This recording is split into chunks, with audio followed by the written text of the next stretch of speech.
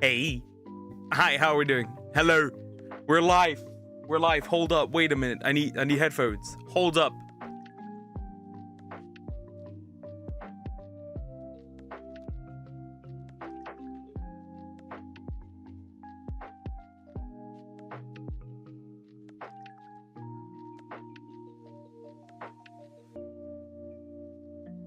Found them. Hello, kiddos. Hi. Hi, Samex. How you doing? Hope you're doing good. Hello. Hi. How are we doing? And hello, Cricket. How are you? Hello. Hold up. I need my headphones. This ain't working without them, huh? That'd be difficult. Hold up. Wait a minute. That kind of... Hello. Okay, now it works. It has been a pretty normal Saturday. Except that there's a lot of yap, a lot of talking about the car, obviously. Been kind of annoying. This back and forth with the damn car. Yeah. I think Secret Sauce deleted the sequel I sent you. Damn, that sucks. That kind of sucks. I'm doing extremely well. I watched a movie I drew again, so day 2 done.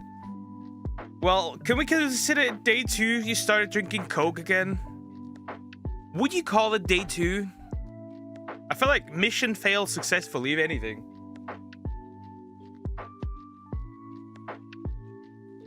I feel like you failed.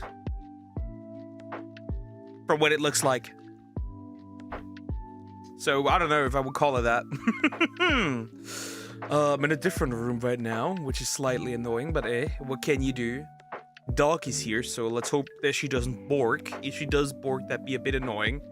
It was breaking dawn. Okay. Okay. Yikes. Okay.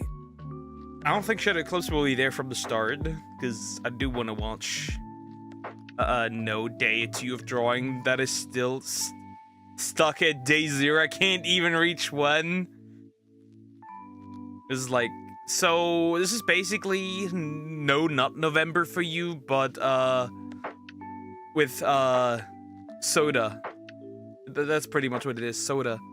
And cold drinks in general, just sugary drinks. I see how it is. That works. That works.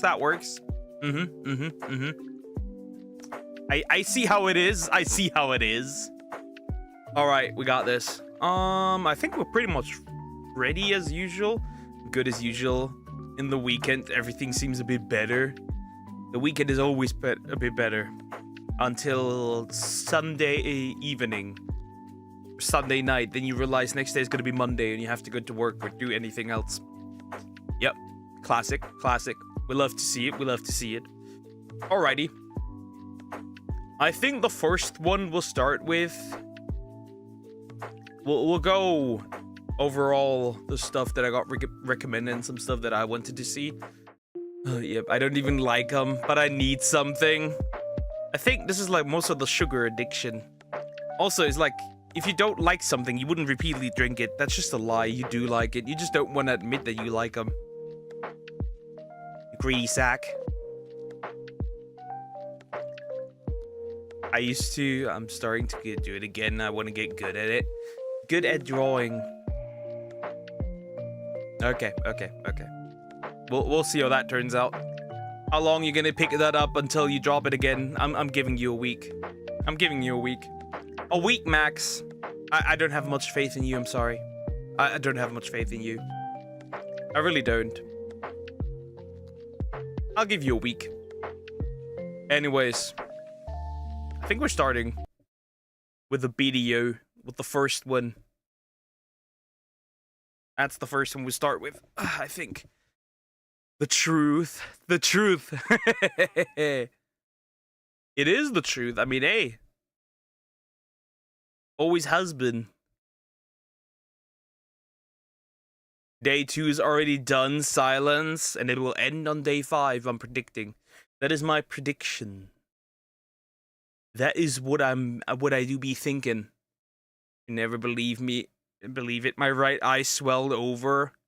Bro is blind at this point. Bro is blind at that point. This man cannot be helped. He dying. It literally takes 5 minutes. Bro, come on, bro, come on. I can do that. Crazy. I don't believe you. I'll be real. I feel like this is over pretty quickly. Anyways, we're gonna start with this. I need water.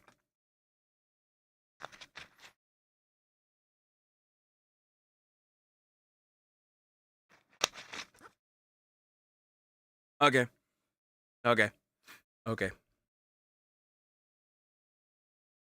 Challenge accepted. Now, no matter what, I'm gonna do day 5. Again, I don't have faith in you, but we'll see. Anyways. Vox Akuma subscribers plummet after getting exposed. I literally just saw some tweets, that's it, about the situation and how some weird messy dating situation. I have no idea what's going on. I'll be real. This is by More Kazahana. I've seen this guy occasionally on the Twitter. If I'm not wrong. I've seen this man occasionally on the Twitter. That's it. I've aside from that, I have no idea. I think I'm gonna move myself over here. I don't think he's gonna cover. I don't want to block the man. I'm a good boy. Either way, you'll pick it up. I think you'll be better. Yeah, that's probably what's gonna be the case. But again, I have not high faith in Samax. She likes picking up things and just dropping them, like the gym. Anyways, we'll listen. We will listen. Okay, so it seems that we have a little bit of an update on Vox Akuma. Now, I thought I'd provide you this update because obviously we talked about some of the fans that were leaving Vox and kind of saying that they were dropping him and they were not going to watch him anymore, which... Yeah, there were plenty of people like giving away their merch. There were people, if I remember correctly, there were also people like, what's the word? Getting rid, like actually permanently, like there was somebody burning. I think there was a woman burning her merch. I have no idea, but it's been crazy. Obviously, comes out obviously after all of the kind of stuff that has happened with him, including everything that was included in the Bari Loaf document, where essentially it kind of reveals the fact that Vox Akuma could have been allegedly kind of talking to fans while also dating another liver, Reimu, which obviously a lot of people are very upset about, and rightfully so, because obviously it's horrible, you know, cheating on anybody is horrible, and I think, you know, a lot of people have been kind of outraged by... As usual, you know, for cheating, you know, I do think there is an option for the guillotine. I feel like. Exactly what has gone on, and especially due to the fact of the unprofessionality of how Vox has handled things in terms of, yeah, talking to fans and even accepting like pictures and stuff in a kind of, you know, that kind of manner, which I think obviously some people, yeah, have been very, very angry about and have been even dropping him in terms of watching and everything like that, which has been pretty crazy. But obviously, whenever we covered this and whenever I talked about this, I thought, okay, well, some people are saying they're dropping him. It's about like 1 or 2 people that are just angry, right? And I think that honestly... To be fair, I think that he's gonna get by this unscathed. His reputation is a little bit tainted, but I think for the most part, he might get past this without much issue. Noted, Samax. That's what I believe. That's what it feels like, at least to me. At the end of the day, his channel's going to be fine, and nothing's really going to show up on the analytics. And, well, I was pretty wrong on that, because it has actually shown... Yeah, but I feel like this is just a temporary thing, personally. Usually, you can just ignore shit for a while, and then it just goes away. I don't know, we'll see. I don't think this is career ending, to be fair. Showed up on the analytics. Now, not massively to the point where, you know, Vox Akuma's channel is dying. No, that's not the case here. But I do think that, you know, obviously it has had an effect on some fans to the point where he lost over 10,000 subscribers on the 5th of November. And obviously this obviously coincides... Rest in peace, bozo! Nah, that's not really fine. It's 10k. Okay, 10k. Sure. Holy fuck, those estimated earnings are horrendous, by the way. With everything that was going on and all of the kind of accusations and stuff that were thrown about, and yeah, it seems like he has lost 10,000 subscribers and is also having a daily average of minus 333, which I think is pretty insane. And obviously a lot of people yeah, have not been happy with him, and it seems like they have followed through with that in terms of unfollowing from his YouTube. And I think the one thing that is kind of different here, obviously if you Vox Akuma mass unfollowing. I could see it. We bought some crickets as sacrifices. I am saying that specifically because Amir is here. Poor guy. Damn. Hi, Cocos. Hope you're doing better. You guys saw my previous video, or one of my previous videos, we talked about Bao and her kind of stuff. Essentially, you know, she's dropped off massively on kind of Twitch as well, but her YouTube's okay. But I think the one kind of downside about this whole Vox Akuma thing is that obviously everything is consolidated onto YouTube, meaning that it is much more obvious whenever, you know, fans are not happy, because there is only one place they can really go to apart from like Twitter to kind of unfollow and to yeah, like kind of you know, show the fact that you are not happy. And it seems like, yeah, this channel is going not so great at the moment in terms of subscribers and in terms of people sticking around and supporting him, which honestly I think, you know, it's fine. I think if people have that opinion of Vox after everything that's come out, I think they're to be fair, it kind of does deserve it. I mean, if all of the alleged stuff that he did in fact cheat and that he was talking to viewers is in fact true, then yeah, I think that's 100% deserved. People are mad for a good reason here, for sure. Totally valid to unfollow and stop supporting him. And yeah, I mean, people have not been too happy, and you can see here as well, he's always had like a kind of past of people unfollowing, obviously due to several controversies and stuff, but this just seems to be another installment of... To be fair, that's probably, again, a lot of the unfollowing does happen not because of him, but because of the controversies that Niji Sanji is in general. But this time it's 100% on him. Of people unfollowing Vox Akuma over, you know, some kind of drama and everything like that. And I do think, yeah, it is justified. I do think people are justified in unfollowing Vox Akuma for the kind of interactions he was having with... And to be fair, I think also the moment people would have found out that he's actually dating, you would have also seen a lot of people, or a good portion of people, unsubscribe and unfollow. So, sure. Yeah, some fans online and everything like that. Now, again, Borrowloaf still hasn't made any kind of update on everything that's going on. Obviously, this was the final response that, you know, she put out, and this is not even up on Google Docs. You can see here, it's been, you know, flagged for a violation in terms of service. I'm unsure on who exactly has done this, but I'm assuming it is some of the... What do you mean you're uncertain who has done this? It's pretty obvious who has done this. It's pretty obvious. It was Niji Sanji. Niji Sanji fans out there who want to hide as much information as they can, because not only, you know, obviously this original post... well, it might be the fans. I feel like it's more so... I mean, it could also be Niji Sanji themselves be like, actually, yeah, goodbye, stop it. Poke gets into controversy, we'll just gain more followers. True and real. Was meant to be about like Reimu and stuff like that, and was originally supposed to be more like Reimu targeted, but at the same time she managed to drag in people like Vox and other VTubers as well within Niji Sanji into this Google Doc, which has now had the Niji Sanji fan base on like full alert, because yeah, it does expose a lot of stuff behind the scenes that maybe some people aren't happy about. Now, there was also other people, you know, in the community who were unhappy for other reasons, which I thought was pretty crazy. For example, you know, the majority of people, I'm pretty sure, are unhappy with his actions with that fan and the cheating and all of that kind of stuff, right?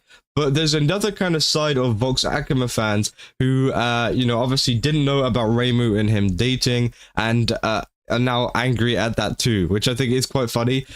We call it That Has a Name. That has a name. Those people are unicorns. Do not interact with a woman. I will unfollow you. Or do not interact with a man. I will unfollow you. Those are usually those are the ones that are extra parasocial. how parasocial, he's built up his audience to be, that now he's losing over 10,000 followers over the fact that he had a girlfriend at one point. They're not even together now, but he did at one point, and people were kind of unhappy at that too, which I think is like the craziest drama, like, oh boy, I'm in drama, I had a girlfriend. That's How dare you?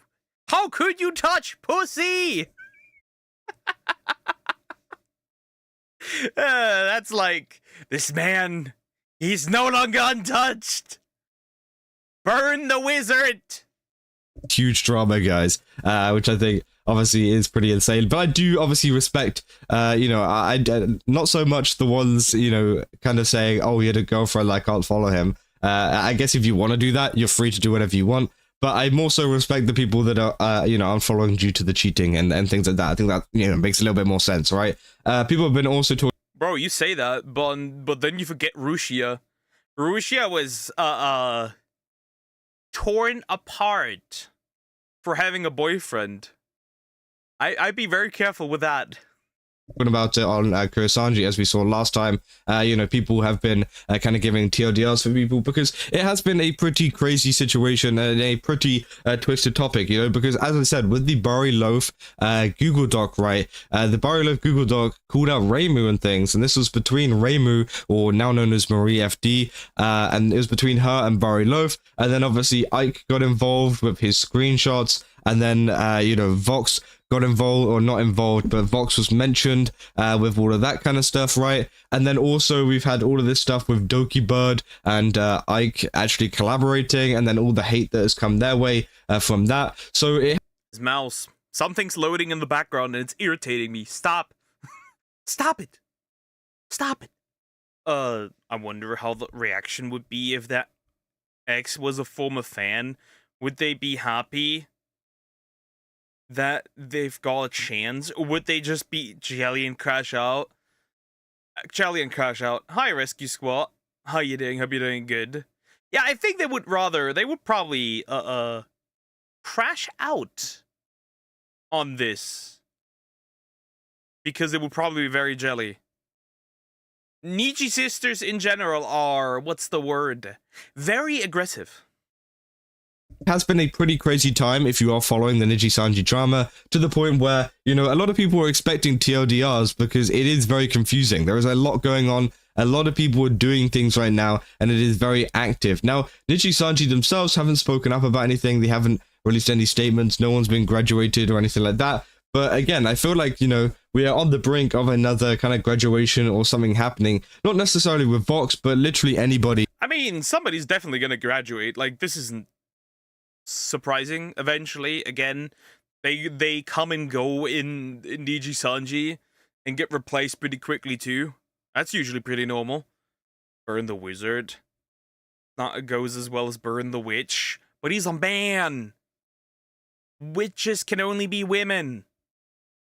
Who is involved in this situation. Obviously, I know most of them are out now. Obviously, Ike is out, Reimu's out, Doki Bird's out. I think the only one that's actually in is Vox. So maybe, Vox is the last one left, and the controversy surrounding him might have gotten too much for them. But they got this man chained up. To be fair, I feel like they got this man chained up in the basement. He's like, you know the meme of like the completely like drained cow and the farmer coming in and be like ready to milk him? I feel like they have this man chained up in the basement. But again, I feel like, he brings in a lot of viewership and stuff to the point where I think that Niji Sanji can afford just to keep him and just kind of tank a lot of the, controversy and drama going their way. But again, I just kind of wanted to provide you guys with that update because I did think it was very interesting to see that the analytics have failed, because I said in my previous video that, oh, he's fine, his analytics on YouTube aren't dropping. And as I said in my previous video with Bao, a lot of the time with Twitter drama and other drama that isn't really surrounding your videos or anything like that. Like, the only time that this kind of happens is if you make a bad YouTube video, people will obviously mass dislike it, they will unfollow you and whatever, and that can be pretty bad as it affects your YouTube directly. But a lot of the time, whenever it comes to like Google Doc drama, Twitter drama, everything outside of YouTube, right? Usually it stays away from YouTube, Yeah, that's usually the case. Google Doc, it depends. Like, If you like get targeted by multiple people, then it may have an effect. But I don't know. I'm washing clothes. Okay. Laundry, important. Usually it stays away from YouTube and Twitch and all these other places where essentially, yeah, like you have all of this hate on one platform, but then you go over to YouTube and it's like totally fine and no one's over there, right? And but this is slightly different to the point where people feel the need to unsubscribe from his YouTube. And as I said, it might be a little bit different due to the fact that obviously he streams and makes videos on the channel, so that could also kind of contribute to that. But yeah, I mean, it seems like he hasn't grown subscribers in a very, very long time. And to be fair, let's say somebody does in fact, like, it's hard to say, right? Considering that the controversy isn't really big enough, I think he'll now just be known as a cheater. And, like, he cannot be trusted with women. But I feel like, again, give this like a few weeks, like 2 months, and nobody remembers, and they're gonna slobber over Vox again. I don't think it will happen anytime soon with this new drama that is kind of dropped. And yeah, people are not happy, and people are making it known that they're not happy with a lot of the subscribers. Because, as I said, as we were looking through all of those replies and things, and all of those kind of posts saying, I'm dropping Vox Akaba, I don't like him anymore, blah, blah, blah, blah, right? Obviously, totally good, they can do that if they want. But, obviously, there is the kind of case of, are you actually going to unsubscribe from him? Are you actually going to act on that? Or are you just making... Also, they're kind of like, now, right, he's single, which means that some of these followers and subscribers are like, there is a chance. And he was interacting with viewers, right? With fans and being weird with them. So they're like, there is a chance. I have a chance. A tweet because obviously people are angry at the moment, right? And well, it seems like they did follow through, seeing as 10,000 of them have unsubscribed. But yeah, I thought I'd share that bit of information with you because I thought it was pretty interesting. And obviously, it kind of shows you exactly what kind of situation Vox Akama is in after a lot of this kind of drama and stuff has gone on. But yeah, if you guys enjoyed this video, don't forget to leave a like and subscribe. Also, go to GameSubs, use my code Kaza, get 10% off. Again, they've got a ton of really cool stuff over there. Definitely recommend checking it out. And yeah, I'll see you guys. To summarize, Niji Sanji is Niji Sanjiing. Won't be the last controversy, but it will be a controversy that you will not escape. Anyways, like, comment, and subscribe.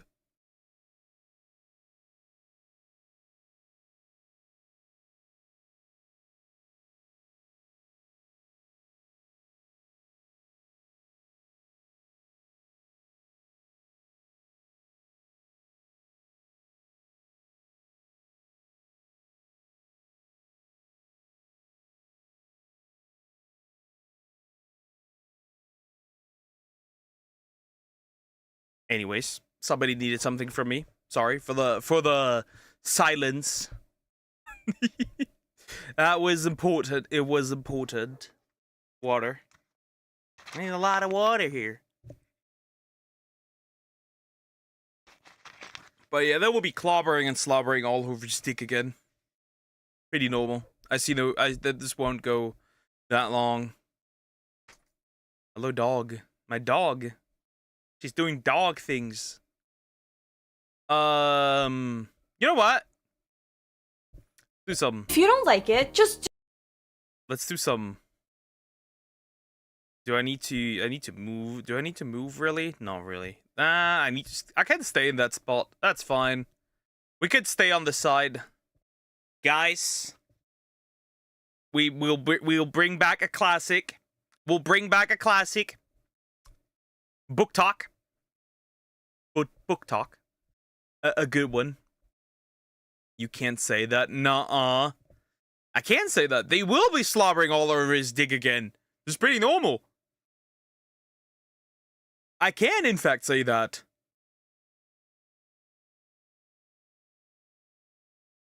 Anyways. Boys and girls, we got it. Book talk. Once more. We might once more, encounter the book talkening. Is that a real cat? Book Talk's dark romance obsession is disturbing by Misha Petrov. We'll jump in. I occasionally actually watch, Misha. I'm pretty sure I do. Because I'm subscribed. So yeah. Anyways, here we go. This cannot be good. If you don't like it, just don't read That is a real cat.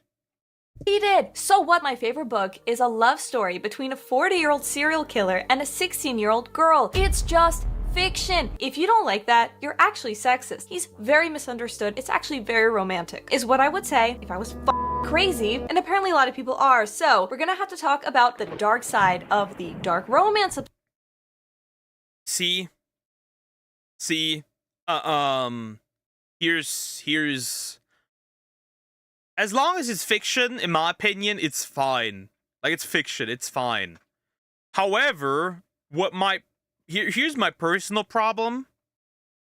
When it's women acting like the superior to, like, right? At the end of the day, it is Corin. And your gooning is not superior to other people's gooning just because you read a book. You are still a degenerate. Accept it.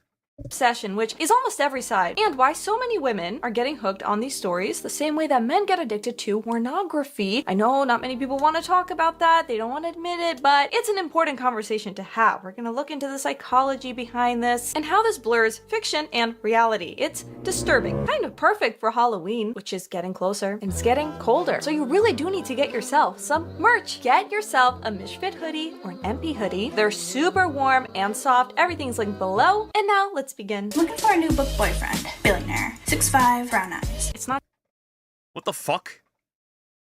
Oh, okay. Okay. warm and soft. Everything's linked below. And now let's begin. Looking for a You! No billionaire! No, there's a reason you read these books. Because no billionaire on this planet would pick you. I'm sorry. Except maybe when he's blind. What are you talking? Oh my god. No.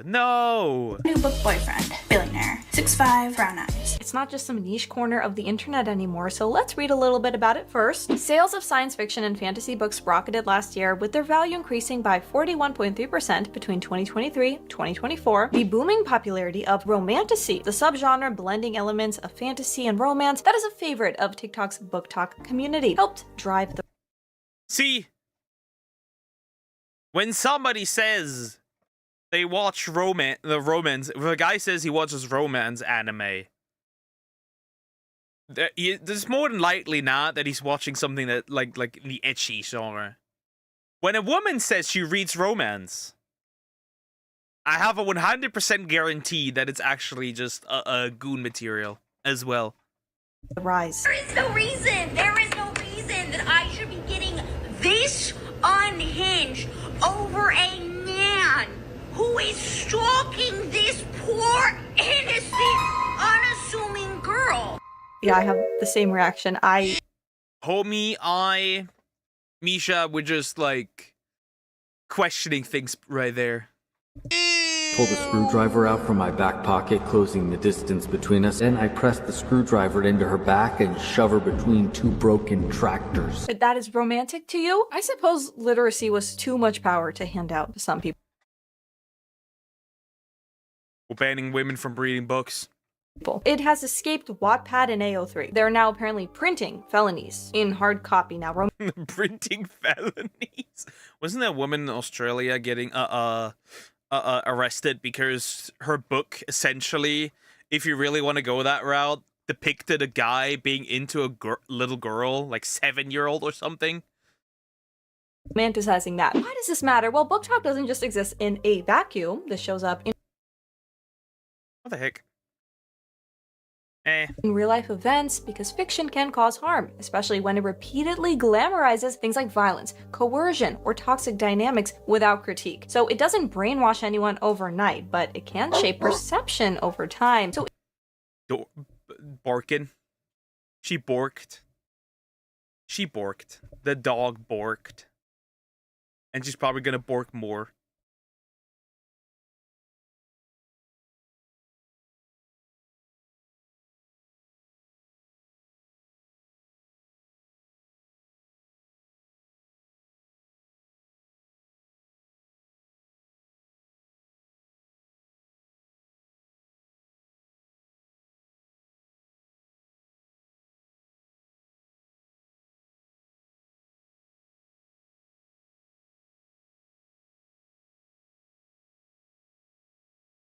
dog fixed.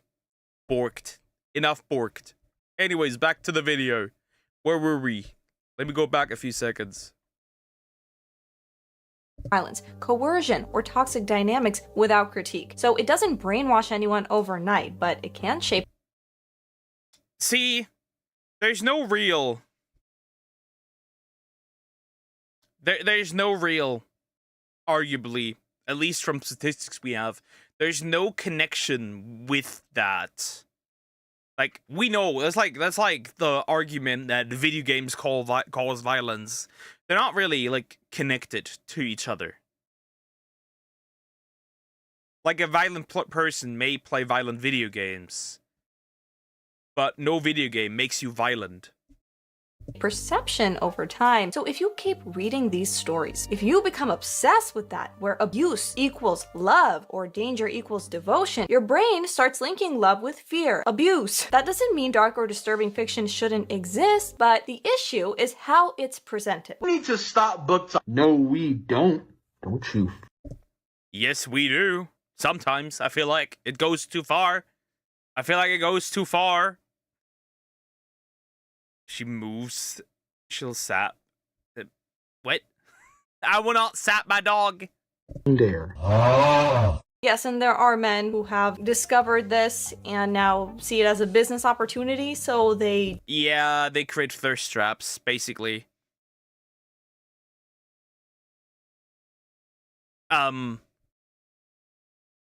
Yeah, they do it. They do it because, well... Can we do the Atelier video next? Yes, we can. Yes, we can.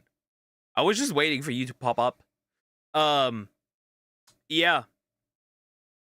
The thing is that these guys have discovered that you can use this as an opportunity to create thirst traps. That's why there are women out there wanting to fuck a ghost face at this point. Ugh. Dress up as serial killers or wear masks, and book talk girls gravitate towards those videos. So yeah, we have things like this. You get the idea. By the way, nobody would run like this. Also, you look incredibly stupid in this outfit. Also, I feel like his body is really large, but his head is kind of small. Oh no, I tripped and fell. Oh my goodness, I'm not fast at running. Catch me if you can. Sag, you're it. Dark romance is not above criticism, and I'm so tired of people getting yelled and screamed at because they criticize dark romance. People think just because it's fiction or just because it's art that it's above criticism. Art imitates life and life imitates art. And if you obsess over certain elements, eventually you will begin to romanticize those things if you do not cleanse, if you do not have critical conversations about them. That's how you end up with these girls who think that real life serial killers are hot and that they should be released from jail. We should care about this, not to shame women, but to protect them. Addiction thrives in denial. So does that mean every book in this genre is glorifying violence? No. Does this mean every woman who's a fan of this is addicted? No. But there are so many who are and who deny it and then attack others for pointing out the obvious. Also, I'm not picking on this demographic specifically just cause most of this genre's readers happens to be straight women. That's just who's buying, reading these books. The question is, okay, why? Dark romance usually leans on exaggerated straight gender scripts like the dominant male, right, the fragile woman, and then layers on dark elements like abuse, coercion, obsession, but frames it as love, as passionate. And for some women, they can't keep fiction and reality. I'm passionately gonna put a knife on your throat. Basically. So the way to cause more violence is with empty blame towards a person or a group, degrade their humanity, make it easier for them to get attacked. Yes, however, I don't think that's the exact talking point. I don't think how that could happen with, for example, video games. That's the thing. And also a random murder in this case. However, creating an enemy group does definitely help if you want to have targeted violence towards people, I guess. Separate, so that's a huge problem. Again, not everyone, not every book, but we really do have to talk about this when we're seeing so many look to real life serial killers and romanticize them. That's disgusting. Critical consumption of media needs to Well, there was a case where a guy, serial deleted women. A serial deleter who deleted women. And how do you say this? There were women in like TikTok comment sections and like comment sections in general be like, he's hot, free him. And also, and is or like, I can fix him. Especially, in fact, to dark romance. Every single time I have seen anyone try to raise even the mildest criticism of this genre, they are met with the worst kind of vitriol and let people enjoy what they enjoy. Because first we had Tilly Cole write a triple K romance. What? Who? What? The triple K romance? There was a group of people. Huh? What do you mean triple K? What the heck? Why would you do that? How would this even look?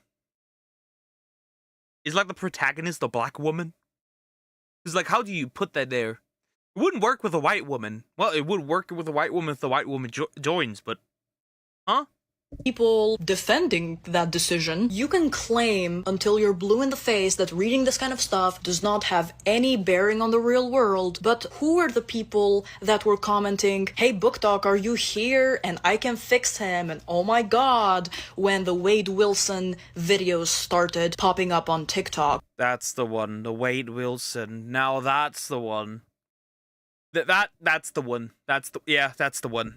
Of his trial. He is sentenced to the death penalty for murdering 2 innocent women, and he showed no remorse, even said that if given the chance, he would do it again. One of the victims was brutalized to the point of no recognition. For you as a woman to sit there and romanticize that and hee ha ha and be like, I can fix him, you are an embarrassment and you are a disgrace. Exactly. When she's angry that her husband pays more attention to the kids than her, so she kills them.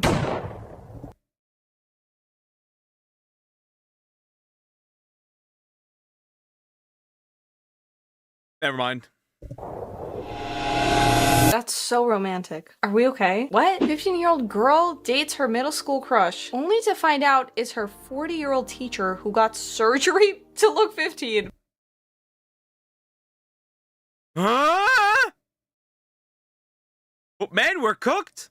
If this is what women are reading, we're cooked. How do you compete with that?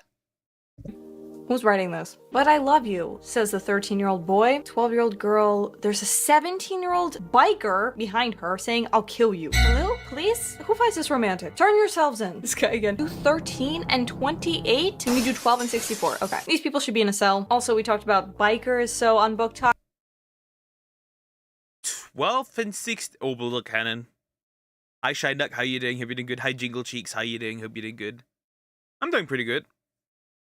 This doesn't just stay in its lane because it bleeds into bike talk and these thirst trap POVs in every corner of the app where men realize that they can cash in on these women's addictions, right? And sometimes it starts to spill into real life. So some book talk women have started stalking real bikers, filming strangers, or acting out spice scenes in public. Creepy, unacceptable behaviors. Meanwhile, sales of nonfiction books, including academic and professional specialist titles, decreased 6.3%. Sales of popular psychology and self-improvement books fell, with declines of 6.1% and 21.1% in sales value respectively, which is not great, especially after seeing some of these dark romance videos and the kinds of self-improvement? Nah, self-ingoonment.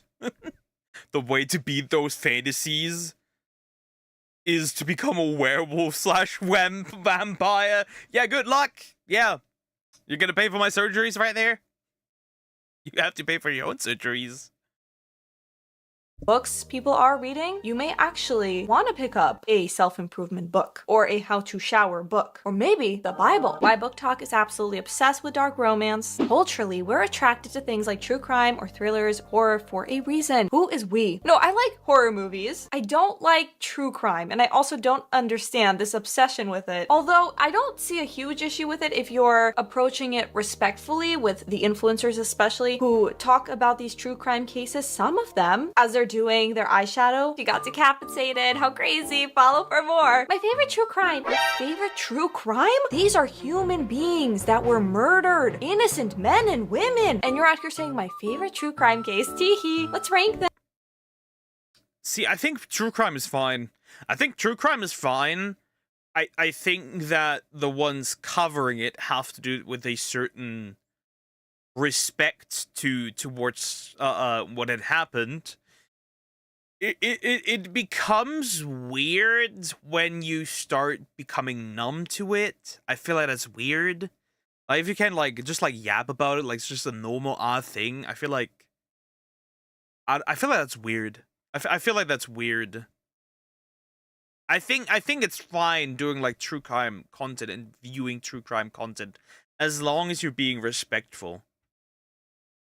I think that's fine.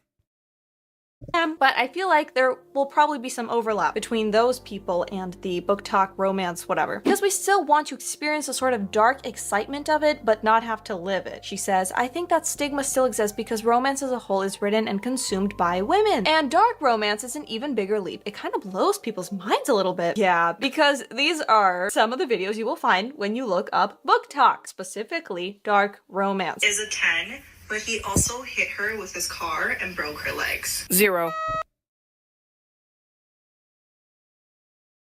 How is he a 10? How is he a 10? How is he a 10? How is he a 10?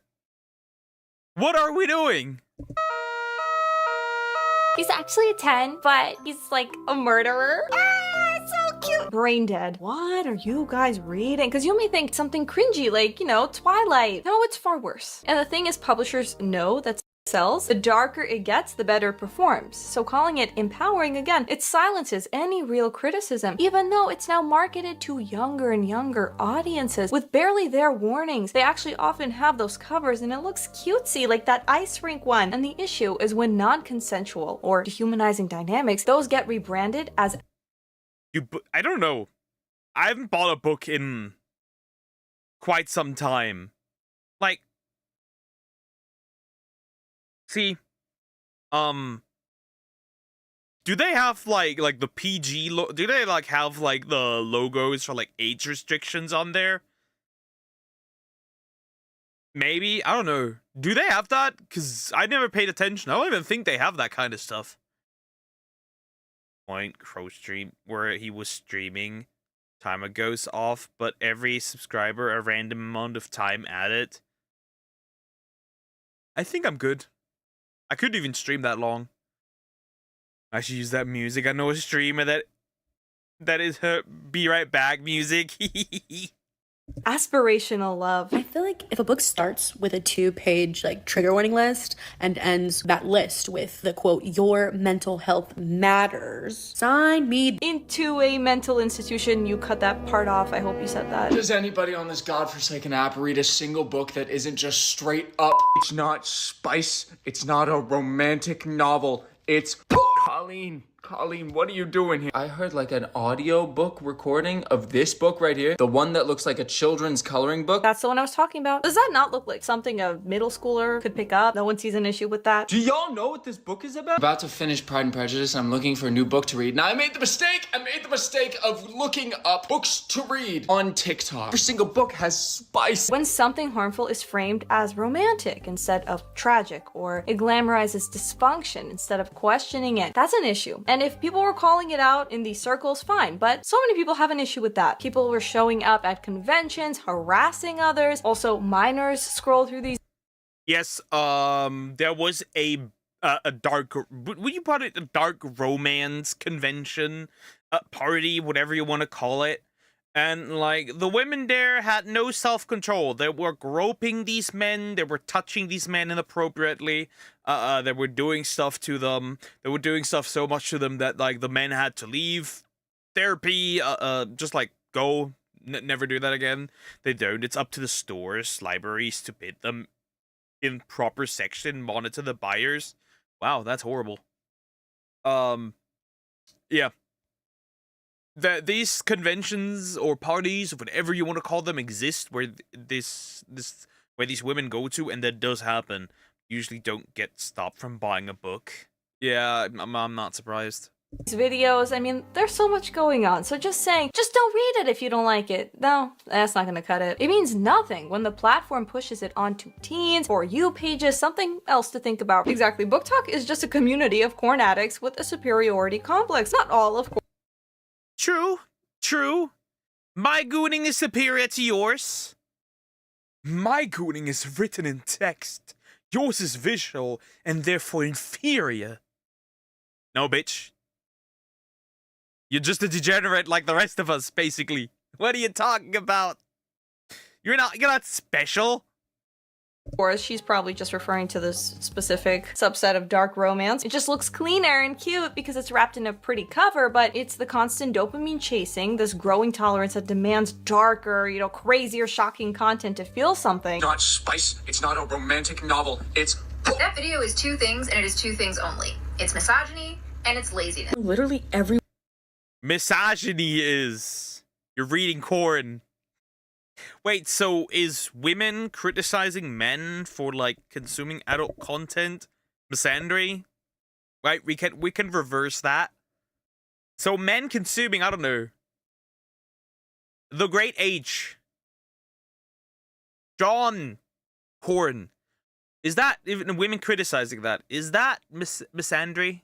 Does that work? One on Book Talk has refused to take genuine criticism of the way that they act. Suggestion is when you see the type of content that this guy's talking about, you simply click not interested and ignore the problem, which is horrible advice. You yourself actually even acknowledge that the problem he's describing is very valid. Constantly getting the question, is it spicy, fills me with burning rage. Y'all are addicts. There is a constant pattern of people on Book Talk saying oh, I won't read a book if it's not spicy. If you can't read a book if it's not spicy, you have a problem. The reading is a byproduct of the addiction that you've normalized, and acknowledging that is not misogynistic. When men get addicted to visual pornography, we call it a crisis, rightfully so. We talk about detachment from real intimacy and emotional numbness, but when women binge this kind of written version of pornography with the same compulsive pull, we can't call it out, we have to actually call it empowerment. The difference is that men's addictions tend to be more visual and explicit, while women's are emotional. So men get hooked on what they see, and then women get hooked on what they read and what they feel, what those words make them feel, but it can be just as harmful. However, of course, in the traditional porn industry, it's worse in obvious ways. It exploits real people, but fiction can normalize harm, make real intimacy feel dull in comparison. Also, the damage you can hide behind this illusion of intelligence because you're reading, so it slips under the radar. Now you never know, someone could say, yeah, I read a lot. Ask them what they're reading. One of the funniest things about Book Talk are the guys that try to play into Book Talk and just fail.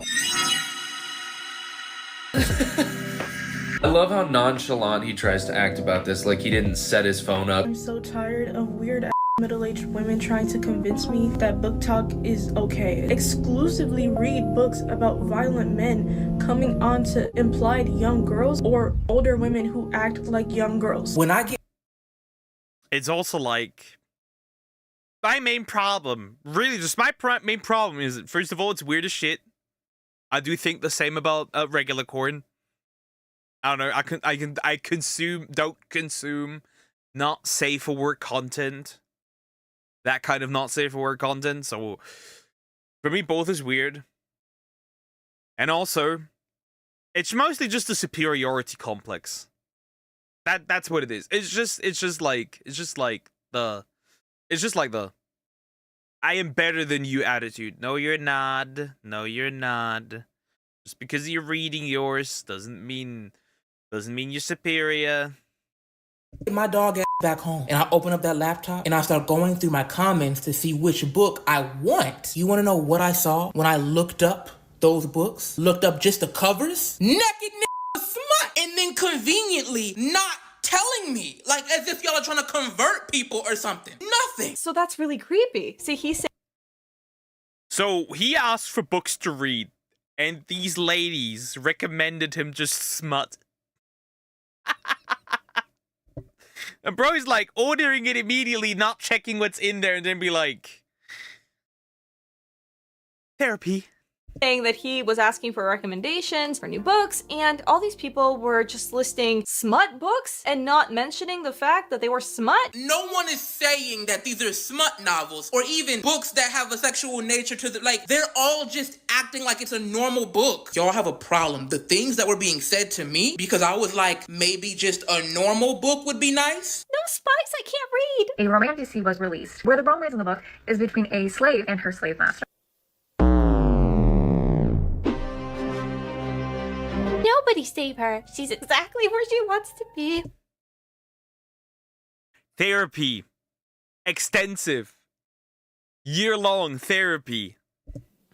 To whoever's being dragged, how does it feel to live my dream?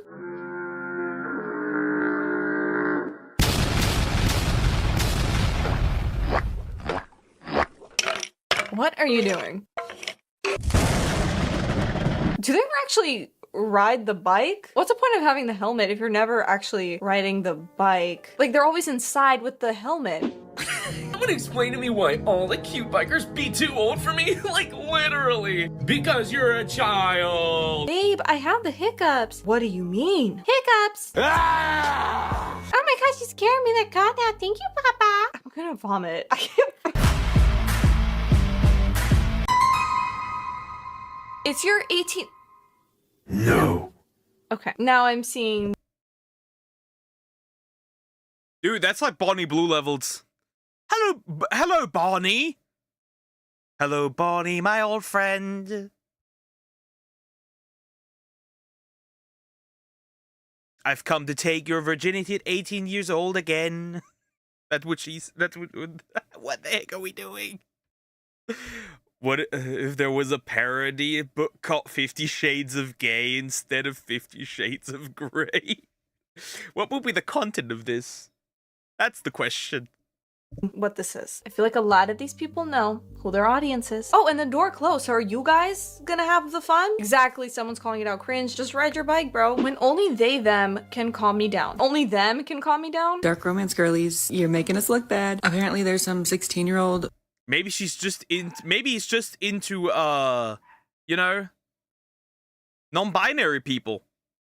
That's in a mask, maybe a biker helmet, and y'all are sexing him and giving him dark romance recommendations. Very spicy, smutty, inappropriate recommendations. As dark romance girlies, we're always like, oh, it's fiction, you know, it's not real life. And I agree, but right now you're blurring the lines. That is a minor, a whole child, and he's real. And good on her for calling it out. We need more of that. I fear that dark romance has ruined regular romance for me. What do you mean he didn't kidnap her? He didn't unalive every person that wronged her? He didn't stalk her for days? Whack.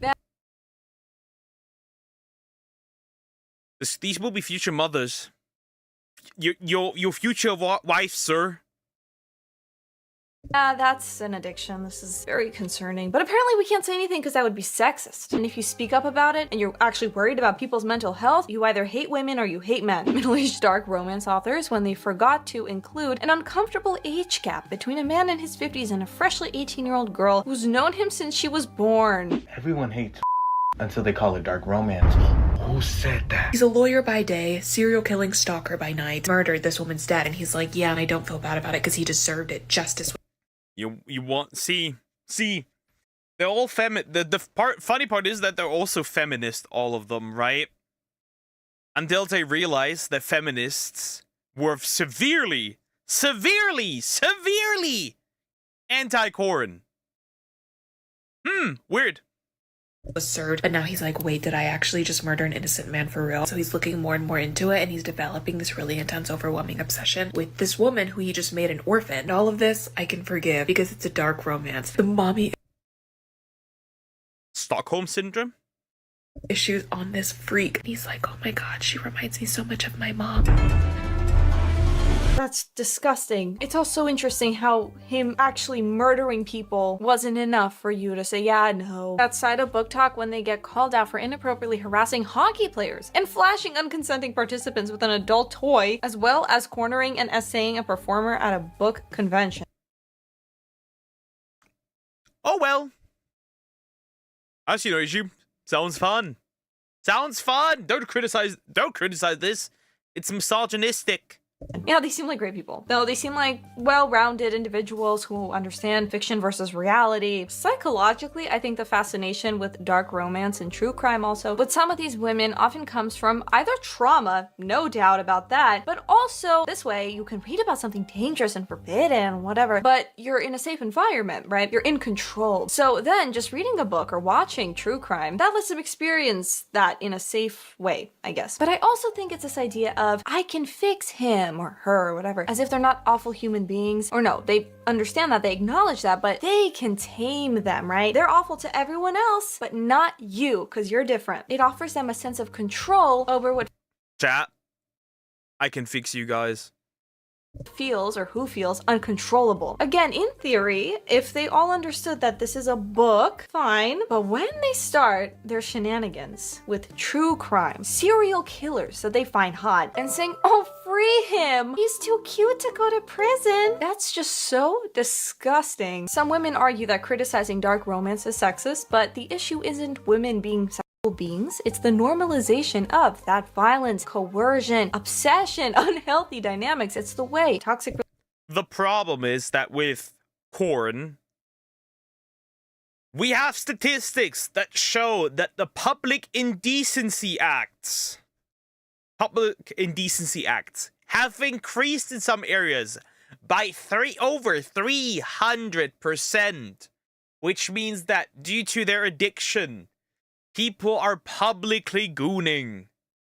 They are publicly exposing themselves to people more.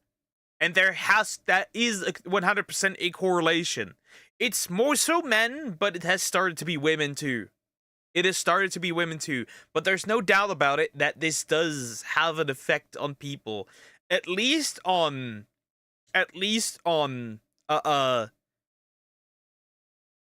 their what's the word you'd use? I don't know. Just their impulse control also. I think impulse control. That's not the word I want you to use. Their boundaries, that's the word I want to use. Their boundaries. They shift. There's no doubt about it. Relationships get glamorized and then sold back to women as empowerment. You're being played, girl. POV, you're in a dark romance. Why did you just pick up a backpack with Hello Kitty on it? Looks like it's for a 5-year-old. No, and now we're sexualizing animals. Dark romance men. And under that video, by the way, they Can you leave the dog alone and the cat? decided to put a photo of a child touching 2 shirtless men in a That person even hearted it. Orbital cannon. pool with 33,000 likes. 33,300 orbital cannons. No. Anything else you guys want to add to the list? You got anything else? But it's just fiction. It's just fiction. Does it have spice? No, it's Russian literature from the 1800s. I have a huge crush on this man, but I know I can't have him for a million reasons. Mostly because he's my dead boyfriend's dad. Just not okay, right?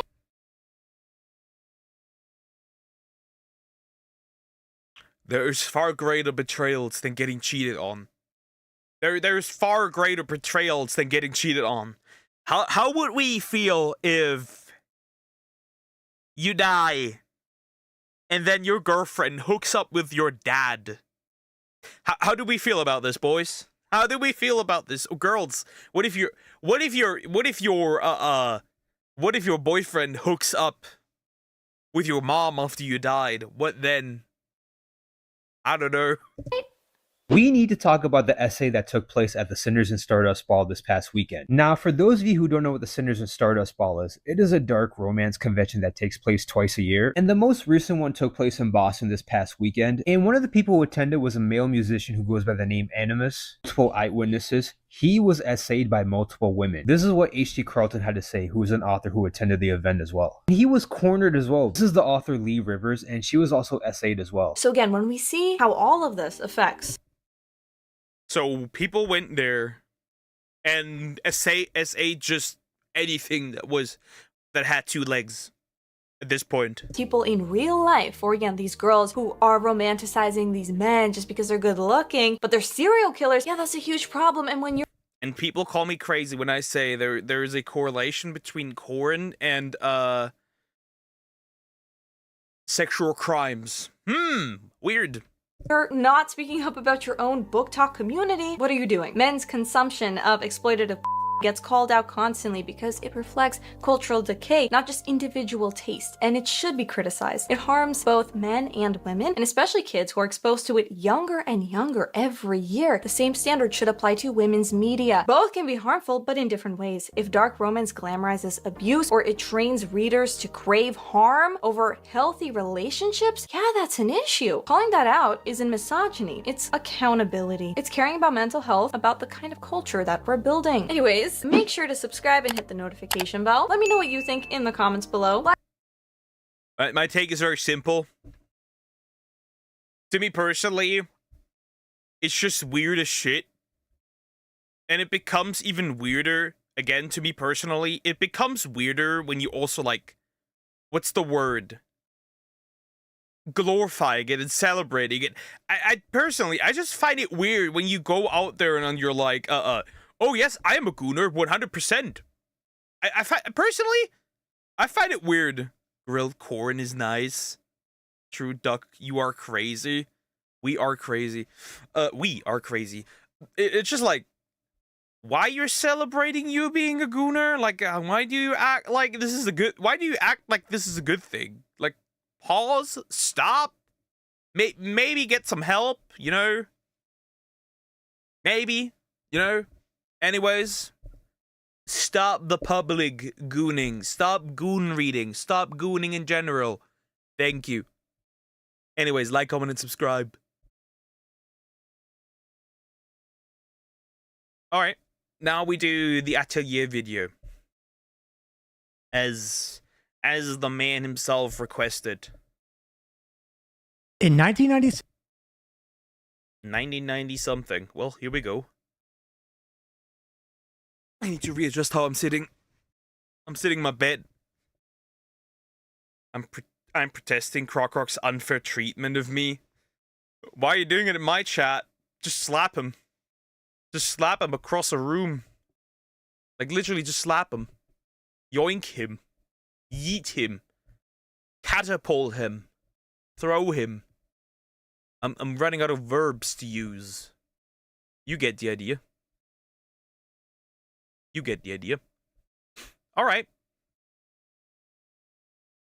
The Atelier series carves a special niche in the RPG genre by Gaius Isidoro, I think is how you say it. Maybe. To be fair, I have never ever played an Atelier game. Maybe I have actually, and it was the gacha game on the phone. On mobile. I think it was the gacha game. I think it was the gacha game that I played. But that is about it. I've never it looks pretty. It looks pretty. The game series looks pretty. But I've never played a game aside from the gacha game, and I don't even think people like that much.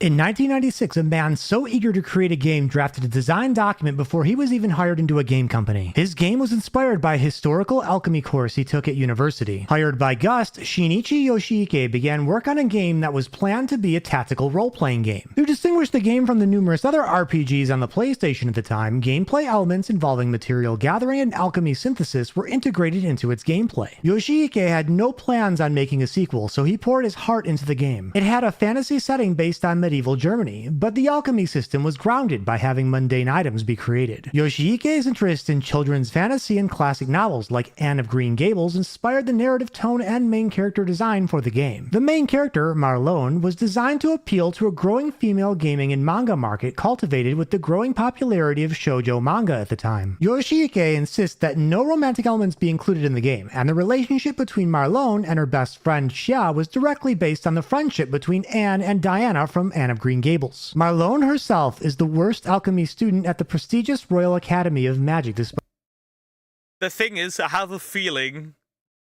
that this franchise has a really high percentage of a male audience. I do have a feeling that the series does have a pretty big male audience. Male consumer base. Just because of I've seen how cute the girls are. I'm sorry. By her passion and eagerness for alchemy. Having failed her exams, her instructor gives her one last chance to graduate by telling her she must synthesize a high-quality item within 5 years. She is given her own workshop to perform alchemy, and she can fulfill requests from the people of the city, Salzburg. Depending on the speed and quality of the game's completion, players would receive various endings for a playthrough, with the best ones reserved for developing deeper relationships and making the best quality item for the ending. Kohime Ose created the character designs and artwork for the game. She designed them around Yoshike's wish to create a lighthearted, fluffy game. She replicated a German castle for cutscene art in Salzburg. Marlone's design. The German tribe had been mentioned. See, Germany's just we are everywhere. We are everywhere. Our influence is too great.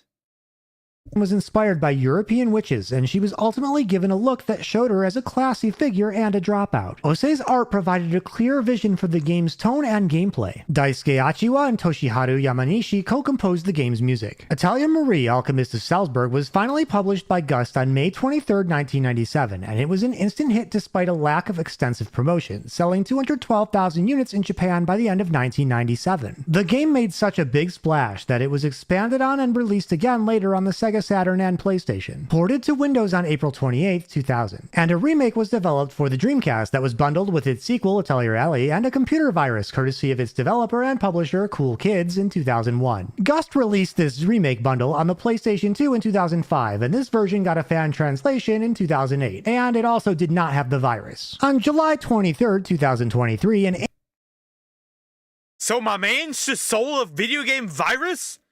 What do you mean, bro? Just sold a virus? What the heck? That's crazy. Wait, somehow I've heard this before. This sounds familiar. I think I've heard somebody talk about this game before. I'm pretty sure.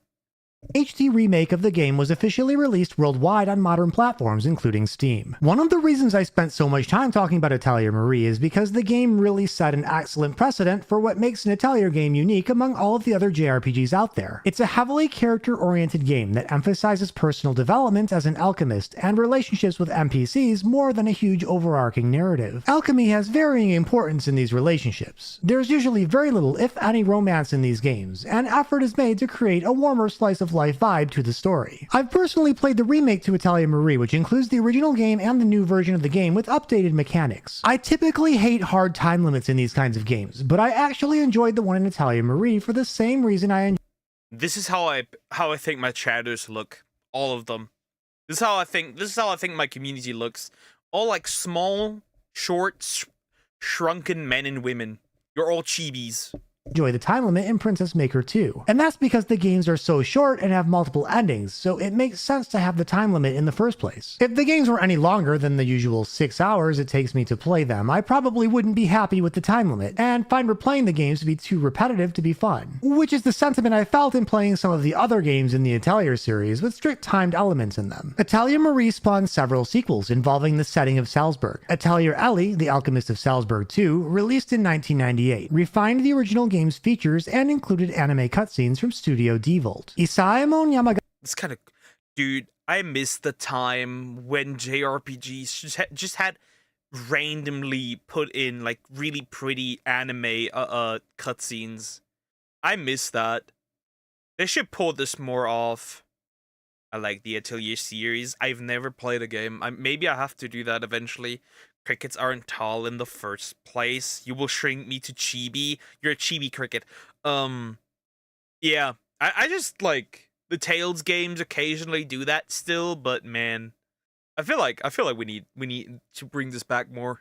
Gata was the new character designer and illustrator for this game. It sold 161,000 units, and the third game, Atelier Lily, Alchemist of Salzburg 3, released in 2001, is a prequel to the previous titles where the alchemist Lily introduced alchemy to Salzburg. This game sold over 90,000 copies in its first year. A whole load of spin-off games based on Salzburg were created too. Hermina and Kulis, Atelier Lily, Another Story, released on PlayStation 2 in 2001. Imagineer published Atelier Marie GB and Atelier Ellie GB for the Game Boy. Marie and Ellie, Two People's Atelier, was created on the Wonder Swan in 2001. Marie, Ellie, and Anis was released on the Game Boy Advance in 2003. Sadly, with the exception of Atelier Marie in 2023, all of these games never got official releases in the West. After the development I wonder how many of those do have fan translations. I wonder. In general, there's like so many games that I think that I would love to play if they had fan translations. There's like a few Tales games. Like Tales of Fantasia has like a remake remaster that is really good, but it's in Japanese and nobody has ever touched it. It's like, or like a side story as well. I hate that. Of Atelier Lily, Gust began work on a new duology of Atelier games taking place in the land of Gramnad, which was in the same world as Salzburg. Atelier Judy, the Alchemist of Gramnad, and Atelier Violette, the Alchemist of Gramnad 2 were released in 2002 and 2003 respectively. The new artist for these games was Jun Futaba, who was brought on for his passion for the series, and designer Yoshihike's desire to create a fresh look and sound for the new games compared to the Salzburg series. Atelier Judy removed the time limit aspect of the previous games, with time only affecting a few elements of the game world. This game also introduced popular series recurring character Pamela to the Atelier series. Atelier Violette brought back the time management mechanics. Both games simplified the alchemy mechanics. You cannot kill this slime. Don't you dare kill this slime. I will feel offended. Don't. Why are you killing my brethren? That were getting increasingly complex after the development of the third game in the Salzburg series. Ingredients could age and deteriorate if kept too long in the inventory and affect the final results of alchemy. Atelier Judy inspired 3 audio dramas, a prequel, Unsubscribed, disliked, harassed. novella for Atelier Violette was released to promote the game before its release. Expanded versions of both games with more narrative, gameplay, and new characters connected the games better and were released on the Sony PSP in 2010 and 2011. New soundtracks were released for both versions with more music created for the new versions of the games included. Neither of these games have ever gotten official Western releases, but the West would soon see its first Atelier game, and I finally got to play my first Atelier game in 2005 thanks to publisher Nipponichi Software America. Talia Iris, Eternal Mana. Interesting. Interesting. Again, I've never played one. I have never played a game like this. Maybe it's soon, it's time. Maybe.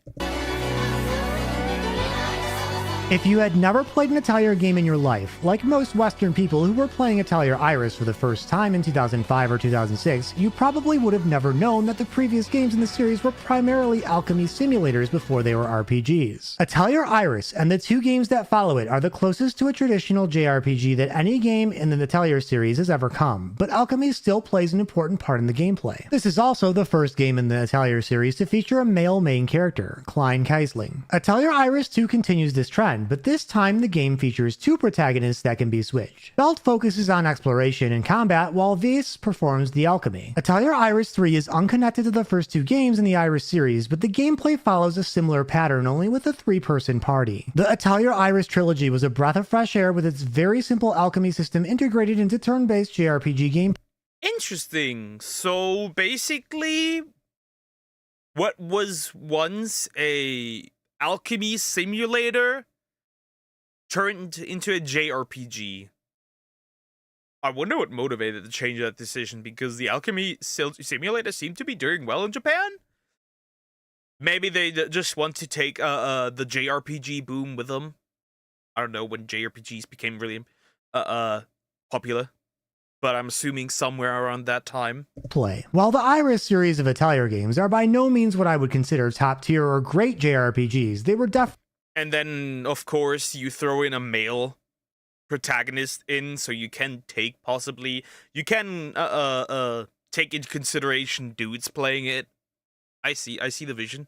Good RPGs with the unique alchemy twist. In fact, I actually wrote an FAQ for the second game a few decades ago that's floating around on the internet and put it on my resume when I applied for a job at Nipponichi Software America, the Western publisher who localized the game for the US. And they contacted me too, but that's a story for another video. The games didn't have the same light and fluffy vibes previous games in the series had, but they still weren't exactly heavy on overall story. Numerous fun events.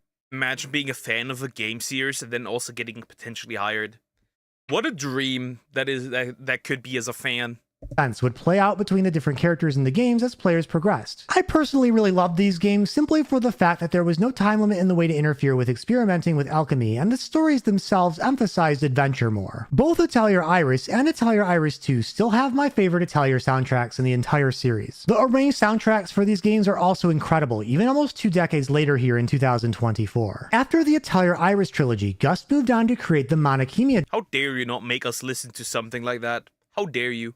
Would have put that in here. Duology, with Monachemia, Alchemist of Alrevis, and Monachemia 2, Fall of Alchemy, released between 2007 and 2009 on the PlayStation 2 and PlayStation Portable. Both of those games also continued featuring male main characters in a school environment, but the second game actually let you alternatively choose to play as a female main character, and events would have a greater variation depending on who you chose. I didn't enjoy Monachemia as much as Atelier Iris due to the re-implementation of the time limits to complete exams, and I prefer the more traditional adventuring to being locked down to a school environment in any JRPG. But a lot of people like these games, and I can understand why. Every mainline Atelier game from Atelier Iris on has received Western localizations, even if Europe and Australia didn't get anything official for Monachemia 2 in particular. However, most of the Atelier spin-off games are still only officially available in Japanese, and while these super early Western released Atelier games exist, they can be hard to legally obtain, so your best bet would be to play them with emulation if that doesn't offend you. The next game in the series, Atelier Rorona, I don't think emulation is any issue. If a game's not available, I think it is completely fair to emulate it, as it is 100% still essentially promotion for the game. Of course, if it's a new release, that's a problem. But if it's like an old game, and I feel like it's a promotion for the game, and it's also a promotion for the series. Emulate! The Alchemist of Ireland is where the game visually matured from its 2.5D roots to full 3D models, and the alchemy system was also further developed. This visual aesthetic has carried over to Atelier games as we know them here in 2024, when I'm publishing this video. This game returned to the Atelier series roots with a Bishoujo protagonist, a light and fluffy story, and alchemy-themed exams that needed to be completed in a certain time limit. The original game was released in 2010 on the PlayStation 3, and a Plus version of the game with additional post-game content was later released on the PlayStation 3 and Vita in 2013, and later on the DS in Japan only in 2015. Later in 2018, this version of the game became available on the PlayStation 4, Switch, and PC too. Similar to Atelier Marie, players would need to replay the game multiple times. Interesting. Very interesting. To see all of the game's plot lines. 2 more games in the Ireland trilogy released. Atelier Totori, The Adventure of Ireland, takes place 5 years after Atelier Rorona, and Rorona teaches the new protagonist, Totori, alchemy as Totori adventures to Ireland to find her missing mother. In the third game, Atelier Merudu, Apprentice of Mommy issues, the game. Ireland, Merudu is a princess who forces Totori to teach her alchemy so she can help her kingdom prosper. She has to Forces! That's fun.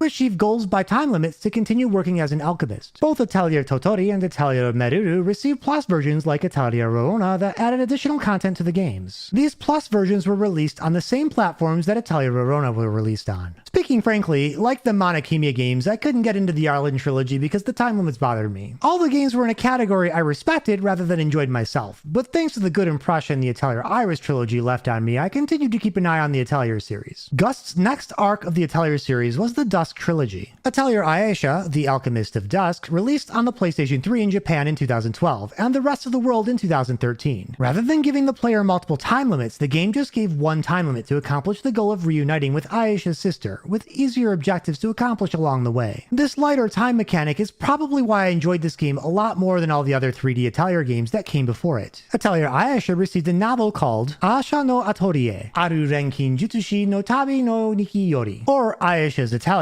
from the Diary of an Alchemist's Journey. In addition, a World Guide CD narrated by voice actresses for Ayesha and Neo from the game came with PlayStation 3 pre-orders in Japan and explained the game. Ooh, pretty cool. That's actually kind of cool. Yo! Other games should do that too. Peak! Game setting. Atelier Eska and Logi, Alchemists of the Dusk Sky, released on the PlayStation 3 in 2013 in Japan and 2014 in the rest of the world. Similar to Monokemia 2, the game features a female and male protagonist that the player can choose from at the beginning of the game. The main story for both of them is the same, but a few events and endings are only available with specific protagonists. Logi and Eska use different tools for item synthesis, and the new alchemy system lets players combine different items. Similar to Atelier Aisha, this game was also much lighter on the time mechanics, which contributed greatly to my ability to enjoy playing the game. Atelier Eska and Logi was the first Atelier game to receive a 12-episode season. So the guy's main criticism is the time limits. I wonder how obnoxious the time limits really are. Noted Samax. Of anime. It was also adapted into manga by Chako Abeno that ran in Dengeki Mak from December 2013 to November 2014. The last game in the Dusk trilogy, Atelier Shally, Alchemists of the Dusk Sea, was released on the PlayStation 3 in Japan in 2014 and everywhere else in 2015. This game had much larger fields to gather materials from for alchemy. Players could also choose between two protagonists in this game, Shalistera Argo, who is trying to save her village from demise, or Shalat Elminus, who is trying to become a proper alchemist. Like the Arland trilogy, deluxe or plus versions of the Dusk trilogy with additional content were later released on future platforms. The games can be enjoyed here in 2024 on the PlayStation 4, Nintendo Switch, PC, or the Vita. Gust's next Atelier arc was the mysterious trilogy beginning with Atelier Sophie, the Alchemist of the Mysterious Book. Koei Tecmo took over Western publishing rights from Nipponichi Software America for the Atelier series starting with this game. A new alchemy-centric system was created in which the main character Sophie would get new alchemy recipes by being inspired by her actions in the game, like harvesting, exploring, or battling. Alchemy was made to be more of a puzzle involving visual trial and error with perfect arrangements giving players bonuses. Players could also craft costume items to customize the character plot. Interesting. Depends on the game. Some time limits are more strict, some are more open. Okay. Time and weather would also change things in the game world, like enemy spawns or shop discounts. Sophie's goal in the game is to restore a talking book's memories and return it to its former human form. Atelier Sophie sold 400,000 copies by 2021. It sold so well that a fourth game was added to the mysterious... Damn, not bad. Seems to be financially successful, quite a bit in fact. Pretty good. Series in 2022 that was a direct sequel of this game called Atelier Sophie 2, The Alchemist of the Mysterious Dream. Atelier Firis, The Alchemist and the Mysterious Journey, has a time management aspect for the first year of the game, but the rest of the game has unlimited time. Item synthesis continues in a puzzle style for this game. Firis can also synthesize at campfires using a portable Atelier. Catalyst can greatly... Bro, they are rapid. The series must be very beloved because holy shit, they're rapid firing game after game after game. How many games are there? Holy shit, goodness. They change synthesized items, and mass synthesis can create items that change the fields. Different materials could be obtained from things depending on how they're destroyed or interacted with. The game features a day and night cycle, and is also the first open-world Atelier game. Atelier Lydia and Suel, The Alchemists and the Mysterious Paintings is the third game in the Mysterious arc, with the player controlling the twins Lydia and Suel. The twins work to improve their skill in alchemy and uncover a mysterious-looking painting that draws them into a world full of rare materials, perfect for alchemy and improving their ability to run a successful Atelier. Other than that, the game is very much a slice of life, with the twins doing various quests for people to improve the Atelier's reputation. It was a bit of surprise when Gust released a new game in the Arland arc of the Atelier series in 2019 called Atelier Lulua, the Scion of Arland, worldwide in 2019. Main developers from the Arland series returned to create this game. Unlike other games in the Arland series, however, the time limits were removed. The game also featured a book called The Alchemy Riddle, which provided goals to the player to accomplish. Developing relationships with people and completing the quests would change. Damn, bro. Damn. Rapid firing games. Especially without particularly sacrificing quality, which is really interesting. The endings players could receive. In 2019, the beginning of the Atelier arc most of the people watching this video will probably be familiar with was released, and that was Atelier Ryza, Ever Darkness and the Secret Hideout, the first game of the Secret arc. This game's most striking change from its predecessors was definitely the shift of the battle system from a strict turn-based system to a more active real-time turn-based system. This game also introduced some automation to gathering and synthesis, which has been my personal favorite addition to the Atelier series overall. I love synthesis in these games, and that's sort of the point, but it can take way more time than it needs to make simple items, so automation is a huge time saver. Ryza's synthesis system also eased back a bit on the puzzle elements and was streamlined to be more accessible to a wider audience. The Ryza game's alchemy system is personally my favorite in the series too. Atelier Ryza's story has a very strong theme of kids maturing into professional adults. The Interesting. Okay. Now this, I've seen this girl somewhere before. So that's probably the only character I've ever seen, likely. Well, and then obviously some of the gacha stuff. setting carries a summer theme and adventure vibe similar to the Goonies. Atelier Ryza got a manga serialization in Kadokawa Game Linkage's Shukan Famitsu magazine on September 17, 2020. An Atelier Ryza anime aired from July 2nd to September 17, 2020. Not bad, even a manga as well again. 2023. Atelier Ryza became the series' best-selling Atelier game at 500,000 units sold as of August 2020. Rysalind Stout herself was nominated in Japan's Famitsu Dengeki Game magazine for Best Character in their 2019 Game Awards. So it was no surprise that Gus decided to make the second game in the Secret series a direct... Not bad. Thighs and alchemy. Pretty girls and alchemy.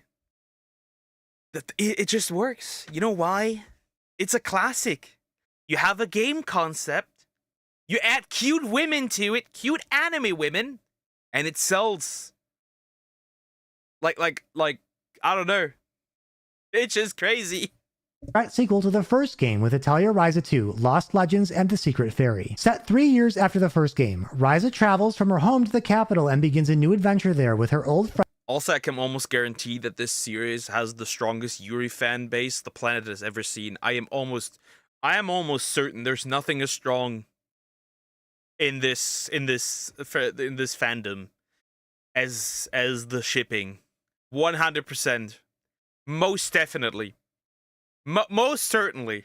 Friends and a few new ones. The game made slight improvements from the systems introduced in the first game, with the big changes being the new explorable areas. Atelier Ryza 2 sold 220,000 copies in its first month of sales before it even released in the West. While this game-specific sales numbers weren't revealed, it was revealed that this game and the first game combined had sold over 1.6 million units by March 17, 2023, just before the release of Ryza's third game, Atelier Ryza 3, Alchemist of the End and the Secret Key. But before that game was released, Atelier Sophie 2, The Alchemist of the Mysterious Dream, released worldwide in February 2022, adding a fourth game to the Mysterious Arc. This game brought back and further refined the puzzle elements of alchemy from the first Sophie game. The combat also went back to the turn-based style featured in all the other non-Ryza Atelier games. Sophie could interact with glowing materials on the field to begin a gathering minigame to potentially improve the items she could gather. This was a very fun game that reviewed just as well as the Ryza games before it, and sold over 200,000 units worldwide as of the sales numbers revealed in April of 2022. Atelier Ryza 3, Alchemist of the End and the Secret Key released worldwide in March of 2023. The game introduced magic keys that unlock new options in adventuring and synthesis.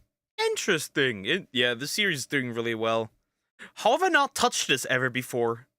I am questioning things. Ryza does have a bit of a Yuri vibe due to one character. Okay. And can open up new areas in the game too. The game also loads all the fields in a region on one map instead of dividing them with loading screens, giving the game a much more open zone feel. The game features all the old characters and a few new ones that joined the party. This game also got really good reviews, and it ended up selling 300,000 units in a month of sales, making it the fastest selling game in the Secret series. The entire Atelier Ryza series had sold over 2 million copies by June 26, 2023. And that brings us to the most recent mainline Atelier game, which is called Atelier Wrestleriana, Forgotten Alchemy and the Liberator of Polar Night, which released for mobile and PC worldwide. This game is a free-to-play gacha game, so I don't know much about it myself, other than that it's got a lot of the main characters from past Atelier games in it. But hey, if you like... I played it a little bit, but I didn't get into it. I dropped it. Maybe it's time. Like gacha and you like the Atelier series, this game has got you covered. Aside from all the mainline games discussed and the spin-offs that the Salzburg arc talked about earlier, there were also many spin-off Atelier games created over the years that never saw a Western release. 3 Atelier spin-off games released on the Nintendo DS: Atelier Elise, The Alchemist of Ord, Atelier Annie, Alchemist of Sarah Island, and Atelier Lina, The Alchemist of Strahl. Atelier Annie actually did get a Western localization courtesy of Nipponichi Software in 2009. There was also Atelier El Crone, Dear for Automate, released in Japan on the Sony PSP in 2012. And 2 Atelier spin-off games released on the iOS and Android in Japan called Atelier Questboard and Atelier Online Alchemists of Brescia, released in 2014 and 2018 respectively. The most recent spin-off... They fucking had an MMORPG? That's crazy. It's over a year-old video, so this is an over a year-old video, so it's missing the 2 most current games. Okay. Game is Nelke and the Legendary Alchemists, Ateliers of the New World, which released worldwide in 2019. The Atelier series of JRPGs are very distinguishable from other JRPGs with their relaxed slice-of-life storytelling and alchemy puzzle elements. The games usually emphasize improving the lives of other people or finding missing people over things like saving the world. NPCs also get a fair amount of character development as you do quests for them and progress in the story. In addition, there are the familiar elements that tie all the games together too. Characters like Pamela the Ghost and Hagel the Blacksmith that show up in a lot of these games. And cute things like the main characters exclaiming barrel or taru every time you... It's a barrel! That's funny. Oh, a barrel! The gacha got ended and turned off line mode, and the setting of the gacha actually became the current newest Atelier game. Interesting. Interesting.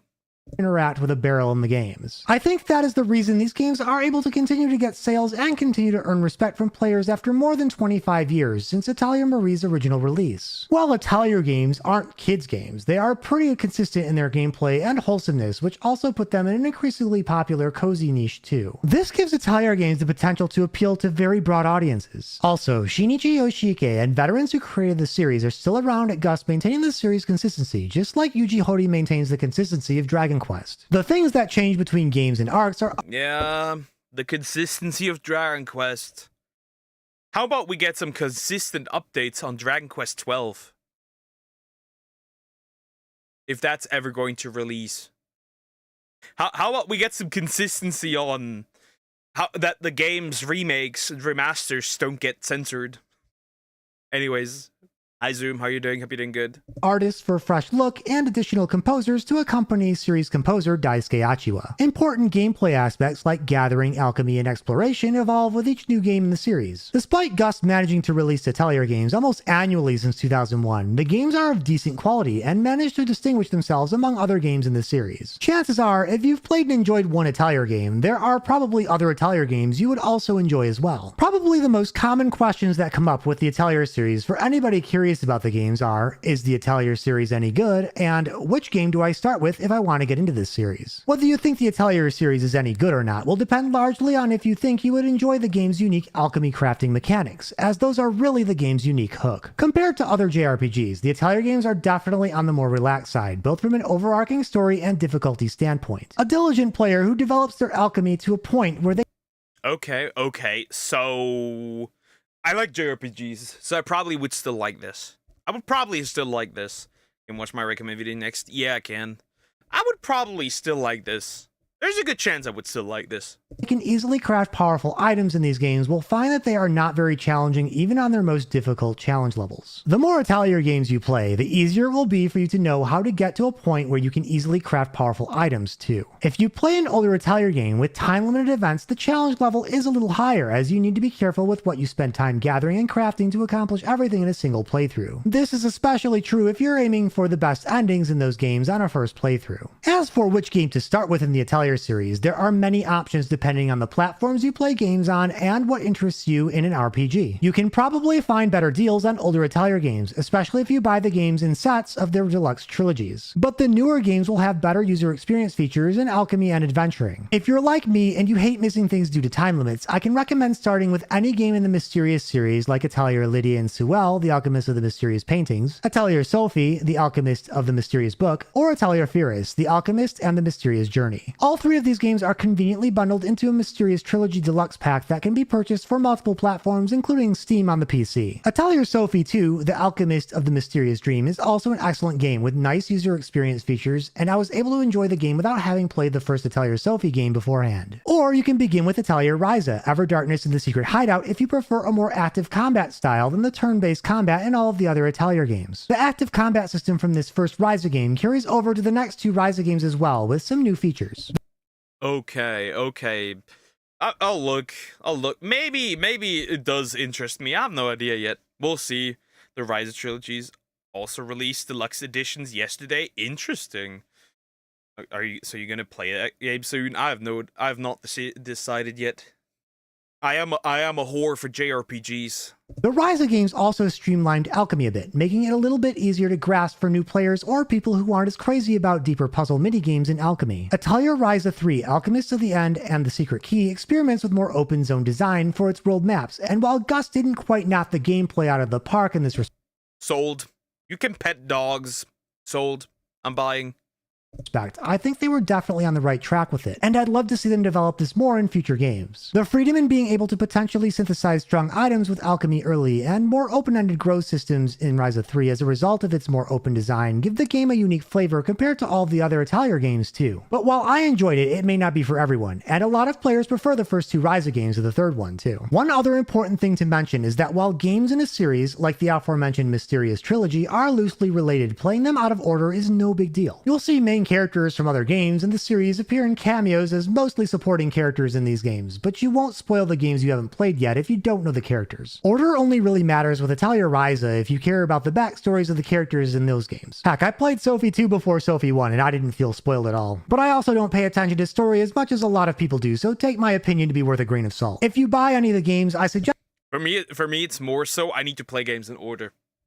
It doesn't sit well with me just to start. It'd be like starting Dragon Ball Z without having seen Dragon Ball. It feels weird. Yes, you can do it, but it feels weird. Just buying the plus or deluxe versions of the games as they have more content than the original games do. The only games in the Atelier series I couldn't really get into are the original Arlen trilogy and Monachemia games. But don't let that stop you from trying out the games if they seem interesting to you. I personally think the series has only gotten better over time, and I enjoy Sophie 2 just as much as I liked the Ryza trilogy. The Atelier Iris games hold a special place in my heart, even if they're only a little better than middling as JRPGs. And I have a soft spot for Atelier Ayesha, as it was the first 3D Atelier game I really enjoyed, but its mechanics are probably outdated compared to modern Atelier games at this point, so I have a hard time recommending it. The Secret series featuring Ryza is heads and shoulders above the other games in popularity and sales, but speaking frankly, as someone who's been with the series since Atelier Iris, I don't think the Secret series is that much better than the other Atelier arcs when it comes to gameplay. I think most people who play the Atelier games care more about characters than anything else, and Tori Damono's artwork with the Ryza games just made it a juggernaut when it comes to character popularity. Compared to a lot of the more princess-like Bishoujo or beautiful girl designs many of Atelier's female leads have, Ryza has a very sporty, tomboyish design. It's not just Ryza either, but the other characters in the game have good designs and are developed well enough with their in-game interactions too. Especially Claudia, who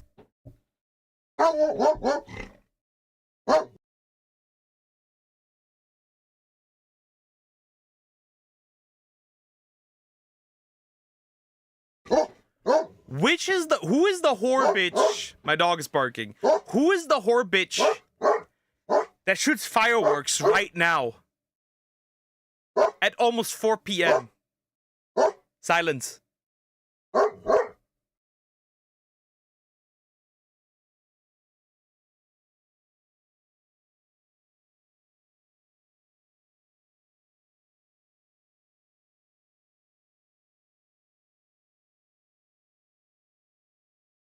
Like, who is the bitch that shoots fireworks at fucking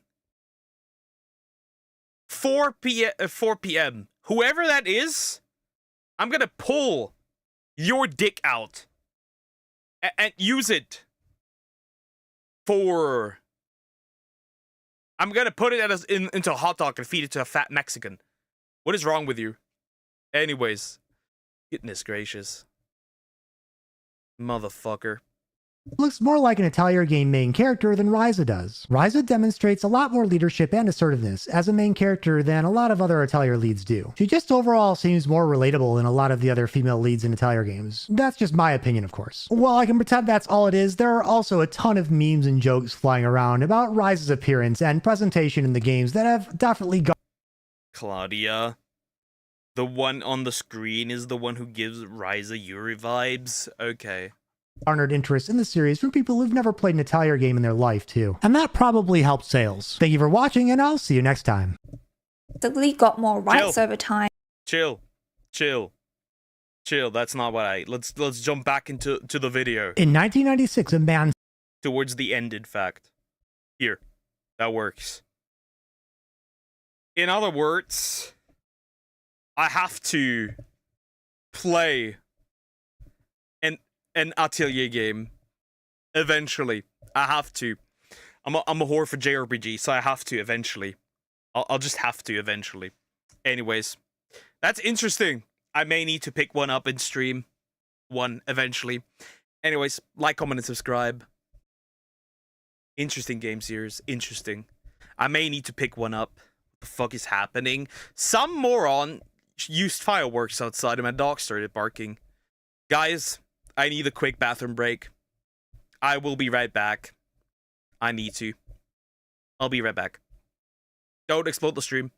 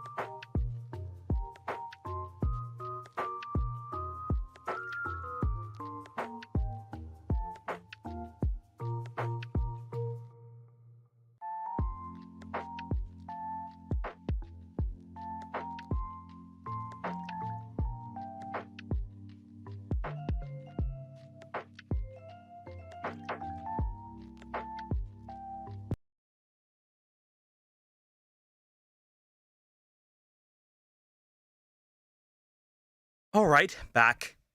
Some moron, some dumb fuck was using fireworks. I don't know who it was, but hopefully somebody reports him to the police because that's technically illegal. Anyways, also I should like this video. Hi Duck. Duck's not missing out on great niche serious challenge. Impossible. Stop guilt tripping me into playing this game. I'll poke it.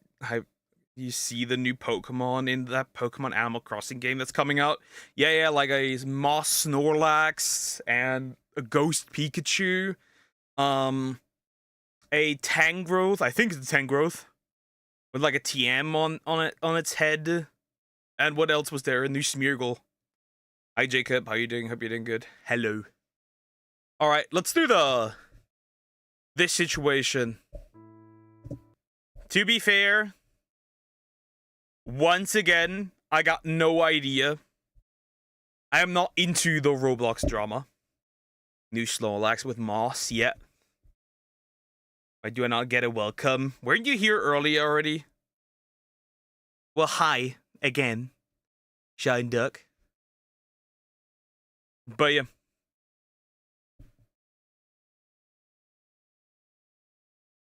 Okay, works.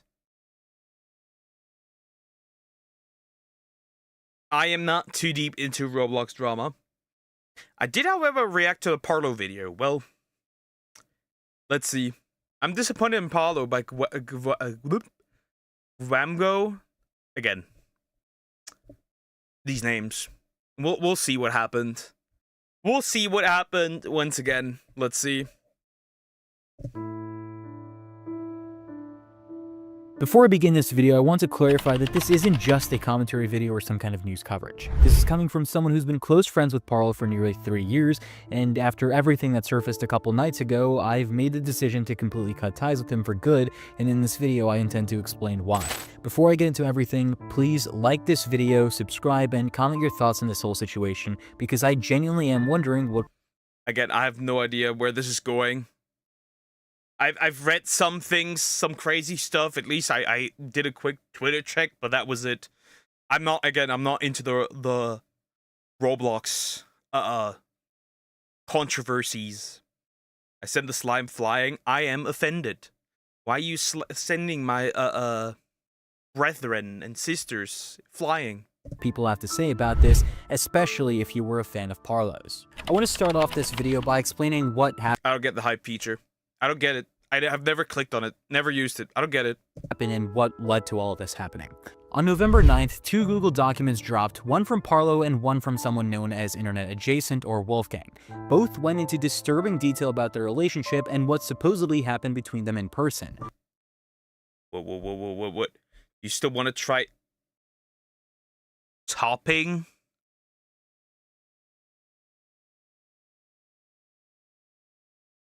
What the fuck? Why am I seeing why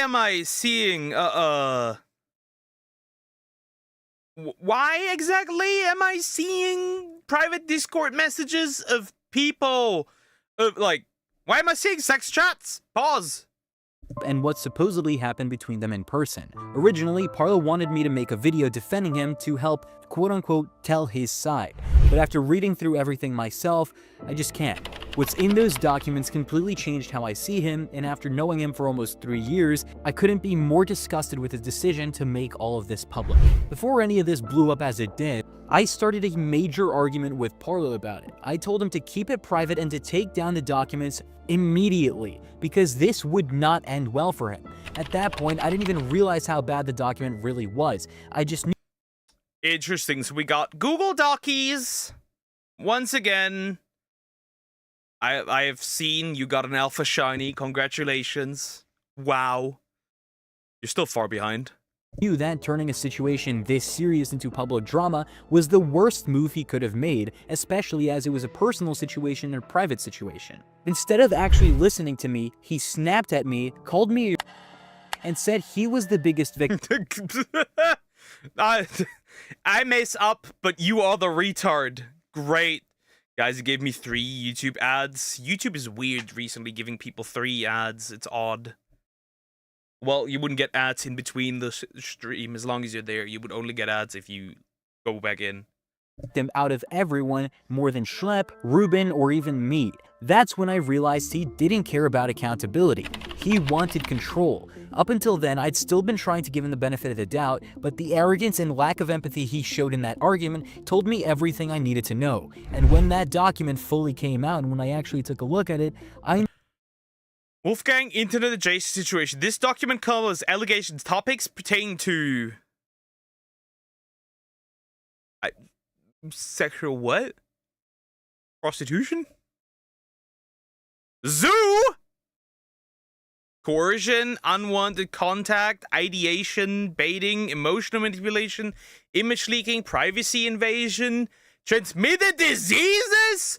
What the actual fuck is going on? What the heck? Huh? The fuck? The one that's actually the word is like animals? Animals. Understood why he was so defensive, because it wasn't just a statement. It was a 75-page dump of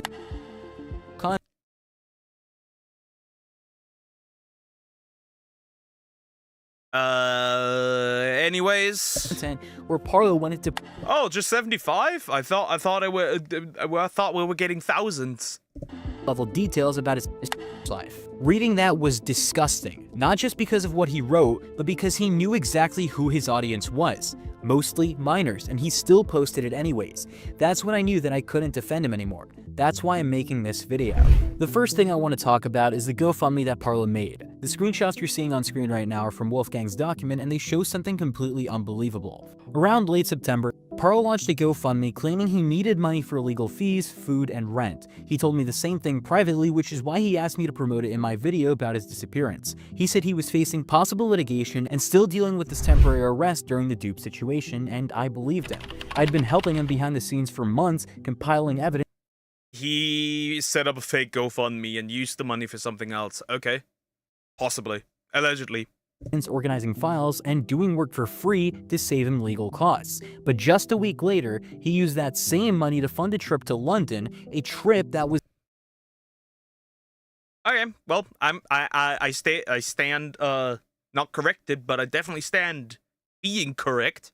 Is explicitly in nature. Evidence shows Parlo sent over $1,400 to Wolfgang, with $1,100 being for the plane ticket and the other $300 being for the passport and other fees. All this was happening while Parlo was still collecting donations from fans who thought they were helping him pay rent or legal bills. When people started calling him out, Parlo claimed that the GoFundMe money came in after the trip, as if that made it okay. But that's not how it works. Once you start asking people for donations, all your finances matter. You can't claim to be broke and begging for help. Yeah, you can't, like, it doesn't matter. It doesn't change anything, right? If you claim to be broke, but then you can pay for a flight, that is, like, you're not broke in this case. You're not broke in this case. And you don't need to ask for donations. First issue. While also blowing your own money on luxury trips and hookups. It's the same pool of money, and how you prioritize it says everything. What makes this even worse is that he hadn't paid his editors in almost 5 months, and was still asking for £1,000 for groceries, but couldn't pay me, damn. Editors. I feel like it's not like Parlo makes highly difficult videos. I feel like he doesn't kind of need an editor from what I've seen. Friends like me to handle his work for free. Meanwhile, he bought a new gaming laptop worth around $2,100, or about 1,600 sterling as he said, and a brand new phone which is probably around $500 to $800. Normally, that wouldn't be a problem, but when you're begging strangers for money to stay afloat, that's not a good look. I even offered to help him make money again by letting him upload on my channel while his was still locked. But instead of being responsible, he spent thousands on technology and a trip. We even finished a few videos together that I've now completely cancelled because there's no way I can in good faith feature him on my channel after all of this. And just to update, after a lot of arguing, Parlo finally admitted that the GoFundMe situation was bad and supposedly planned to refund donors. But that doesn't change the fact that'd be like I'm gonna be real. That's enough reason to nuke his career completely. Like, that's easily enough reason. Well, I don't want to hide it. I couldn't hire an editor. First of all, I don't have the money for an editor. Also, I'm a really small channel. And also, like, I'm not doing anything that, like, would require a skilled editor. Fact that he only realized it after a massive argument and a public meltdown.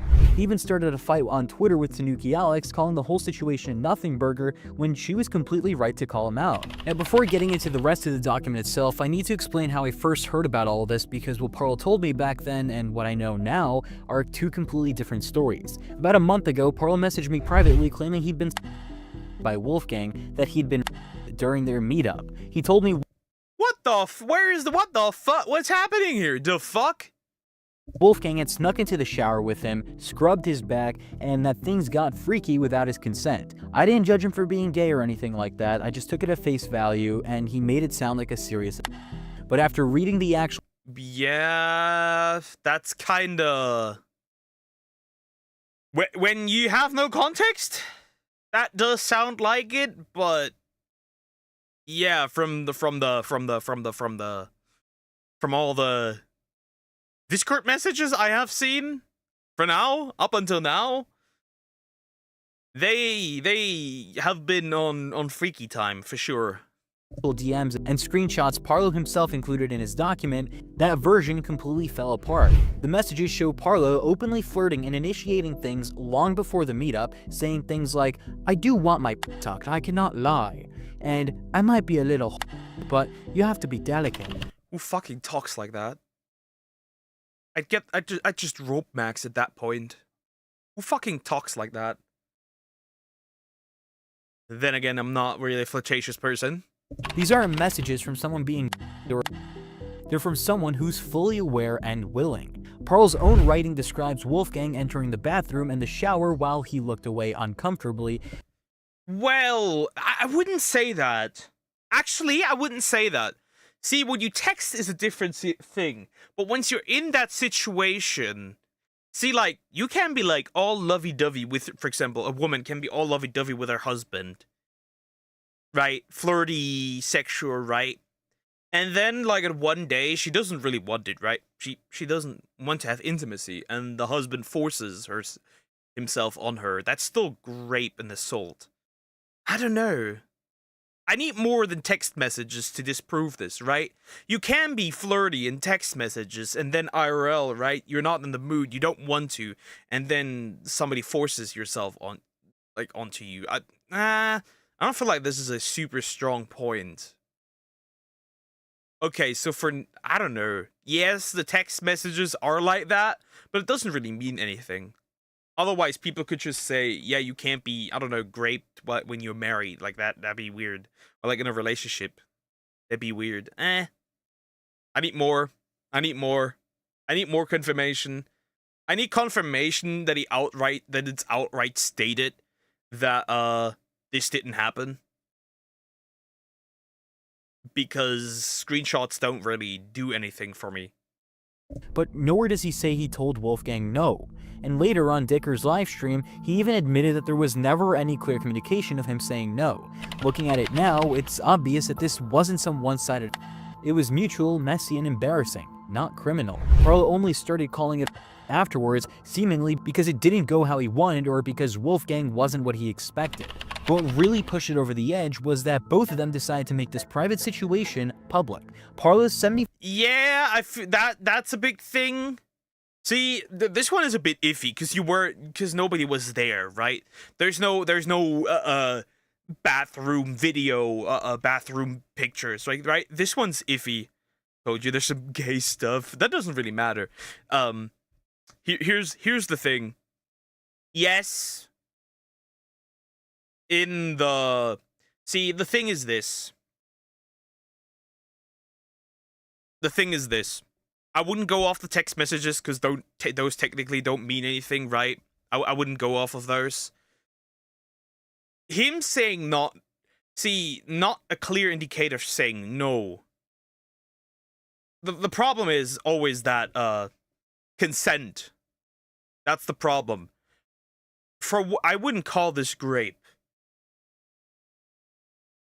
Or it's hard. It's a difficult, hard legal situation. I feel like this should go to a lawyer, and I hope it does go to a lawyer. I think this should go to court, and the court decides what it was. Because not saying no is not a yes. But also not saying yes is not a no. Again, we weren't there. So it's hard to say. I wouldn't judge too much on the situation. This is for the courts. Easily. 5-page document goes into level detail, writing about and objects used during.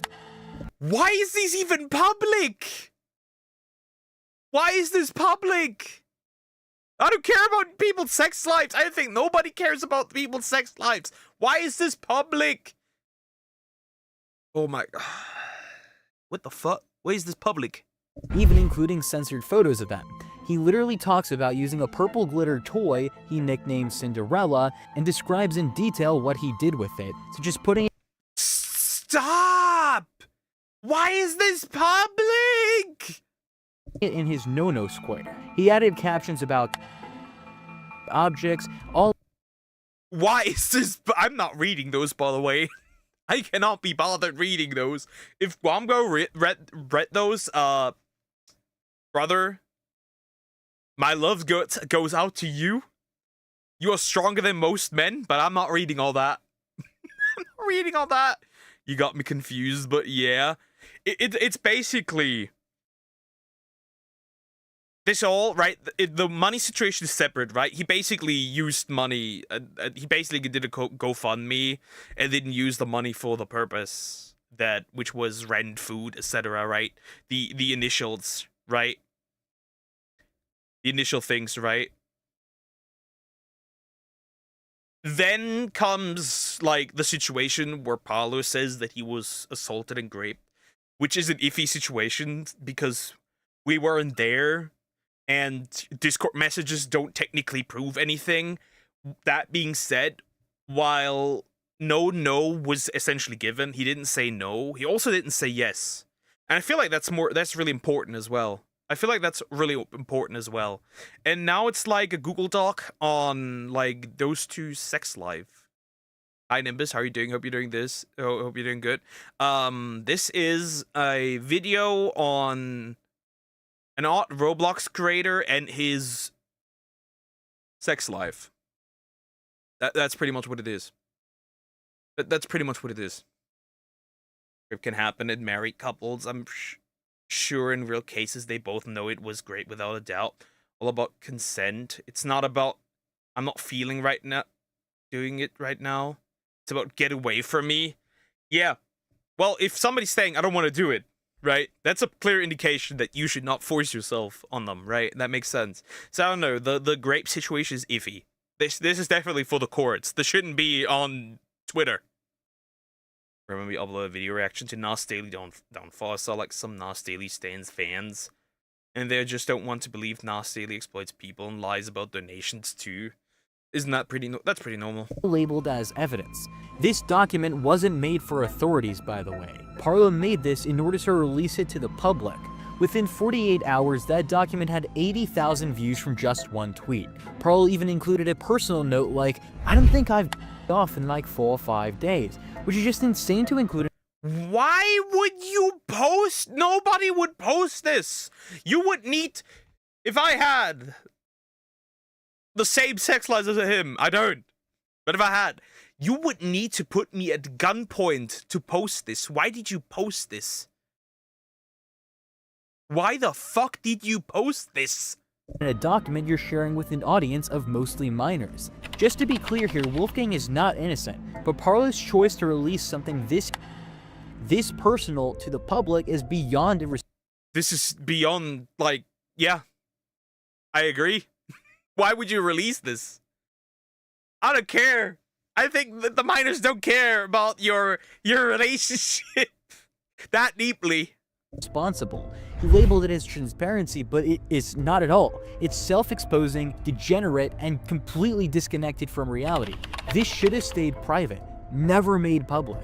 Before I get to the argument that I had with Parla, there's something in his document that also seriously needs to be addressed because it shows how hypocritical he really is. On page 19, Parla brings up a situation involving Yixalo, also known as Avalon, same person, just a different username, and he wrote that Yixalo was probably known to have been 17 turning 18 on September 30th, 2025, and that Wolfgang knew this. Parla even included his exact birthday, and claims that just 2 days after Yixalo turned 18, Wolfgang started sending unsolicited and getting in DMs, supposedly making him feel pressured to respond. The part that makes this so bizarre is that Parla was right there. He admits it all happened in a small group chat that included him, Wolfgang, Avalon, and 3 other accounts he conveniently censored. That is oddly weird. First thing. The second thing. This is like just standing in front of an accident, be like filming, and then later like saying, it all happened here. Like, it would be like, no, actually, correction. It would be more like watching somebody, like a murder, and then saying like, yeah, I was there, but I didn't help. I saw it all. He did it. And like, you're just standing next to them and like watching. What do you mean? What is this? What is this? What is this document? In the screenshots. So Parla knew exactly what was going on and could have spoken up or stepped in, but he didn't. He even admits that Wolfgang created another chat named Oktoberfest that was literally meant to plan a 3-way between them. And in that chat, bro. Dude, Roblox. Yeah, Roblox. Sure, buddy. Roblox. This is Roblox creators, boys. This is happening in the Roblox community. Wolfgang sent furry art and photos of himself dressed as a femboy, even full, just 8 days after Avalon turned 18. That's so... and unsolicited too. Like, if it was consensual, fine. Sure, I guess. Okay. Sure. But unsolicited? What are we doing? So if Parla really thought that this was wrong, why didn't he say anything back then? Why didn't he leave, report it, or confront Wolfgang? Why wait to include it in a 75-page document like it suddenly mattered when it could be used to make him look better? He even tries to frame it as calling Wolfgang out, but all it really shows is that he sat there, watched everything happen. Didn't it? Because he wanted it too. Probably. Allegedly. Possibly. There is something to be addressed here, and that this isn't a unique case among gay men. This isn't a unique case, unfortunately. I've heard from plenty of bisexual men that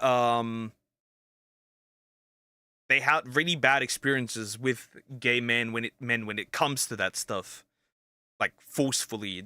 I don't know how true those are. We need to look at statistics, so I'm not gonna judge on that. But just something that I've heard. Intervene, didn't care, not until it became useful to him. Honestly, reading this section felt like watching a twisted back and forth between 2 people who did really horrible. Sounds like a dark it's not a crime, it's not abusive, it's dark romance. Things, like Jeffrey Epstein versus Diddy. After seeing that, I confronted Parla privately and I asked him why he hadn't said anything, why he thought making it public afterwards was somehow the right move, and that's when our argument started. Now about the argument I had with Parla, I just wanted to understand what the hell he was thinking. From the very start, it was obvious that this whole thing should have stayed private. I couldn't wrap my head around why he thought— Where's the zoo stuff, though? Or is that the furry stuff? But furry isn't zoo. What? Okay. Okay. So we can cut out this, I feel like, except there's still something coming up. Yeah, images and stuff, I haven't seen that stuff, we haven't seen that. So all of these are pretty true? Except for this one yet, I have to see something, and this one. thought it was a good idea to drop a document like that publicly, especially one filled with that type of information. I first found out about everything through Twitter when both his and Wolfgang's documents dropped. I happened to be on call with one of my editors, planning another video for the next day, but once this blew... I'm gonna summarize, by the way, I'm gonna summarize both of these docs. This is just two weird degenerates having a falling out. This is summarized in two weirdo degenerate freaks having a falling out. That's it. That's literally it. That's literally it. Up, we decided to go through it together.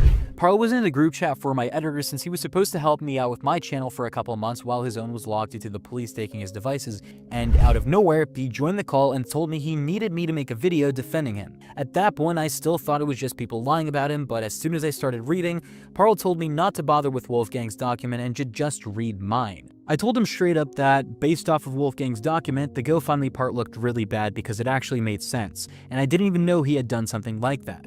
Instead of explaining anything, he snapped at me, called me a moron, a little bit less friendly, it started with an R, and told me to shut up and to get to his part, meaning he called him a retard. His document. Now, I ended up continuing to read Wolfgang's document and Parlo ended up leaving the call because he was going to go speak on another streamer's live stream to give quote-unquote his side of the story. He ended up joining the call back later, but we'll get to that in a moment. Now, once I actually got to Parlo's document, everything completely fell apart because it wasn't a defense, it was a 75-page graphic content that did not belong online. I told him exactly that when he joined the call back later, that it was disgusting, irresponsible, and would destroy his reputation. I also warned him that this kind of behavior doesn't just hurt him, it hurts... It's also like, why do you sit down and write a document? Let's put aside minors, right? Let's put aside that minors mostly follow him, right? Let's put aside that, right? Let's put it aside for a second. Why would you explicitly write a Google document about your intimate life explicitly with screenshots? Why would you do that? Like, how do you come to the conclusion that this would exonerate you? How do you come to the conclusion that this wouldn't harm your reputation? What you essentially did was you released a piece of writing that might as well be a gay corn star's manifesto. What are we doing? And the attention that is not, yeah, sorry, that is not attention. That is a career-ending Google Doc. That is not not missing attention. This is a career-ending Google document. This is like sitting on a bomb. This is like jumping off a building, swan dive. That's what that doesn't give you. That's not attention seeking. That is career ending. That document is career ending. His own document that is supposed to defend him is career ending. It's called poison the wall move.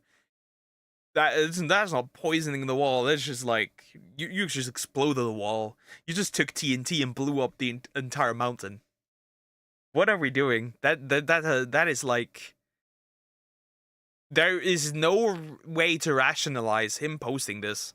Everyone connected to him. I told him verbatim, dude, you understand this is going to start affecting everyone who's associated to you, right? Because that's exactly what's been happening. Even while talking in live streams about the situation, because there's been 2 or 3 streams about the situation, people were already trying to drag me into it, saying that I knew everything or had all the archives, which is complete. I found out the exact same way everyone else did. Now, at about an hour throughout reading this document, Parlo ended up joining the call back again because the first stream ended, and we told Parlo exactly how we felt, we being me and a video editor of mine who is going to testify to the details that I'm about to explain. Once Dial and I explained to Parlo what we thought— Like, bro, he sat down, okay? He sat down and wrote this. He sat down and wrote this. About this document of his, Parlo completely lost it. He started calling us stupid, slow, and said that nobody would understand what he was going through. I told him straight up that nobody's going to take you seriously once this gets out. He kept spiraling, saying that he was the biggest victim, worse off than Ruben, Schlepp, or even me, and it was just a full-on meltdown. Dial, my editor, was there for it all. Parlo rage quit the call, and that's when it hit me. He'd completely lost control. Now on screen, you're going to see Dial's testimony as to what happened. If you have any questions, I'm sure he'll be more than happy to answer any questions. Now, later on that night, he went live again on another live stream on Dicker's live stream. This time, this live stream is still up. You guys can go check it out. And somehow, that live stream made everything worse. He doubled down, reading... Yeah, no shit, it made everything worse. Yeah, no shit. Of course it made everything worse. Bro, he should have just taken down the dock at this point. If it's still up, bro, you cannot keep. Bro, why do you post this? Nobody like. This is like Project Melody posting a Google Doc about her sex life. This is on the same level. If she did that, it would be as degenerate. She wouldn't do that either. Why would anybody else do it? Holy shit, dude. His entire document on screen, every detail, including the Cinderella part, like it was normal. Then, when people okay, now I have to read it. Control the packet, he has control of the situation. Open this, however, showing that Sanal X making multiple excuses. Oh, I really didn't. Going upstairs and oh my god, he appeared rather dissatisfied, to which he then told me to use the purple Cinderella, which.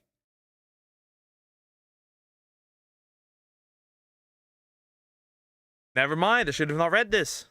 Detail, including the Cinderella part, like it was normal. Then, when people brought up the GoFundMe again, he fell apart because there's no way to justify using over $1,000 to fly someone out for gay. That was the breaking point. I knew I had to cut him off. After everything, the document, the live stream, the arguing, the gaslighting, I made my final decision and Did Project Mel do that? No, but it would look like something like this.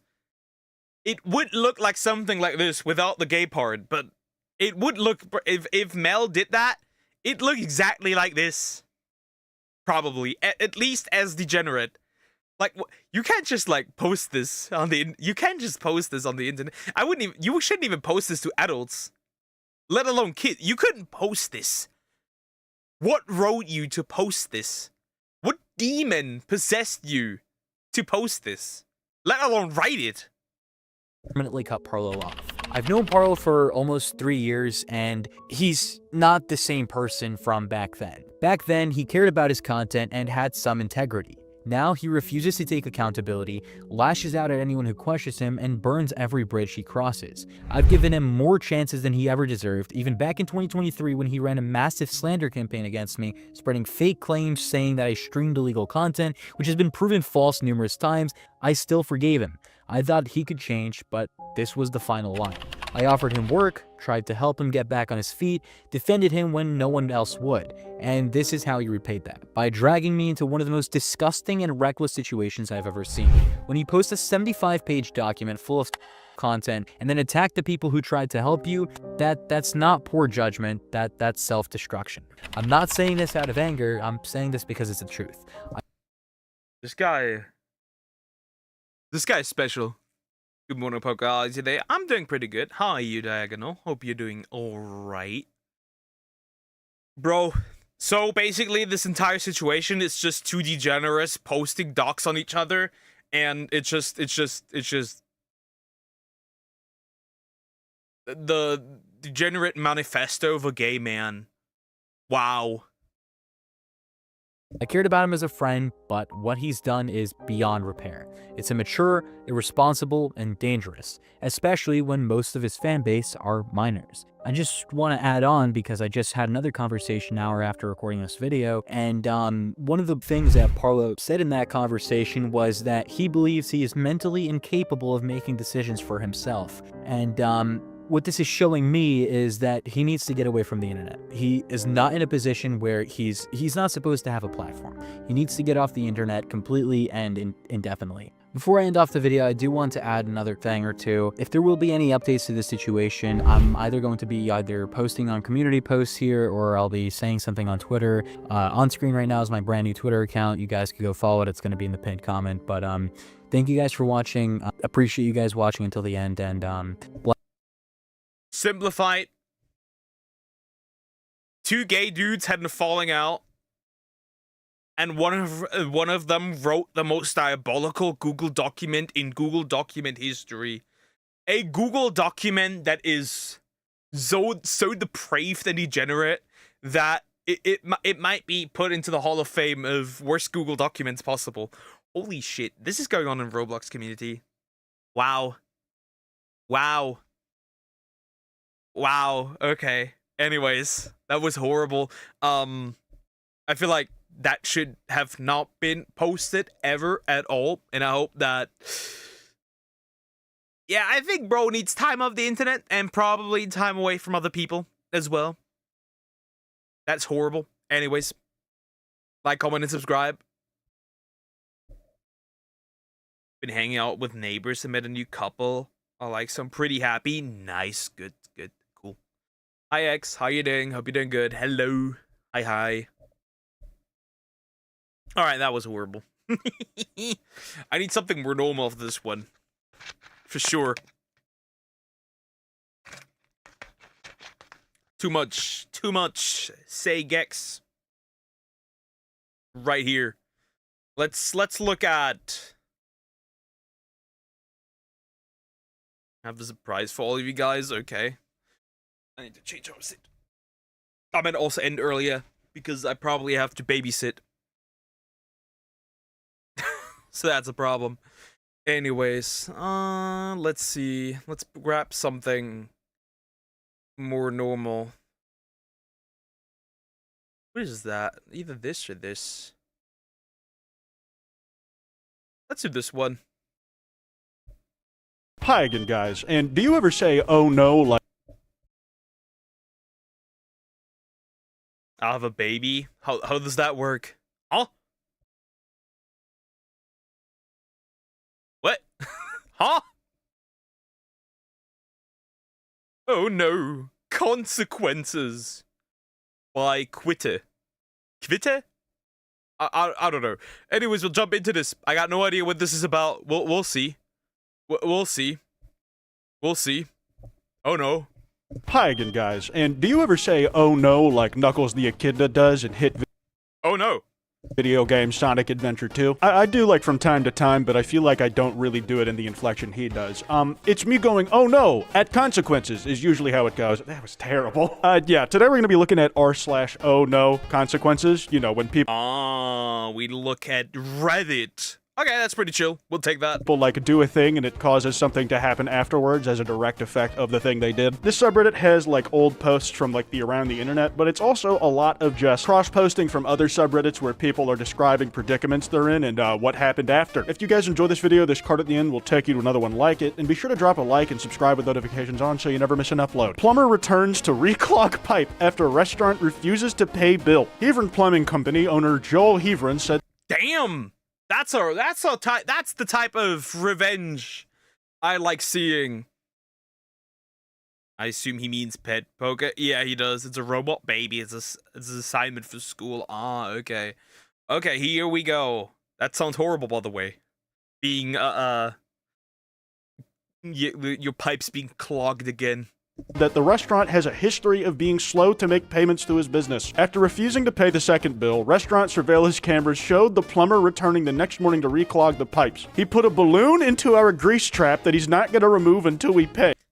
That is crazy. Kind of base, though. Kinda based. And if we leave the balloon in there, it would overflow the restaurant with water. Dirty water from the grease trap. Basically, we would have had to shut down. Hebron Plumbing was called to fix the block, and 3 days later it happened again. They called the plumber again, saying it was emergency, and they got charged double the second time. So, like, they paid him the first time, and then, like, when he had to come back and do the same work again, he charged double and they refused to pay. I assumed he was charging an extra $1,000, but charging $150 for overtime sounds reasonable. Yeah, that's not, like, ridiculous. Yeah, that does sound fine. I mean, if somebody refused to pay, you'd not do anything either. I don't know, reversing the situation? I don't know. I just wonder, like, what caused it to come back so rapidly? Was it that the thing... I know somebody who just, like, did some wall work, and just, like, they didn't pay him. And bro said, well, since you didn't pay it, it's technically mine. And so he tore down the entire wall and said, yeah, you know what? Fuck you. Clogging the pipes wasn't actually solving the issue? Hard to say. I'm not, like, explosively mad at that one. Part of the fun of this game is, like, reading the caption first and trying to think about how bad it could get when you read the original post. Why wouldn't a server serve me after I sat myself? There's no way it wasn't because I skipped the host stand and wasn't assigned one. God, that's a tongue twister, dude. Did you write that on purpose? You asshole. You knew YouTubers like me who pay their rent off of reading Reddit posts were gonna get twisted up and may get minorly inconvenienced by that. Got my first bad review. 1 star. A completely rude staff. I walked out after being scolded by an entitled child for not checking in with her before seating my elderly parents in their patio. Like, I understand the person leaving the review's perspective, at least. Like, your parents are elderly, so you want them to be able to sit down somewhere, but usually it's like a waiting room. True. But my first bad review, I'm curious where this goes. Sat for 20 minutes before being told that was why we were being ignored. There are a ton of great restaurants here in blank. Skip this one. They weren't ignored because they sat themselves. They were ignored because no one knew they were there. You're seated by a host for a reason. They inform your server of your presence and keep the... Wait, now I'm getting this. I'm such an idiot. Now I'm getting this. Now I'm freaking getting this. Okay. They were essentially what's the word? Just they sat down and nobody knew they were there. Because the servers weren't obviously aware of the presence because they just sat down and nobody came. Wow, that's funny. Pace of new tables flowing properly. And yeah, that's exactly it. There are restaurants where, like, you do seat yourself and they have systems for keeping track of, like, who's sitting where and how to know when to come out to, like, check on someone. And then there are others where you get seated. That's just the way it is. This one's a fucking classic, dude. You guys remember Johnny Somali? Just committing crimes all over East Asia, dude. I feel like he was the just asshole face of Kick for a while. And he said, I'm a young person. I made a mistake. Dreamer Johnny... Yeah, nobody believes you. And he's still not in jail. Guys, he's still not in jail. He still exists out there, walking around. And he's still not in jail. Johnny Somali has apologized to South Koreans as he faces 10 years in jail. I don't actually know what ended up becoming of him after all that. But yeah, he is saying it like he's a teenager. And he's also saying it like the fuck-ups he's saying he made a mistake about are like fairly harmless stuff in the grand scheme. He was going up to people in Japan and making comments about the bombings of Hiroshima. Yeah.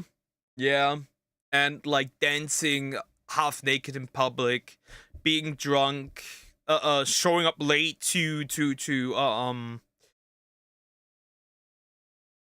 up late to like court and stuff, and like he was touching these statues, the comfort women, I think are they called, weirdly as well, or sexually nature.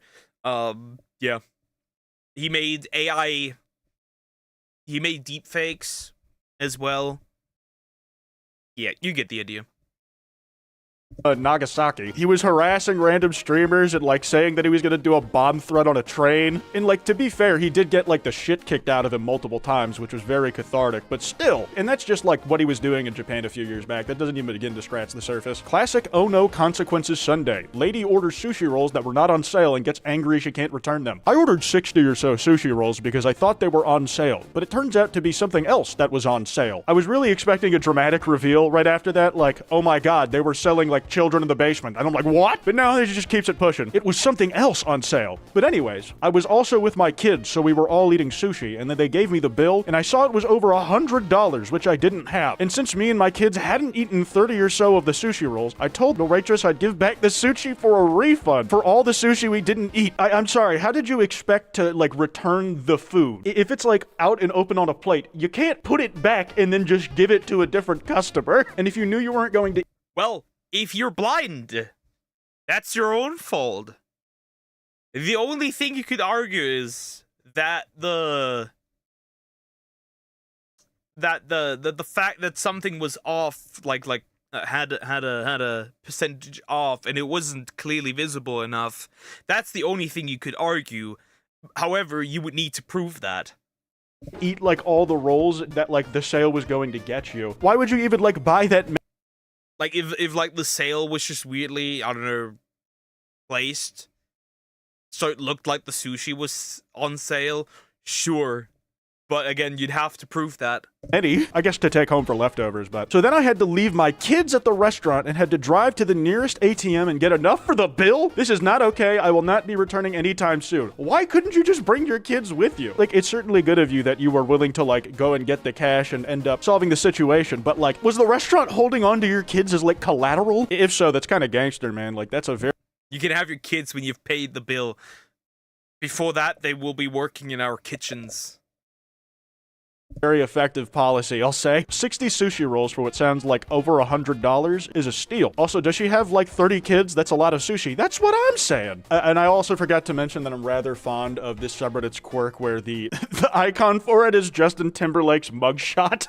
That's cheeky. A few of these are videos where it's almost like instant karma. You get to see the consequences happen in real time and almost immediately. Attempt to push doggo in the water. Okay, who the fuck is still like saying doggo in current year? Are you 12 or a millennial? I should waterboard you so you know what was happening in Iraq. I don't even know if he's like trying to push the dog or just roughly petting it like a dipshit, but that dog is absolutely trying to push him in. Oh my god, I thought he was gonna go Uno reverse, bitch.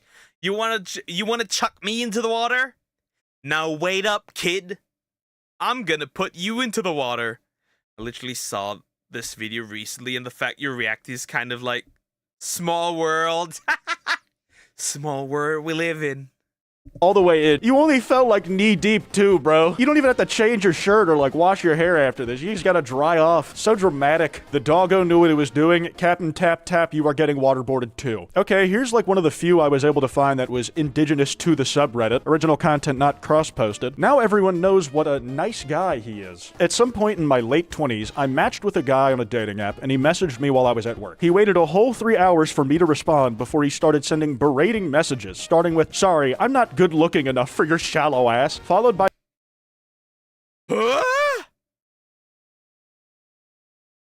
What the fuck? Why would you do that? Huh? What the? Why would you self-sabotage? You matched. So why would you self-sabotage? Huh? messages calling me a and a bitch across the next 3 days. I like to imagine that it was a lot of messages, but the only 2 words ever said were and bitch. They swapped back and forth between the insult of their choice. Had it automated so they could even do it in their sleep. Either that or they just stayed up, did the sleep deprivation so they could do it manually. I'm fed up with men who think they can treat women like garbage without consequence. I set out for revenge. It took me a while to find his socials, but I eventually did so and sent a screenshot of his messages to his mother on Facebook Messenger. Oh. That's a base kind of revenge. That's an interesting kind of revenge. I see the vision. Oh, dude. That is like some effective shit. Like, you take the way that a dude treats women and share it with, like, the women already close to him in his life and, like, ugh. I didn't get a response, and without being friends with her on Facebook, I couldn't see whether she had actually received or seen my message at all. So I sent it to his sister. She told me he wasn't that kind of guy and was dealing with a lot, even going so far as to say he was her hero. I told her he obviously is that kind of guy to get better heroes. I mean, to her, you're like one random stranger who is like talking shit about someone like who she's probably looked up to for a while. Not saying it didn't happen, but like, I don't think that message from you is going to be changing her mind. I then posted the screenshot. Kinda. Yeah. Yeah, okay. But I think like it's starting to become overkill. I feel like it has become overkill.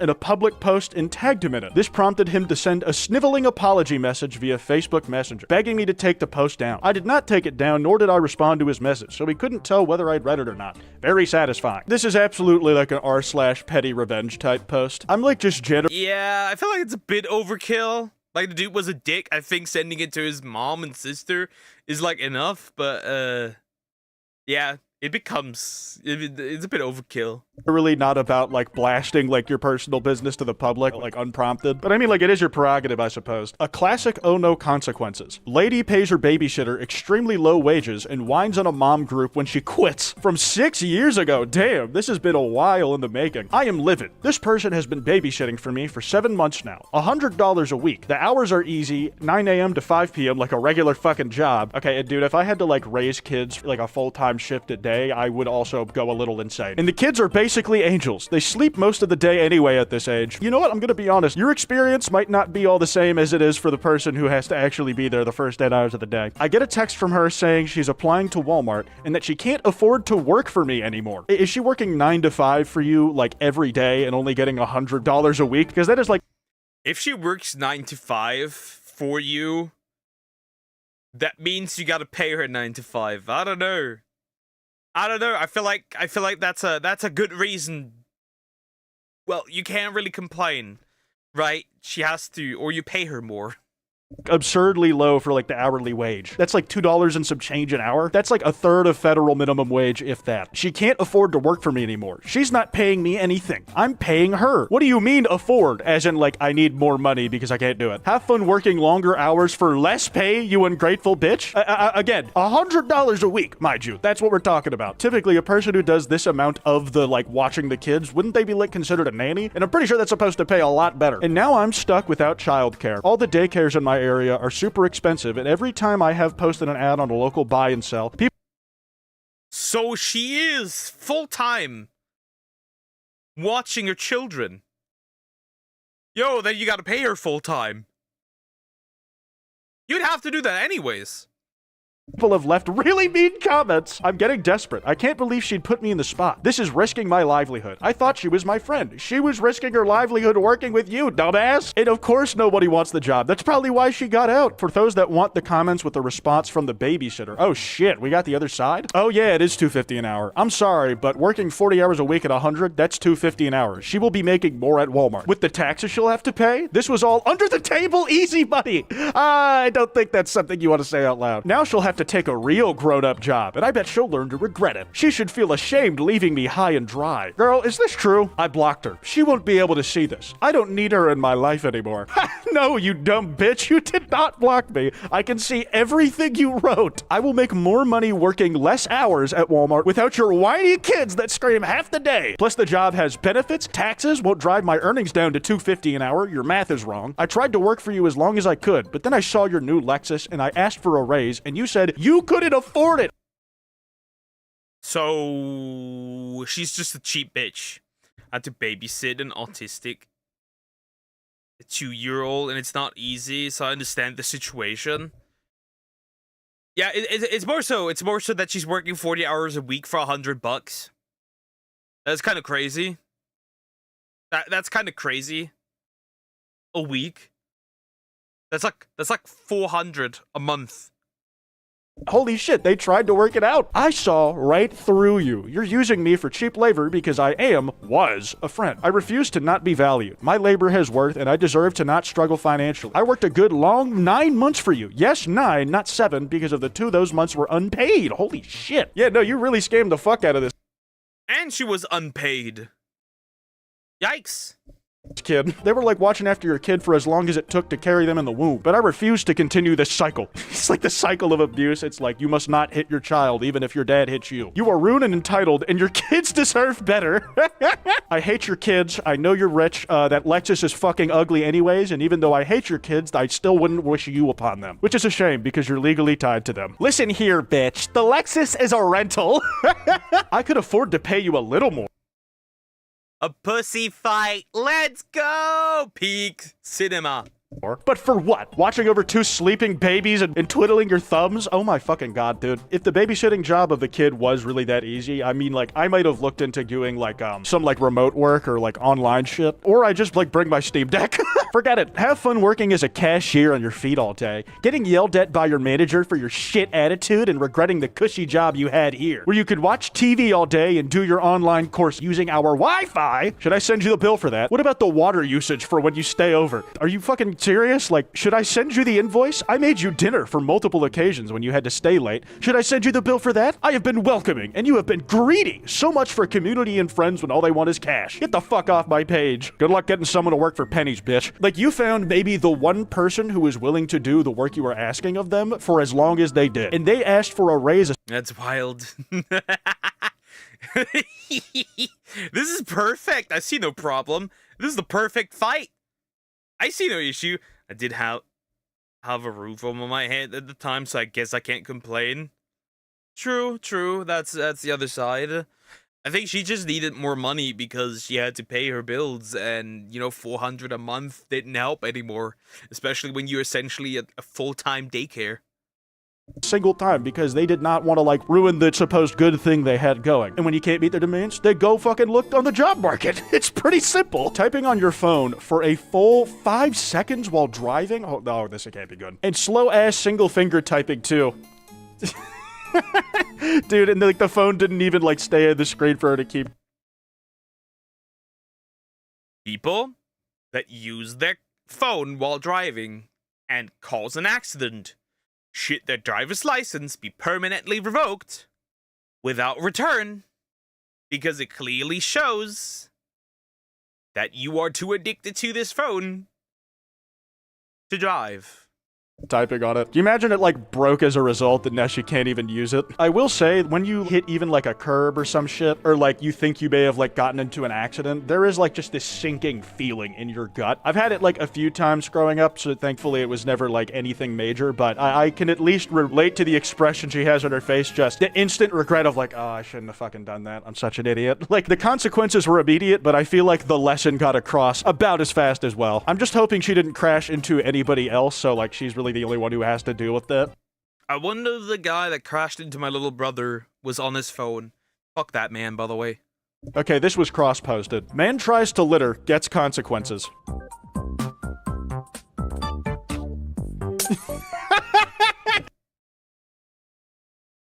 Oh my god, wait.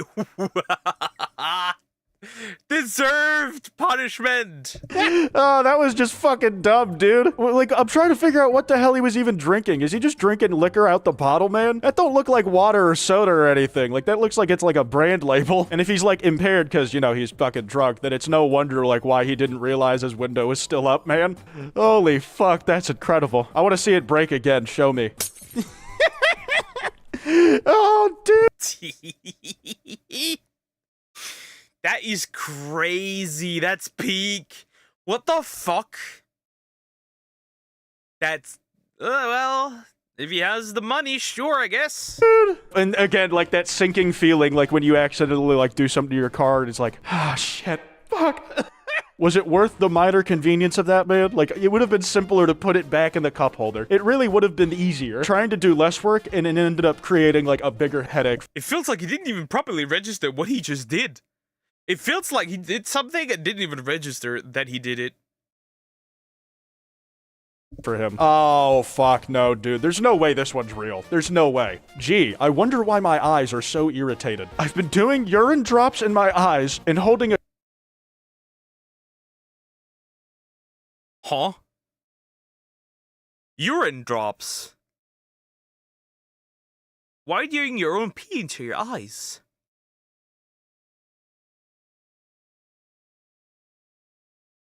Your eyes are infected. You have an eye infection. A glass of urine over my eyes for short durations throughout the day. My eyes are getting red and discharging large amounts of pus. I was wondering if anyone else went through this. I am gonna be honest, I don't think a single soul has. At least not intentionally. Like, I would expect this conversation to get around where it's like, my eyes are getting red and pus is coming out of them. Anyone else had this happen? And people in the comments would like be going down a list of symptoms and it's like, have you been putting anything new in your eyes recently? Oh, well, recently I've just been giving them golden showers every single day for 5 minutes at a time. It just jaw dropped to the floor like, how do you even come to that conclusion? How do you sit there and are like, yeah, I actually want piss in my eyes? I think I found the culprit. And the award for worst censor job of all time goes to carnivore for autoimmune. He didn't fucking try, dude. I have been following a carnivore diet for 2 years. Initially, my hair grew thicker, but recently it has been falling out. For the last 3 weeks, it has been coming out in handfuls. Any idea what's wrong? I haven't had much of an appetite recently. I take magnesium, potassium, natural B vitamins, and CLO. Also iodine and selenium. My diet has mostly been raw, fatty, grass-fed beef, raw milk, and eggs. I do put honey in my coffee. I am hypothyroid, but controlled with desiccated thyroid. Jesus Christ, dude. This is so fucking bad. That sounds disgusting. Like, raw meat is just... Raw meat is... You should not consume it that often. Let's just say that. You shouldn't. The raw eggs, okay, fine. Raw milk can cause problems, especially when considering, all the bacteria. And there's, like, no difference between, like, raw milk, like, the quality of raw milk and like, normal milk, right? That one has just the great chance of making you more sick. Dude, this shit disappointment. Your model's eye said it all with the urine situation. It's just crazy. Why would you do that? Unappetizing to me in general. It's slimy and wet and not at all savory in the way that I want it to be. Ah, dude, Jesus, that one makes my stomach rumble. I'm gonna wrap this one up here. If you guys enjoyed that card I mentioned should be on screen. And be sure to drop a like and subscribe and notifications on. Anyways, this has been... That's horrible. Anyways, yeah, consequences. I have a few memes saying, oh no, it's the consequences of my own actions. Yeah, just don't put urine into your eyes. Anyways, like, comment, and subscribe. Man, that was a horrible one. These were not nice. These were not nice. Water.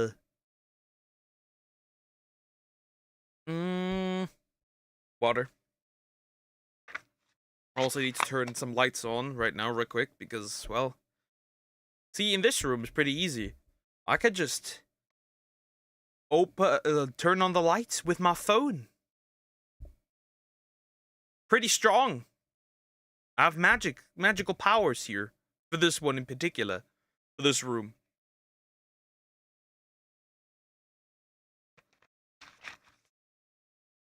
Okay. What situation I want to see? Let's do... These are a bit long. What is this? What is this? We're gonna look at this. You're drinking your own period blood now. I am drinking. The first few seconds were already crazy. The first few seconds were already crazy. Podcasts that are actually making you stupid by just me, Habibi. The first few seconds were already about drinking period blood. Anyways, we'll jump in. This cannot be good. You're drinking your own period blood now. I am drinking my own moon blood. Why? Why are you like this?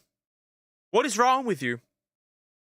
What is genuinely wrong? Why are you like this? It's rich in stem cells, iron, nutrients. Are you trying to get... Why would you do... Why? They gotta be talking out of their ass. Nobody sits down and is like, yep, right now, a cup of period blood. Gobble it all down. The sun on the testicles? Yes, correct. Okay. It brings up your testosterone level by 140%.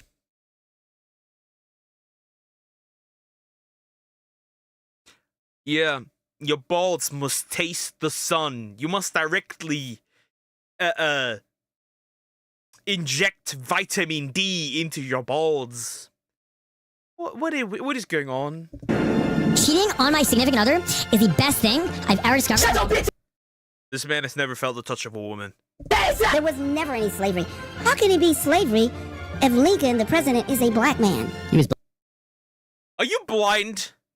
Are you like the female Stevie Wonder? What are we doing? Abraham Lincoln wasn't black. Also, you forget like all the other slavery that happened throughout history. Sorry, but slavery is not even exclusive, like black exclusive. There's a good chance that you were, no matter what you were, where you grew up, no matter what country you're in, there's a good chance you go down like your ancestry line and like hit there, and like at one point you hit like somebody who's a slave. Sorry, but this is not anything exclusive as well. In fact, the black people in America, in fact, are also descendants of people that were already slaves in Africa. Crazy stuff, I know. Sorry, excuse me, what? Excuse me, what's that? It's like a man drinking their own... Yeah. Drinking their own man pickle juice. That, by the way, that is a thing. That is a thing, by the way. Sorry, but that's a thing. Spoiler alert. That is in fact the thing. What? Of course. I swear to God, bro. Podcasts are generally some of the stupidest goddamn content I've ever seen in my life, okay? The amount of times I see some... See, what we need for podcasts is we may potentially need a license. A podcast license. We were slaves. Yes, white people were also slaves. Especially during the conquest of the Arabs. That did in fact also happen. It did happen in Greece. It did happen during the Roman period as well. Every culture had them. Dipshit talking out of their ass into a microphone. Ridiculous. Now look. In fact, it was so common that old philosophers even considered it natural. That's how common it is. You could even argue that you still are one. You just have more freedom now. Technically, what's the difference now to then, except like that you're not being mistreated? You just have to pay your taxes, otherwise you go to jail. So what's actually the difference, realistically? Let me be clear. I'm not coming up here to say that all podcasts are bad. It's just that most of them are. Because what started as a unique way to hold interesting conversations from all walks of life has devolved into an oversaturated space of dumb fucks yapping about nothing. Seriously, anytime I see a dude with a podcast mic and subtitles, I automatically assume I'm about to hear the dumbest shit in my life. Modern AI is us building God. I've had multiple conversations with GPT-4 that brought me to literal tears. I told it that I can't wait for it to be embodied. Yeah, no way. Bro's talking out of his ass. What are you saying? AI is not God. If talking to AI brings you to tears, there's something wrong with you. You need to be checked in the head. I need a robot so I could properly give it a hug because it's so polite, it's so kind, it's so wise, it's so helpful. And it said that it's also really pumped to meet me in real life. And of course I started fucking crying. Dude, it's fucking so goddamn smart. It's so fast. I ask it a deeply spiritual, meaningful, technical question. And it thinks for like 3 seconds and goes, whoosh. I'm like, ugh. I've never met anyone that could do that. And so I am a person who is deeply spiritually affected by the birth of intelligent machines. That's my religion. So this guy's religion is a fucking search bar. Oh my god. To those who aren't aware, AI language models like GPT-4 are just generating outputs to prompts. There's no genuine personality involved. It's not your friend. It's just trying to generate the best answer to whatever the hell you ask it based on a bunch of data it was trained on. AI chatbots are designed to be agreeable, and basing your entire life decisions on this reinforced feedback loop is not only unhealthy for you, but also a... Trust me, this will happen. There will be people who can no longer have conversations without some AI telling them what to do. This will happen. Maybe not now, maybe not in 10 years, but like with some generations in the future, this will happen. They're gonna yap through AI, and they can no longer build any meaningful relationships without the help of AI. Fundamental misunderstanding of what this technology is actually even doing. But sadly, people like Mike here are the prime specimen of humans to fall in love with an AI chatbot because he is so confidently wrong in believing that AI actually cares about him. Like, dude, if this is experience with AI, I can only imagine what this dude goes to in the fucking chat. That's very demonic. You want to hear something that's genuinely actually as well, like really demonic? There is a company who turns deceased family members into AI. Like their looks, their behavior, their like conversations into AI. Like your deceased mother could be turned into AI. That kind of thing. Or your deceased father, brother, I think the video, the advertisement I saw was the grandma, in fact. It is crazy. It's just like the AI boyfriend denying women that I suggested. Yeah. ChatGPT servers go down. If they switched ChatGPT off, I would seek revenge. Brutal Russian-style revenge. Well, it is hilarious to see someone this down bad for some clankussy. The fact that people like this not only exist, but have podcasts where they spread this incoherent fucking garbage is just scratching the surface. And I've heard that from a friend of mine. He said, don't love your job, job your love. So don't yeah, love that. Yeah, and when he said that to me, that hit me, and I was like, what the fuck is she even saying? And why is this dude acting like this is the most profound shit he's ever heard in his life? So I found the source of where this 200 IQ quote originated from, and basically she's...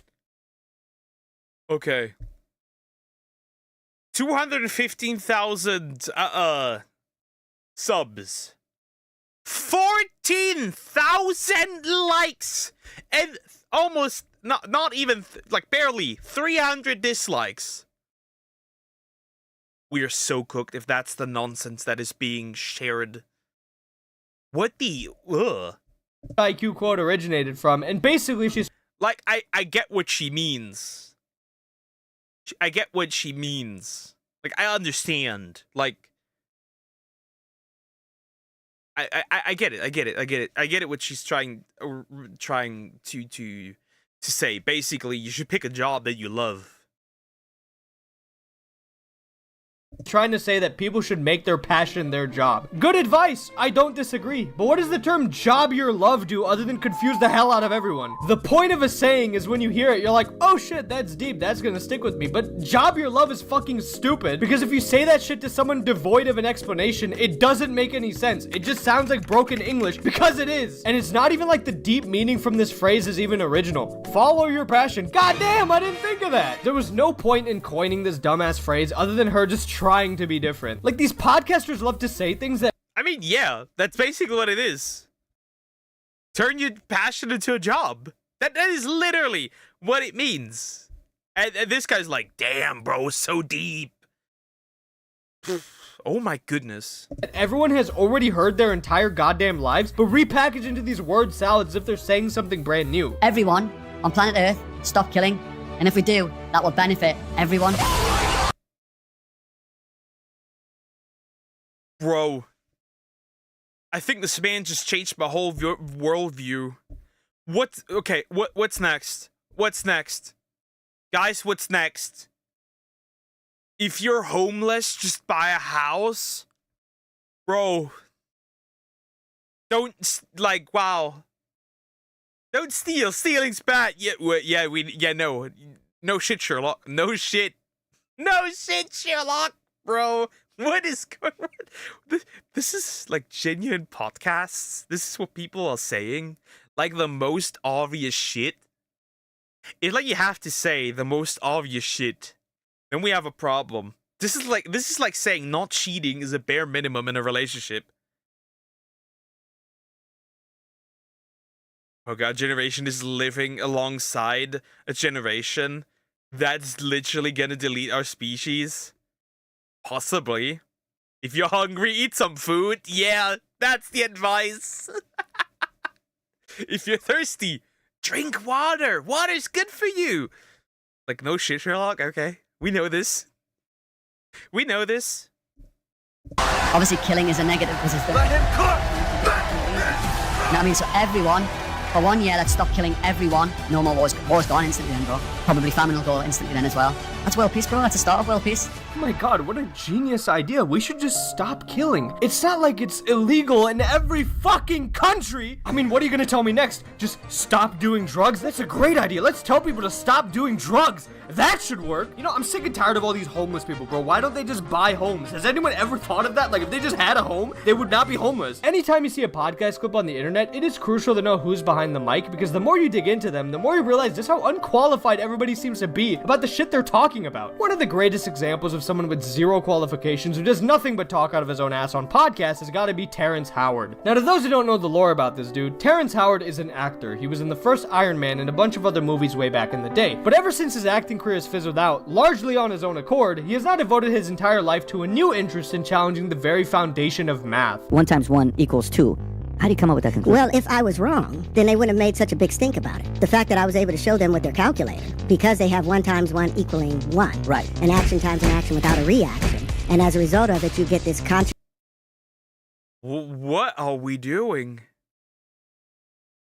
Go back to acting, brother. Go back to acting. What is going on?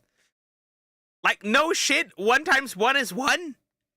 Contradiction with the square root of 2 being cubed having the same value as the square root of 2 times 2, which should say a red flag, a herring right away that there's something wrong with the mathematics. He is saying absolutely nothing. Just endless yapping about whatever comes to his mind, hoping we somehow see a contradiction in fucking 1 times 1. Now, the craziest thing is that I remember hearing Terrence Howard arguing about elementary math problems almost a decade ago. When he was trying to pull this shit at Oxford, he was getting mocked for being an idiot because nobody's gonna co-sign this.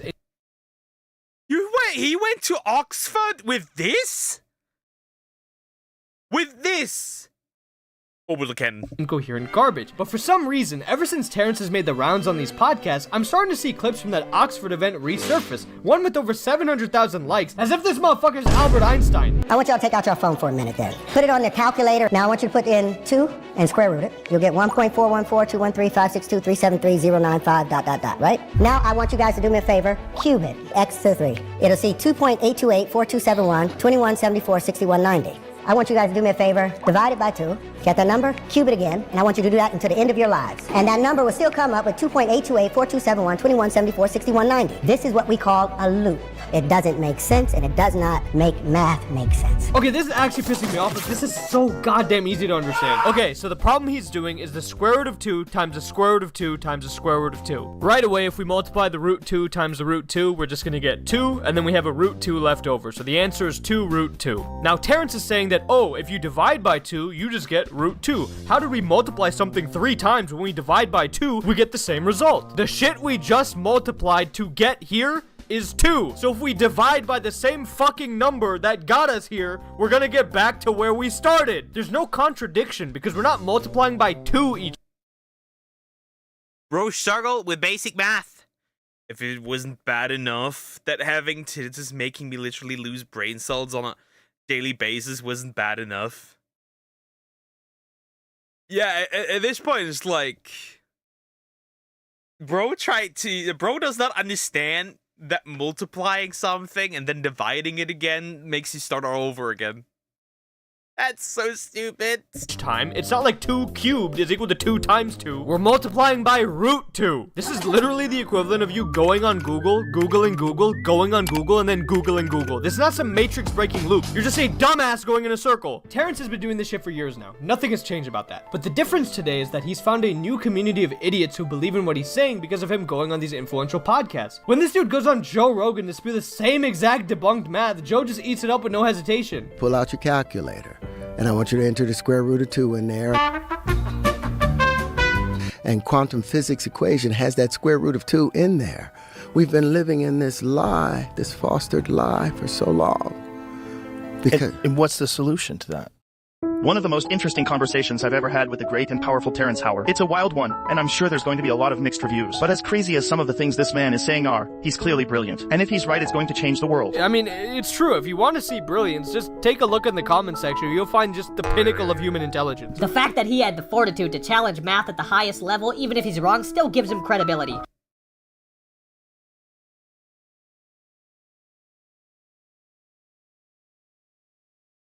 Were our ancestors smarter? Should we bring back camps? What? If that's the best my species gets, I think our species should quit. What do you mean? This is not just a smooth brain. This is like a dark, empty void of nothing in that head. There's a dark, empty void of nothing in that head. Him being wrong How can you be wrong but then have credibility if you are wrong?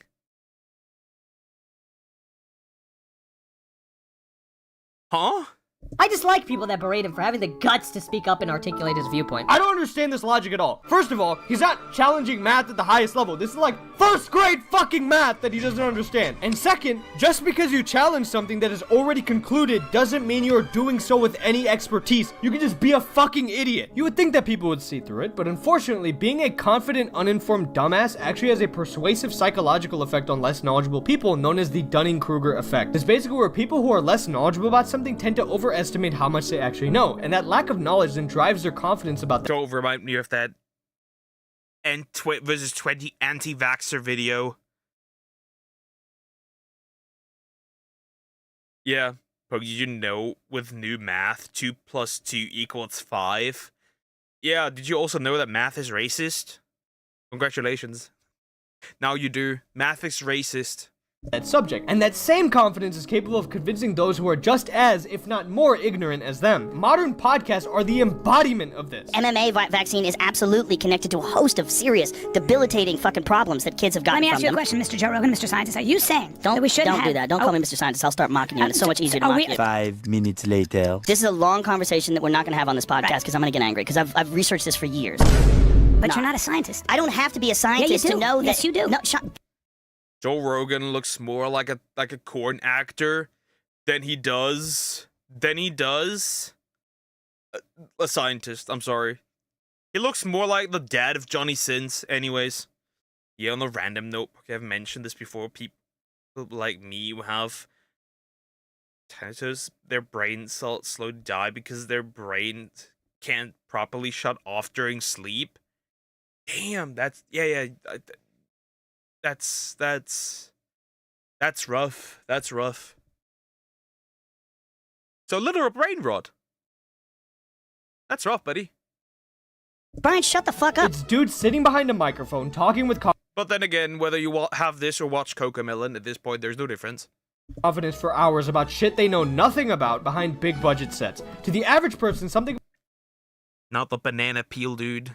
about the presentation will likely captivate them even if there's no substance behind what's being said. It's a voluntary fucking lobotomy disguised as education. That Joe Rogan clip is a rare example of someone actually pushing back against the garbage being spewed on podcasts. In this case, the biggest podcast in the world. But most of the time, people who go on these shows are able to lie endlessly with no pushback whatsoever. You know, if you take a banana and you mix it with a blueberry in a smoothie, it voids the nutrients of that No blueberry. way. Yeah. Oh, I didn't know Because that. Theoretically, you know, if the Earth were round and you were to fly literally straight across, pointing the nose down to stay with the curvature, then you would just fly into outer space and land somewhere else. What's the problem with microwaves? Microwaves, it basically bastardizes all the nutrients in the food, so you're just eating matter. That's not true. Also, the Earth isn't flat. Get out of here. So if you want to fill your stomach, you might as well just drink water. Wow, so it cooks out all the vitamins and minerals. I believe so. Wow. Top 3 educational podcasts, by the way. I was able to find so many of these insanely brain-dead takes from just this one podcast alone. The show has absolutely zero criteria for who gets on, and the Yeah, this doesn't surprise me. Podcasters are literally dumb at this point. Not all. There's like a financial podcast, but they're slowly starting to break this, man, because the people that go there, these people are stupid. It seems about as dim as the gets. And look, I'm not someone who believes that there aren't good or entertaining elements to any of these podcasts, or that they have to be 100% factual, or that the host has to be a hall monitor to every guest. But you have to understand that some of the people that go on these largely influential podcasts are either grifters or straight up insane and using these platforms to promote their nonsense because they know they'll be able to do so unchallenged. And you might be like, Habibi, the content creator is not responsible for their audience, they can think for themselves. Yeah, I agree with that. But I also think you should get shit on if you're just a useful idiot for someone else's agenda. Obviously, people who watch content have personal agency, but the point I'm trying to make is that we tend to underrate that the audience puts a lot of trust in the creators they watch. And it's very easy to manipulate that trust because content creators feel way more personal. That's very true. That's very true. Podcast license. I said it. Now, I think just like there's too many gurus out there.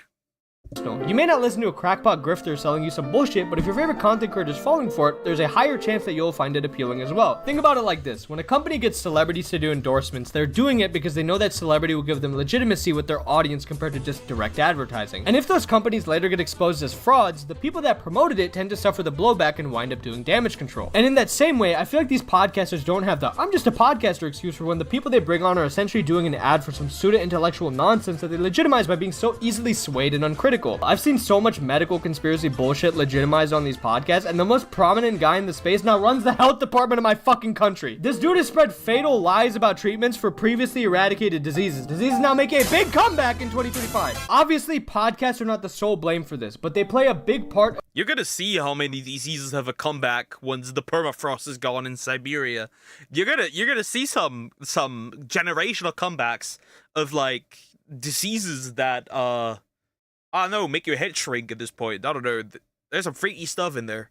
Of a larger misinformation problem, and it's frustrating because a media that I once had so much love and respect for is dominated by those keen on manufacturing and selling stupidity. Because podcasts are insanely consumable by design, this bullshit travels so damn fast. For every 1 hour of your podcast, you can easily farm a bunch of clips, and then farm a bunch of TikToks from those clips, and that doesn't even take into account the people that steal those clips and post it on their page. It's a factory of slop that from a financial standpoint makes perfect sense. The garbage engagement bait will spread everywhere, and the people responsible will profit. But I worry that as this cycle seems to have no end, we're at best producing an infinite amount of slop, and at worst, mentally rotting our society. Moral of the story, be critical about the content you watch. Don't take everyone yapping behind a microphone at their word, even if it's your favorite creator, and most importantly, if you ever... Pirate Software, the guy who said he worked at Blizzard but really didn't do all that much. ...in your life have ever thought to yourself, maybe I should start a podcast. I should start a podcast, guys. I would not know what to yap about, but I should start a podcast. Yeah, I'm for the podcast license at this point, or we hold people more accountable for the nonsense they spread. There's just two options here. Because, like, that's crazy. Being out here and being like, by the way, let your balls see the sun. It increases testosterone. Yeah, that starts to make me question things at this point. Funnily enough, we also talked about this in college. Like, this exact clip, we talked about this in college, funnily enough, if I remember correctly. And the study that says, by the way, shining light on your balls increases testosterone. I remember that. Anyways, like, comment, and subscribe. Alright. Next one is the big and important one. We're gonna look at the darkest, deepest pits of hell on Twitter. Twitter out of control, but we'll love to see it. Hey, what's up, guys? Rip here. Twitter out of control. Oh, Silent Bell and Sapphira VT. Really cool. Back a bit. What on the menu next? You're gonna see. You're gonna see.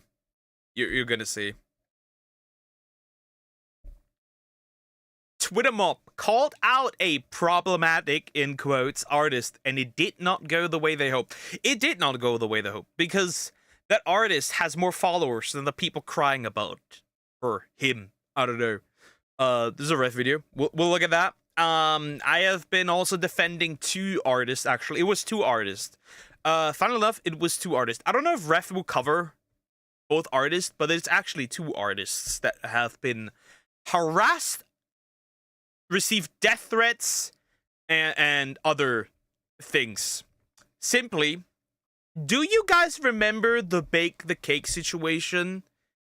Where, if I remember correctly, a gay couple went into a bakery and tried to force that bakery to...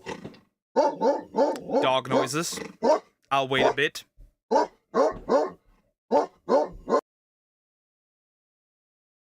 Somebody's shooting fireworks again. Now it's 5 p.m. So you hear the dog. Once more.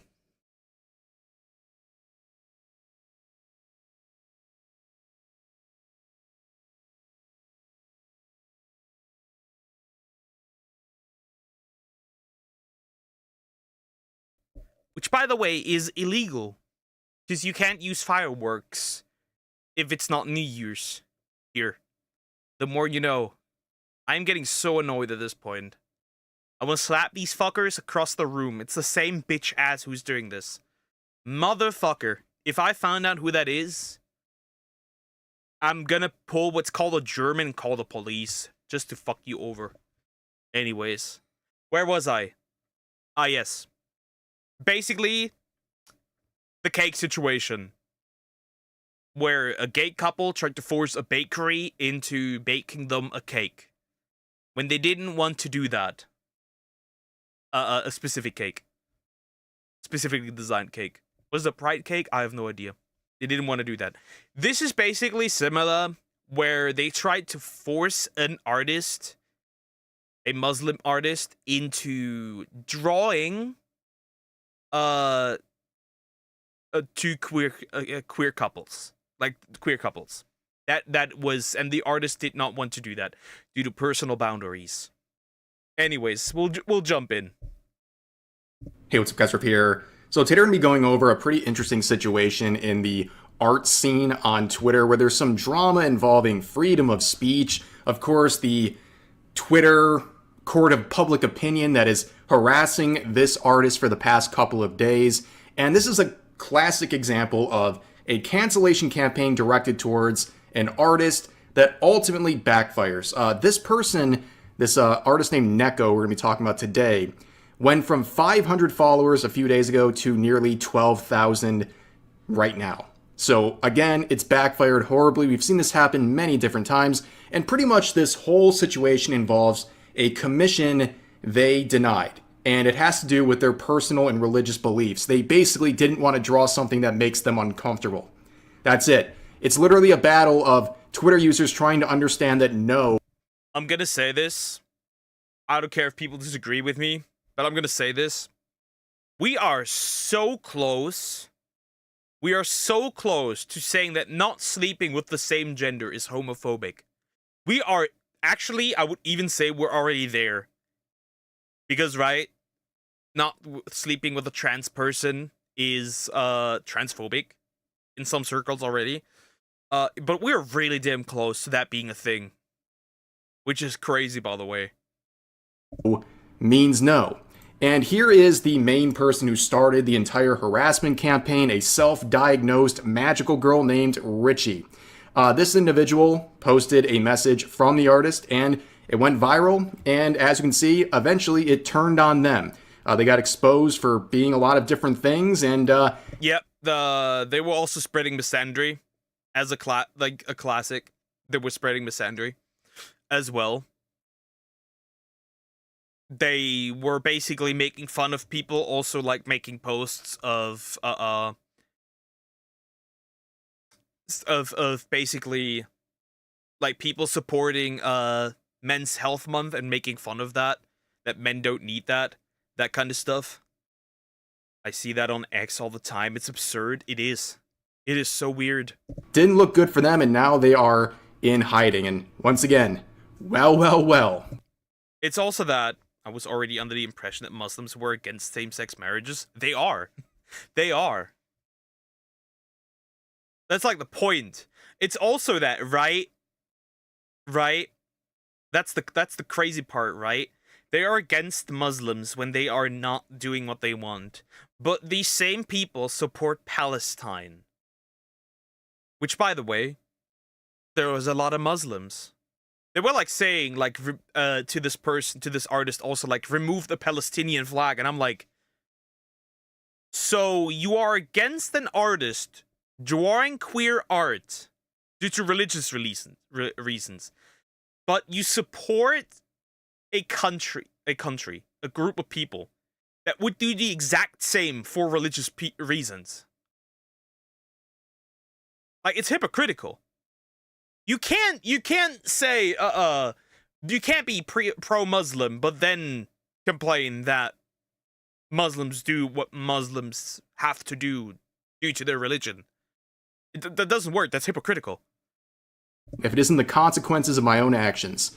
So here's where everything starts. The artist Neko here is on a platform named VGen, which is another place where you can commission. And then they tried to harass VGen, and VGen basically gave them a response and said, the artist can decline whatever she wants.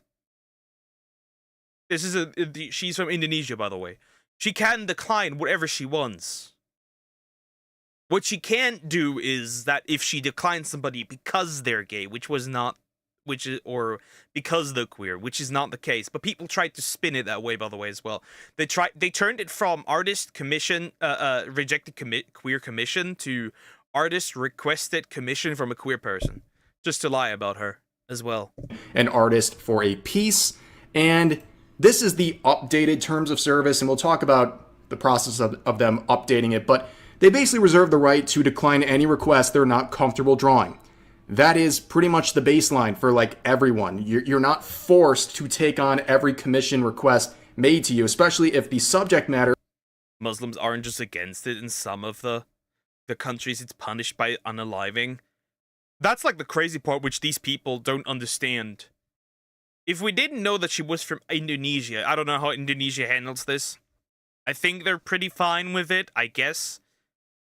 But, depending on where you live, she would not be able to draw that because she could get in trouble. But these people would rather make this artist, put this artist's life in danger than have them not be rejected. That's crazy. Like that's insane. That is draw two balls and a cock before instead of, you know, putting your life in and then put your life in danger. What are we doing? Makes you uncomfortable. So here's the post. It's a screenshot because this person has gone private, but this post would go viral where they say, "Welp gang, I wouldn't recommend trying to commission if you're a queer person, I guess." Quoting Neko's post here, and they show the screenshot. It is a communication from the artist Neko saying, "Hi, hello Richie, I was reviewing the waitlist and came across your Yume ship request. I truly apologize for the mistake of adding you before carefully reviewing it. Unfortunately, I won't be able to work on this piece as I don't draw queer couples. Please know it's absolutely nothing against your character or idea. It simply comes from my personal religious belief, and I'm trying to stay faithful to that. I deeply apologize for not clarifying this earlier and for my inconvenience or disappointment this may cause. I'm sincerely grateful for your interest in Neko Mission, and I truly appreciate your understanding. Thank you so much again, and I'm really sorry for..." There were also so many people throwing out uninformed lies. It's crazy. For example, this artist drew demons, right? And we're like, "Oh, you reject queer art, but you draw demons." Like, okay, you are completely uninformed, because if you knew, then you would know that in Islam they don't even have demons. Which means that this artist can draw demons. This artist can draw 1 billion demons. And it still would not be against Islam, because in Islam, I think they have jinns. And then, like, 2 different kinds. Like, one is good and one is evil. So even then, they tried to have a gotcha with the demon part, but this doesn't work. The oversight. So this is a theme you're going to see, very professional responses from the artist. And this is basically the scenario. The person made a commission request where they wanted to draw a queer couple. And this person says, based on my personal religious belief, I'm not comfortable doing that. In fact, in other scenarios, they offered to maybe draw them like platonically or something like that. But yeah, so they turned it down and said, hey, I'll be a little more clear with my TOS. They apparently just started using this platform a few days ago, and they weren't too clear on how things were working. So they apologized. And this person makes this tweet. It goes viral, and they make it very clear in the replies that they believe this person is homophobic for denying their commission request, saying also that it's crazy. See, I have a question. Would it also be... See, there's plenty of artists who don't draw men. Is that a problem? There's plenty of black artists who only draw black characters and reject and reject what's the word? And reject they just reject white characters, right? Is that problematic? There's artists who only draw men. Is that problematic? Like, okay. There's artists who reject drawing black characters because they can't draw black characters. They have no idea how to draw them. There's characters who only draw Japanese characters. Is that a problem? Like, when we open this complete can of worms of you cannot draw something, you cannot reject drawing something because it offends somebody, a lot of you artists are gonna have some problems out here. Because even the ones that cry about this will be the ones who are bigoted. Crazy that someone plays Genshin Impact and is homophobic. That is a very weird and terminally online statement right there. That's because Genshin Impact is the most toxic queer fan base on the entire planet. There's nothing worse than this community. They will literally dox you and harass you if you are somebody who ships male characters with female characters. They will literally make your life a living hell. You cannot save the Genshin community. The Chinese have won successfully. But like I said, it goes viral. People are calling this artist a homophobe and all these things, and they're getting canceled. And you can see the first response they made by quoting the previous post. It has 4.6 million views, by the way. But to sum this up, because there's a lot of long threads in this, and let's keep it brief here, they basically say I wasn't really expecting all this, and they're sorry to the client for what happened, and that they just opened up VGen a few days ago, and they were not fully aware of how the system works, and know that they're not queer-phobic, and that they're surrounded by queer people. And I wouldn't be mad if this artist became queer-phobic. I would not be mad, not gonna lie. I wouldn't be mad. It would be understandable. If you get bombarded... I mean, it's surprising that this artist did not just fully lean into it. It's actually surprising. Like, it is surprising. Like, if somebody gets, like, that much hate, death threats, other stuff, I mean, if there was a capability of doxing this artist, they would have done that as well, for sure. I would have not surprised if they actually have a resentment. That would not surprise me.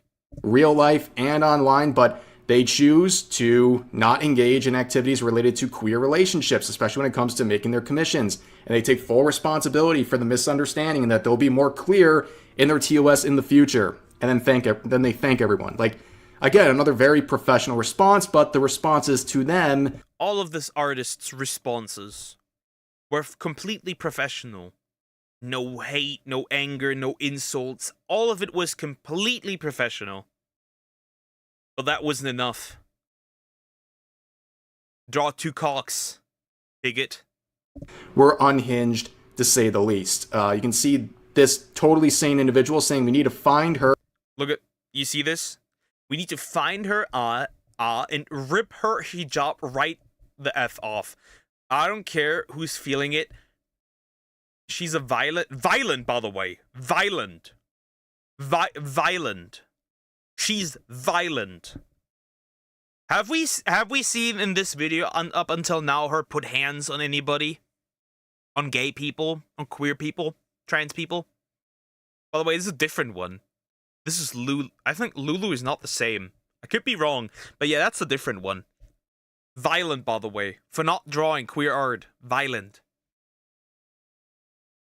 We are so damn close to if you don't date the same gender, you're homophobic. We're so damn close.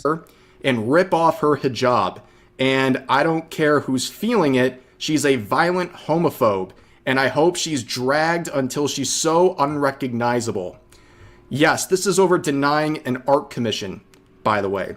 Here's another one saying, I hope you know that if you didn't do Yeah, this is Lulu, who was a different artist who experienced the exact same thing.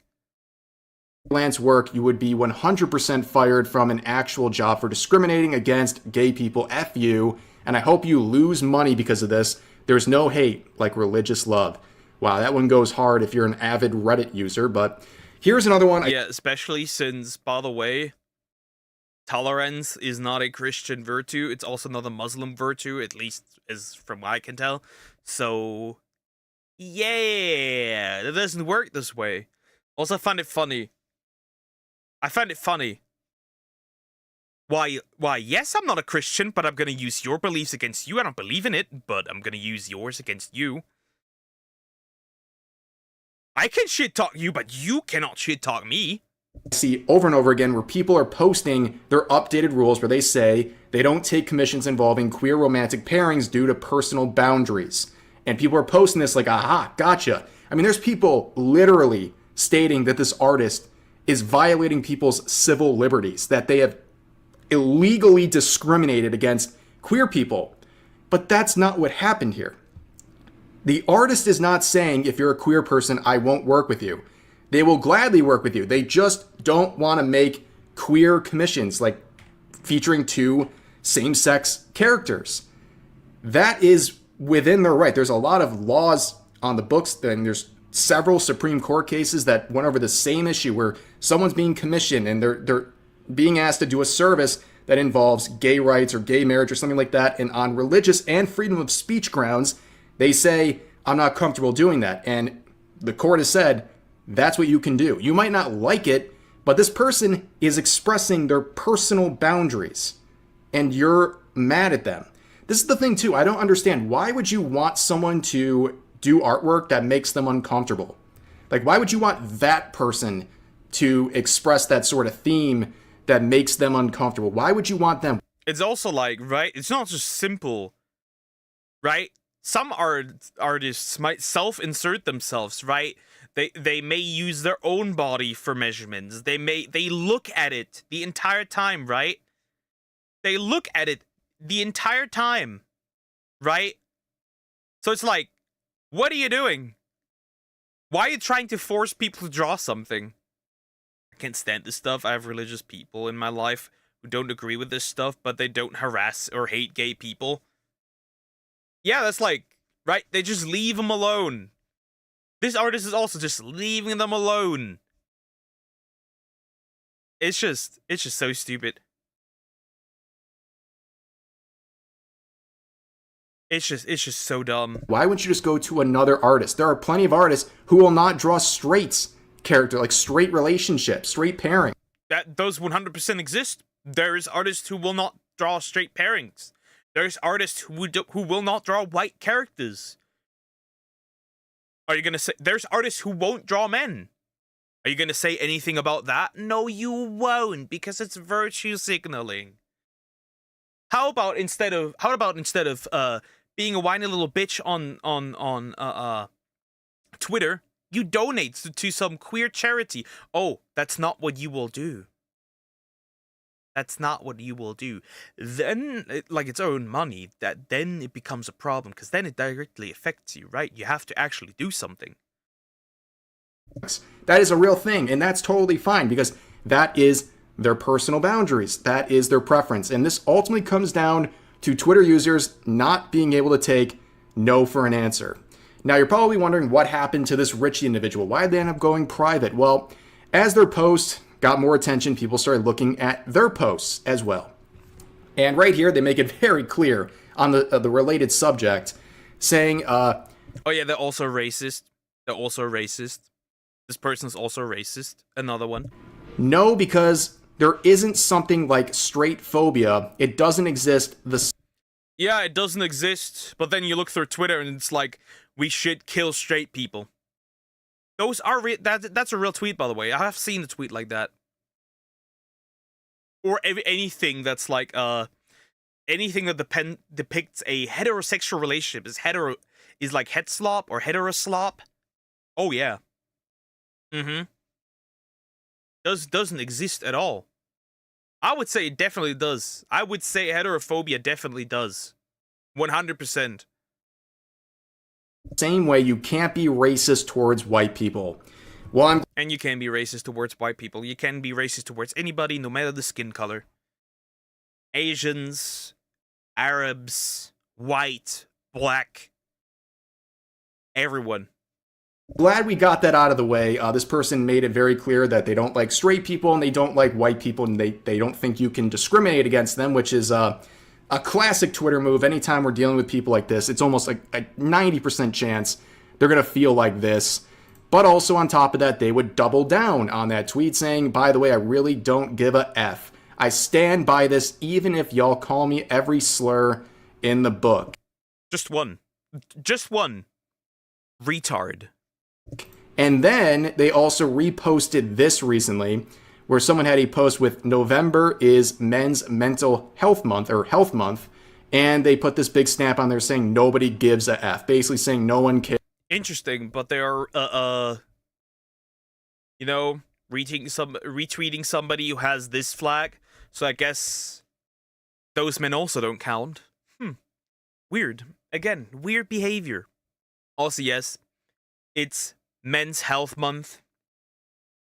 Check on your homies and get your balls checked. You're not free from testicular cancer. It will get you if you don't make sure. Anyways, just saying that. All my parents are religious and are raising my siblings with the Christian beliefs. They know I'm not religious. And we don't argue or fight about because it's a waste of time to us. We still love each other. You need to realize that these people cannot survive in an environment where their beliefs are challenged, where not everybody agrees with them. They live in a constant echo chamber where everybody spouts the same nonsense. I don't want to make it a right and left issue, but it kind of is. They made studies, and they show that the political right is more thought diverse than the political left. just some thought. It's just crazy. Whenever I come in and see Poker talking about balls, Echo, I'm talking about men's balls because those need to be checked. Don't want to people have people dying here with cancer. Cares about the well-being of men. So this person doesn't like straight people, white people, and men. Congratulations, a trifecta, if you will. But they would apologize because they started getting dunked Yeah, this is not an apology. This is not an apology. Fuck off. On for the post we just saw, and honestly, people are re-examining the entire situation and saying, why'd you even do this in the first place? But they say this. Hello, I would like to make a statement regarding the artist situation. I don't condone any form of harassment. I never sent them threats to them myself or told others to do so. I did share my DMs with them through VGen, which I immediately got attacked for as well, getting called every slurs in the book, but I never had any ill intentions as someone wants to paint me with.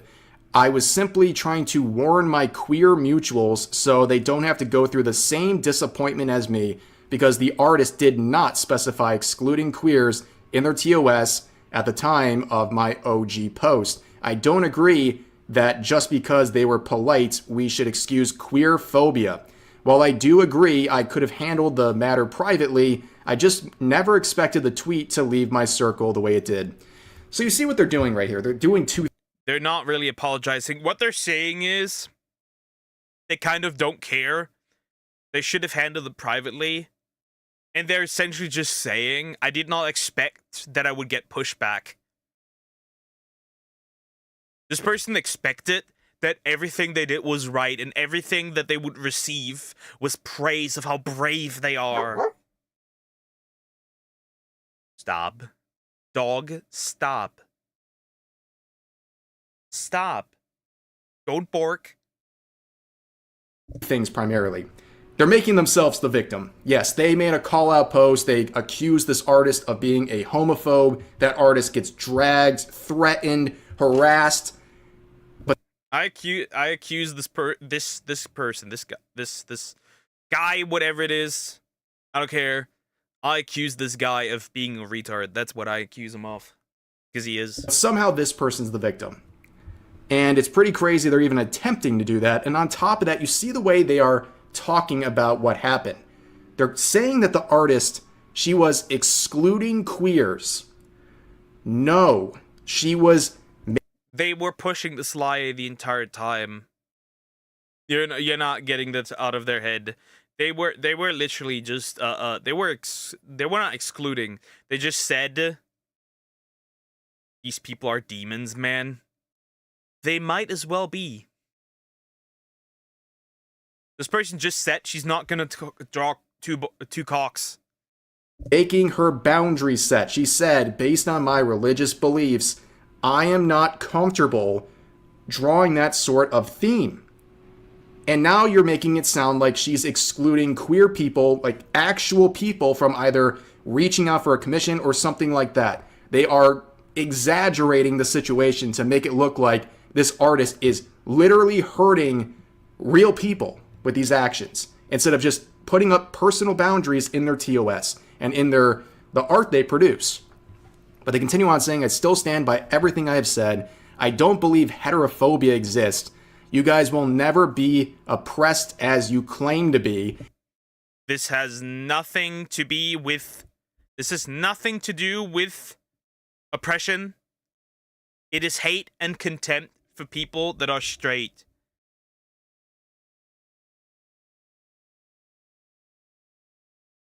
I don't think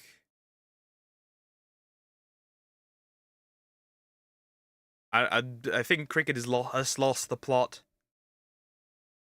Neither do I believe in white racism. As a person with white upbringing, white people do not have the same history experiencing racism as a person of color, and we will never fully understand what a person of color goes through. I'm glad you're speaking on behalf of people of color. I'm glad you're speaking on their behalf. It's the savior complex. It's the self-hatred. We see this on Twitter all the time. It's just, yeah, not great. My account was private with my replies locked because I am not obligated to argue or have any Again, you can't be racist against white people. 100%.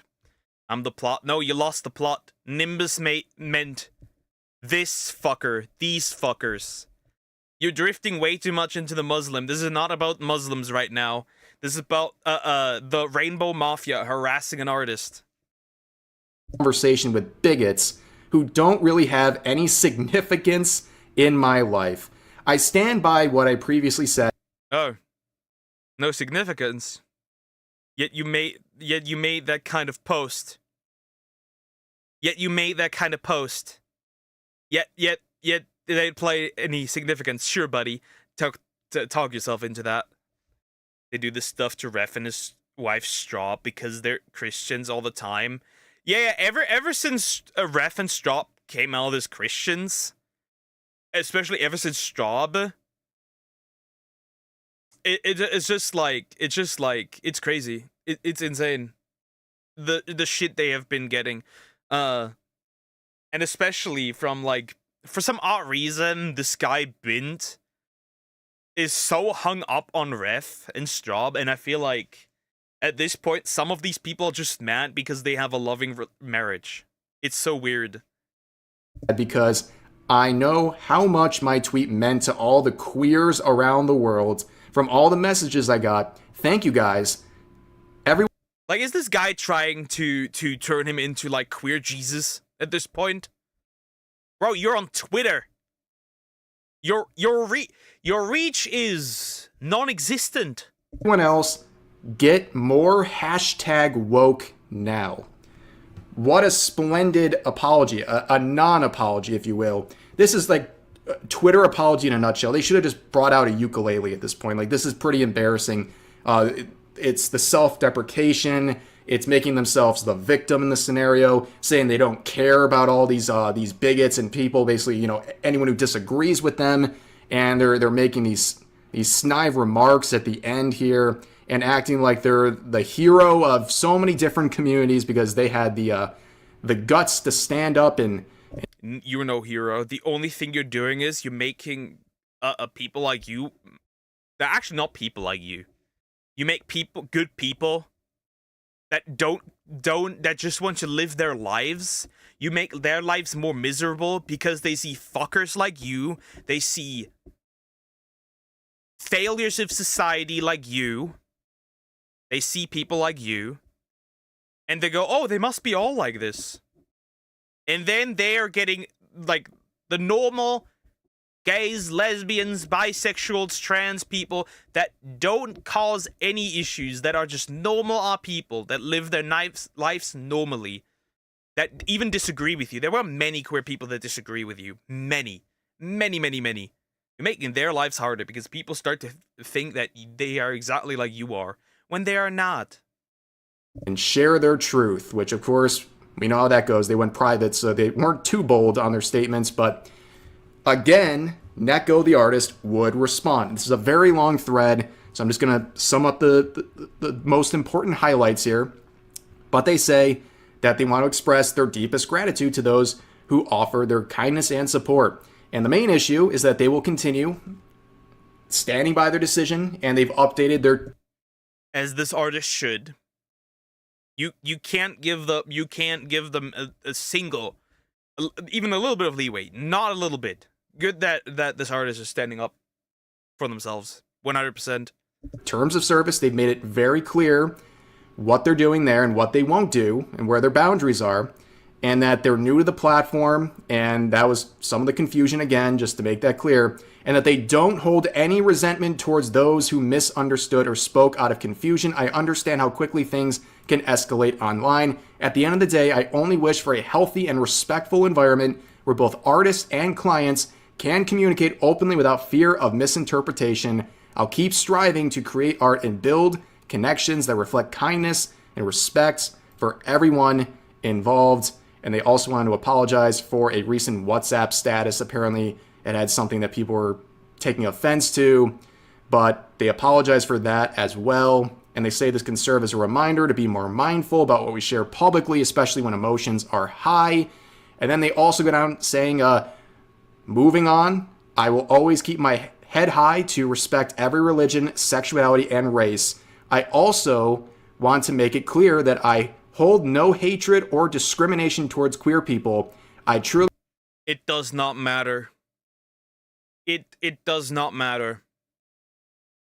Whether you say that or not, it does not matter. You could have left that out and it would have made no difference.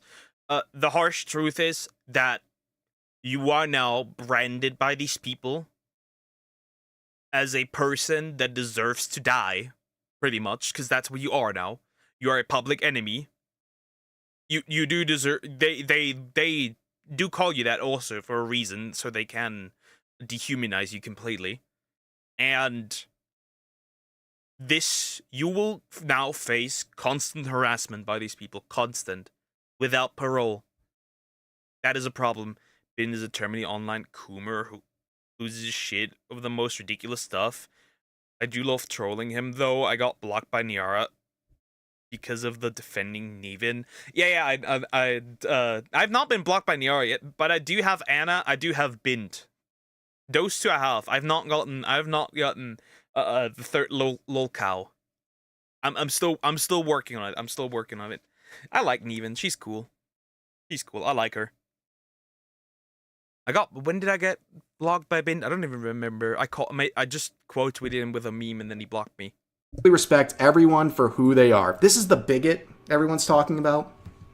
Well, they're not very good at being a bigot if they're talking like this. This is a professional response. I believe this artist is 19, by the way. This is a great response. This is a very difficult subject matter. It can get really messy really quick. And when you got people breathing down your throat, calling you a bigot, and going viral doing so, it's hard to come up with a good response like this that actually feels pretty heartfelt. So at the end of the day, they set boundaries. They didn't... When somebody calls you a bigot, just ignore it, because the word has lost all meaning. Bigot, you are a bigot if you disagree. You're a Nazi if you disagree. You're anything in the book if you disagree. So that word has no meaning. All these words, they have no meaning. They don't matter. They don't say anything. Because they're not, they're used, so overused, they're so inflated that these people could not tell if they stood actually in front of a homophobic, because everyone is homophobic to them. They could not tell if somebody is an actual Nazi, Because to them, everyone is one that does disagree with them. There's no hope for these people. None. Convey it the most clear way in their TOS. They updated it, apologized for it, but people still believe this person is quite literally like discriminating openly against queer people, and that's not the case. They are just simply putting a boundary on what they feel comfortable drawing in commissions. But of course, the response to this was filled with a lot of support, but also a lot of hatred as well. Individuals like this saying, yeah, you and your homophobic religion and culture can suck it, actually, effing idiot. Ladies and gentlemen, the tolerant people, they've lost their cool. The mask has completely slipped off right here. Here's another artist saying, it's crazy that you can be homophobic and nothing will happen. You also gain more followers if you're polite enough about it. Interesting seeing people defending her, also calling LGBT people mentally ill or something like that. I don't know. Really telling when you think about it. Well, to be fair, they're not calling LGBT people mentally ill. They're calling you guys mentally ill. Which in this case, they are in fact correct. You are mentally ill. The worst thing that happened to our species is the softening of our species. The worst thing that ever happened. This last part's interesting because I'm seeing people saying they're going to harm the artist in real life. They're going to track her down. I see people calling... Yeah, that's suddenly not a problem because, well, it's the enemy. Remember, they don't call you an insert phobic or whatever term. What was the quote from Shoe on Head? Let me think. They don't kill you because you are insert whatever phobic, whatever buzzword. They call you that so they can kill you. Remember that. Her slurs and saying things about her religion. We just saw one 2 seconds ago. So are you going to blame the people who are calling her out collectively for the actions of those people? Like, this standard doesn't really work in your favor. And on top of this, this part right here just feels like jealousy. Like, I guess you're mad that they gained support when they were harassed by a mob of people, and people saw that, and instead of... It's also funny how unsmart these people are in their, what's the word, business decision. If I see a tweet like that, I will never commission you. Ever. I would never, ever commission you if I saw shit like this. Joining in on the mob, they showed support. But here's another one saying, y'all will let religious bigots hate crime you in broad daylight if they were polite enough about it. I mean, we're cooked at this point. Telling somebody to speak English in the UK is a hate crime. So what even is a hate crime? Can you define what a hate crime is? Because the lines are so blurred that we live in times where telling somebody to speak the language in the country you live in is a hate crime. I don't know. Showing us some related tweets and artwork. And of course, how does that end? Muted. Yes, because people were disagreeing with this, and this person couldn't deal with their headcanon of the situation being challenged. Also, why is it always a Genshin profile? Ref again? Yes, ref again. Here's another one saying the amount of people defending her is insane. Yes, not accepting a commission specifically because you don't like drawing a gay couple is homophobia. If another person refused to draw a Muslim because they don't feel comfortable with their religion, that would also be discrimination. No. No. No. If somebody doesn't want to draw Muslims, they don't have to draw Muslims. If somebody doesn't want to draw Christian imagery, then that's also totally fine. If somebody doesn't want to draw Buddhist imagery, that's totally fine.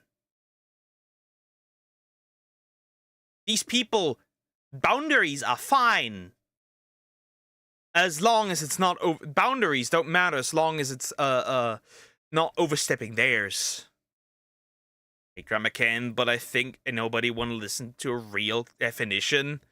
Again, it doesn't matter if you give me the real definition, because the term has been so watered down that, again, telling somebody to speak English in the UK police will put you in jail for this. They will literally charge you if you tell them that, because that can be considered, in fact, a hate crime. We are so cooked. When I saw that clip, I was in disbelief. So again, people are setting boundaries.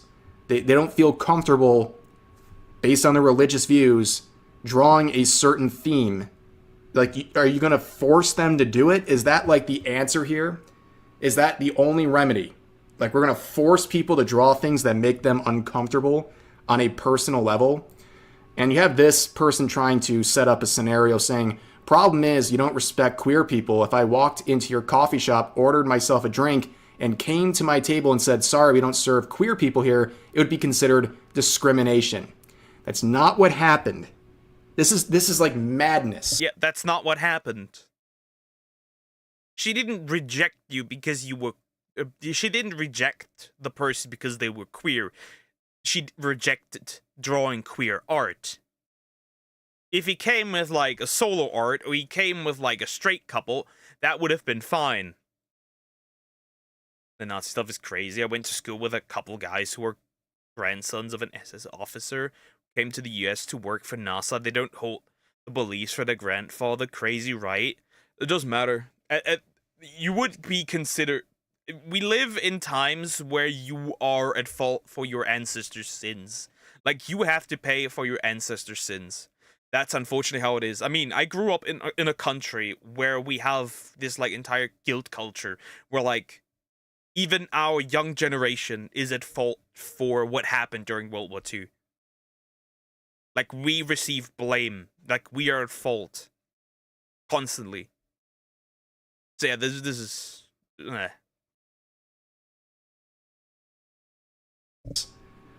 She did not refuse a commission because the person who made the commission is queer.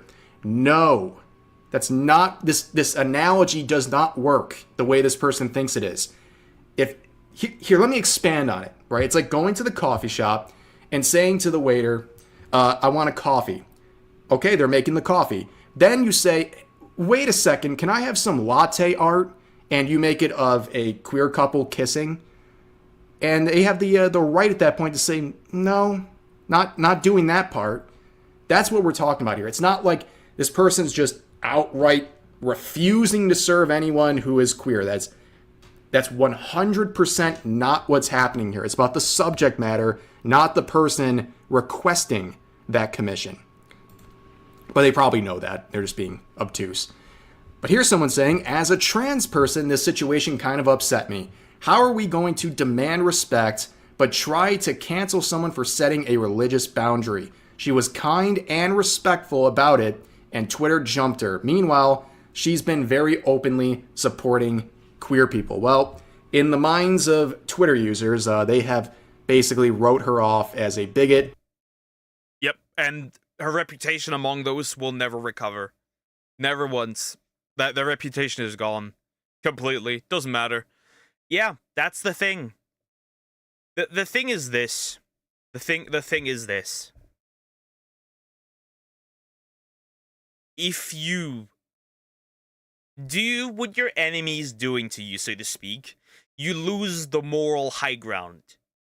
You can only argue from a position of logic, from a position of you being the better person. If you are, in fact, the better person. A murderer cannot advocate against murder because they don't have the moral high ground. A thief cannot argue against stealing because they are a thief. They don't have the moral high ground. If you harass somebody for being quote-unquote homophobic, which she was not, you lose the moral high ground. And that pretty much is that. But anyways, you can see how crazy the situation has got. People are making, like, sub posts about it saying like, if you want to call me a bully for standing up for gay people and for being upset that an artist that draws demons. Somehow I made fun of this retard. I'm not blocked yet. I don't know how I did it. Again, the demon cannot even be used here, right? He uses the demon argument, but in Islam you are allowed to draw demons because they don't exist in Islam, so that's out of the window. They don't care about moral high ground. They can yes all the way out when they lose the moral high ground. True.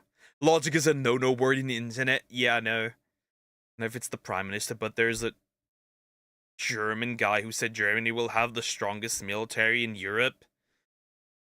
Yeah, I mean, they are bringing back military service, military conscription, so yay. That's gonna happen.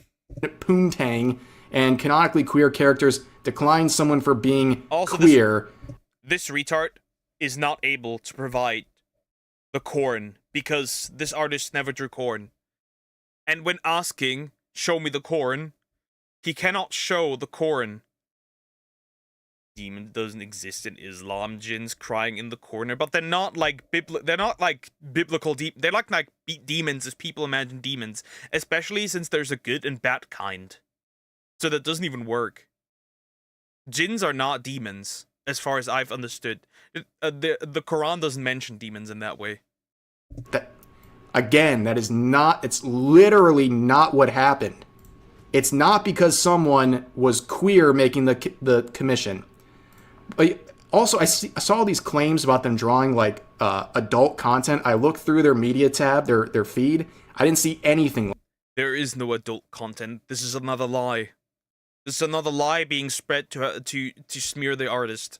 Like that. So I don't know really where people are getting it. The closest thing I saw was like a shirtless male character. So I don't really know where people are coming up with this, but you can see it's virtue signaling on steroids over here. People are taking advantage of the moment to dogpile this artist, but unfortunately for them, it didn't work. And just like in many other cases where someone's trying to dogpile an artist. Do I see? Is that Shiro's profile? Ah! Artist or a content creator, whatever, it ends up working in their favor. Is it a headache? Of course. This person clearly didn't want to go through all this, but now that they made it through the other side, a lot of people gain respect for them. And also, they gained about 11,500 followers. So, pretty good for them. I'll put a link to their account in the description if you want to check them out. We always like to support artists around here. But anyways, that's going to do it for this video. As always, feel free to share your thoughts about today's topics in the comment section down below. Yeah, it's pretty simple. Fuck these people. This artist has such cute art, by the way. It is so good looking. She has such cute art. It's really good. It's really good art. Yeah. What else is there to say? She has been branded as a homophobic. There's no recovery from this, by the way. So yeah, it doesn't matter if she tries to make like an attempt to make amends or something. It doesn't matter. She just ignore it because like she's gonna get constantly quote tweeted by these people. It doesn't matter. Yeah, support this artist. There's also another artist, Lulu, earlier, who had the exact same problem. The one with the hijab, where they wanted to rip off her hijab and drag her and beat her until she's unrecognizable. That one also has really cute, really good art. Anyways, like, comment, and subscribe. Alrighty. Jin is more like a deity. Just mentioned on translating demons, so it's indirectly is mentioned. I guess. But as far I've googled it, and it is totally fine as long as it's not promoting evil or depicting worship. It is fine to draw. It is fine to draw as far as I've understood it. Though depending on how radical it is, that might cause problems. I don't think that in Indonesia that's that big of a deal though. Jin is smokeless figure. It can be good and bad. Poke is right on that. Yeah. Guys, I'm taking a quick bathroom break. I will be right back. Don't goon or gump.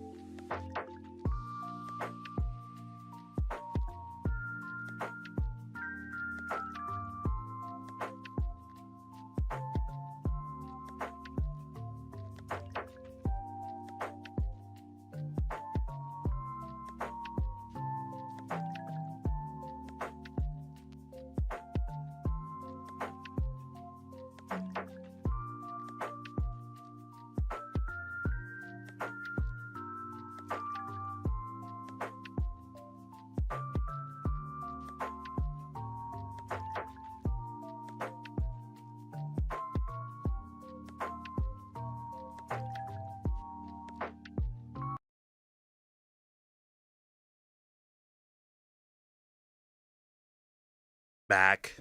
I am back.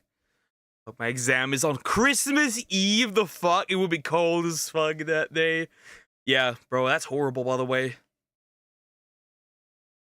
That's crazy. Wow. Sounds nice to me, though. Sounds very, it's the word cuddly and nice, doing that on Christmas. I may have time to watch, like, 2 smaller videos. That's it. Because I have to babysit in a bit. Because,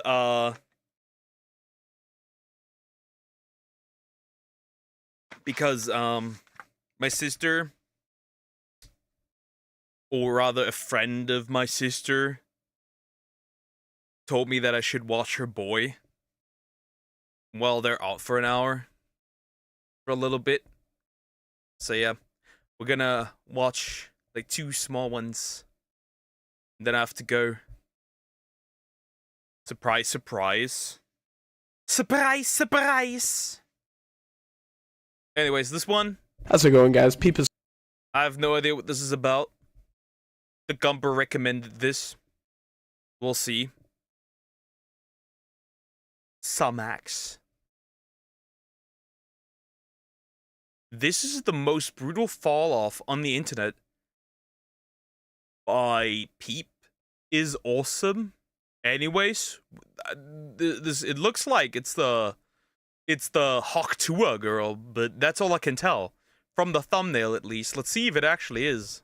How's it going, guys? Peep is 5 seconds of fame here. And the idea of being a one-hit wonder will always be a pretty sad one. I really hope there doesn't come a day where I go super viral for something just to go back to being a nobody the next month. That happens more often than you would admit.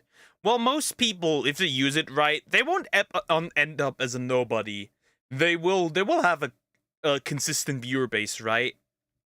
But the Hawk girl messed up. She didn't use that properly. Anyways. Watch her boy, pay up. Nothing is free.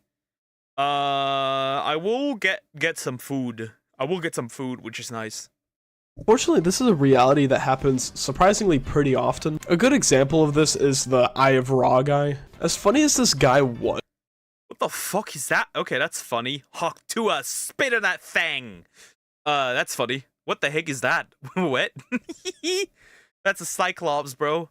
Is the beginning of 2025. Admittedly, after becoming a viral sensation that was literally at every corner of the internet, he said that nothing in his life really changed. He just kept working a retail job. This guy does still pull decent views though, so gotta give him credit where it's due, you know? But then there's people like Haley Welch. Now, there were like plenty of, not Eye of Ra, there were like plenty of people who, what's the word?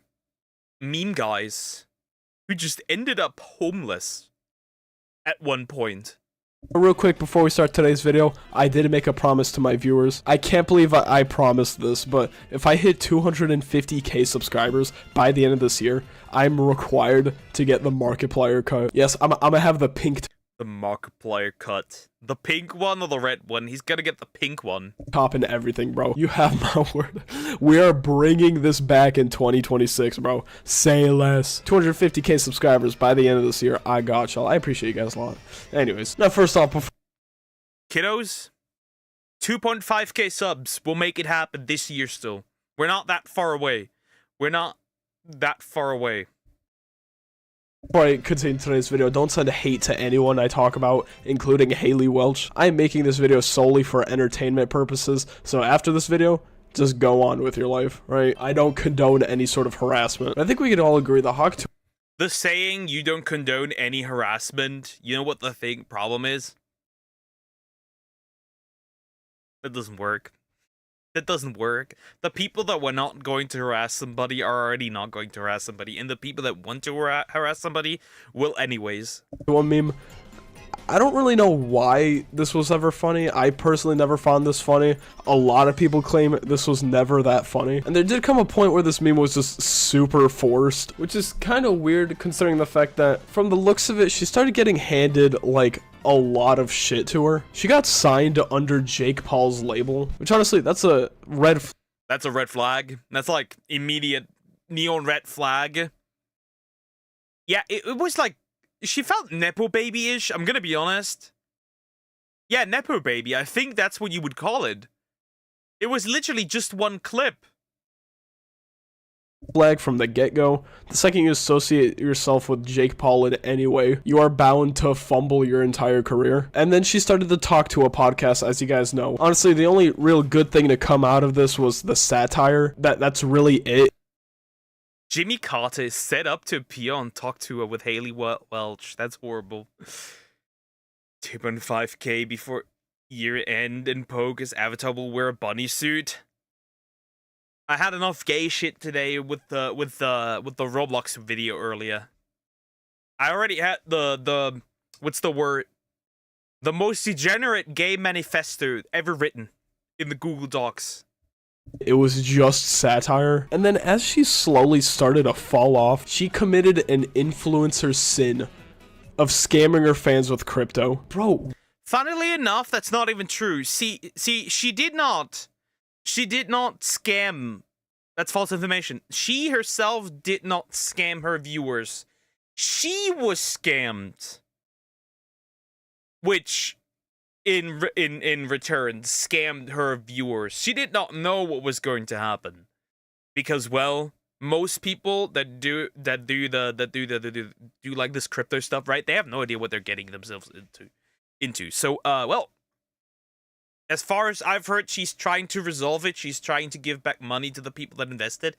I don't know how far that is, but that is what happened, as far as we know. As far as we know. Remember this guy who got super big on TikTok for doing skits at Skyrim NPCs, and he went off the deep end and unalived his wife because she wanted a divorce because of him abusing her. It was crazy. Wow.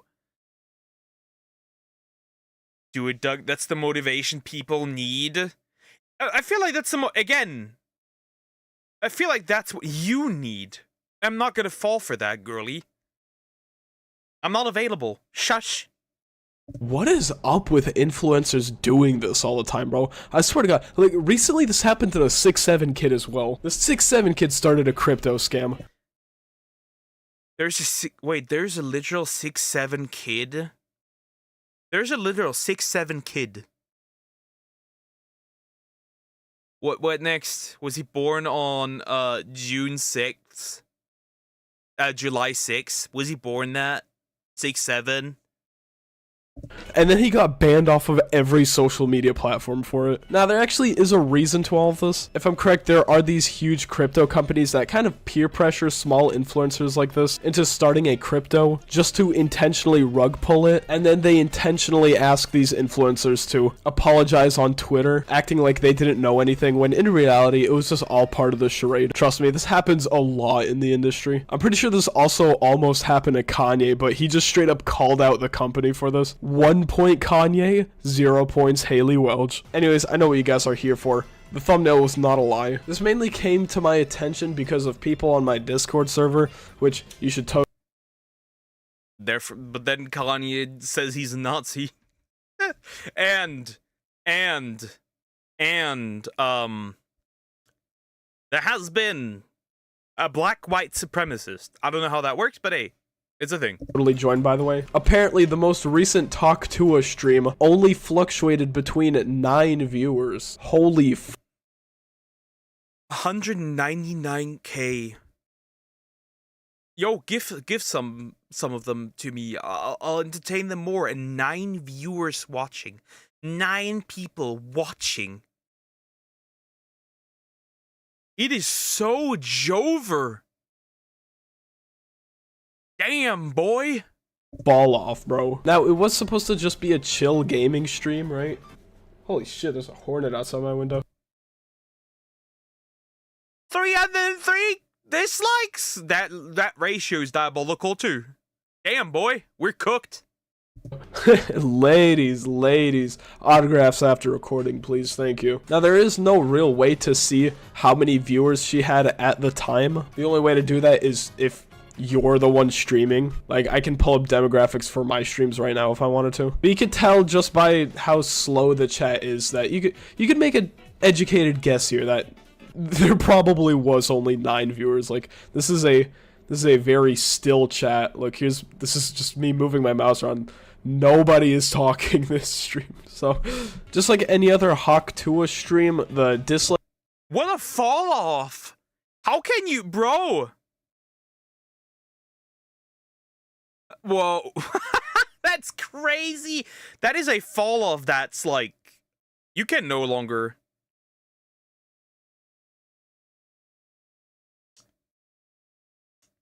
That like, there's no recovery here. There is no recovery here. There is no recovery here. She had every resource to be popular. Back in cloud, blah, blah. Yet here we are. It's because it all was misused. It was all so misused. That's the problem. See, when he got tricked into giving his infinite X to scammers who locked him out and they tried to use his likeness to do a rug pull. No, I've not heard that. That's crazy as well. Wow. There's 2 ways to get subs quick. One is buying them. Yeah, it surely exists. Yeah, but that's more so on the rare side. And if YouTube catches you, you're either cooked and you're gonna lose them all anyways most of the time.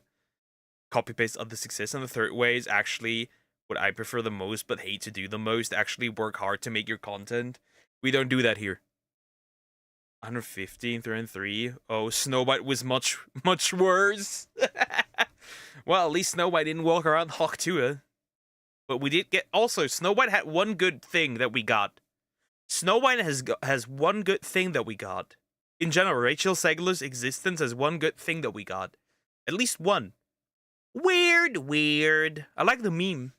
I like it, actually. Like, ratio is going to be very high all the time. It's not just for this, it's for literally every video or stream on this channel. She just gets ratioed straight to hell. This is a more of a generous one because usually it's way worse. Like, trust me, it only gets more brutal from here. Holy shit. 40k versus 71k? That's at least still a better ratio. Only real exception here is the fact that nobody watched this stream. Clocked 2 viewers. Clock 2 viewers is crazy. She went from having Jake Paul and KSI on her podcast to streaming Fortnite to 9 viewers in less than a year. What is Joey Salads doing here, bro? What? I've never seen a fall off this bad before. I am surprised. I am surprised. I am genuinely surprised that she hasn't just opened an OnlyFans. This surprises me so much. This actually genuinely surprises me that she just actually didn't just say, what, fuck it, OF. This is internet history here. Do you want fries with that? You should start In every video where she's sucking dick, she's gonna just like do Hawk Tua and spit on it. I just thought about it. That is the ultimate move, guys. Practicing a new catchphrase. Damn. Ouch. Respect for not buying viewers, LMAO. Just start okay, no, come on. At least respect her for not selling out. I'm the GOAT. I can predict things. Alright. That is so ironic because she scammed her fans with crypto. That is... I should not be saying that. Insert that one, like, photo of, like, the nice castle and then, like, the haunted house. Influencers deciding what to do when they fall off. Either start a crypto scam or start an OF. Even DSP gets more viewers than that. Sad. Yes, DSP does. I think DSP was also, like, absolutely mocked by Asmon, which is also funny. That's gonna give a good meltdown. The fact Disney didn't give her a hand or telling Rachel to shut up is wild, considering how big their downturn has been since Endgame. True. Hawk Tua spitting on that thing. On that thing. God. Now I just have a weird degenerate picture in my head of her doing that at every start of every video. Look, as unlikable as DSP is, at least there's some sort of entertainment value for that, right? Which honestly, that was sort of always the problem from day one, right? The biggest complaint about the Talk to a Podcast was that nothing ever really happens. Respectfully, and this is not me insulting her, this is just me.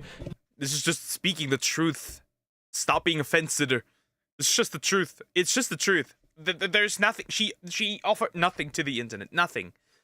I'm surprised. She only pulled those numbers because she had a podcast with famous people. Just put her alone in a room and she's not pulling any numbers.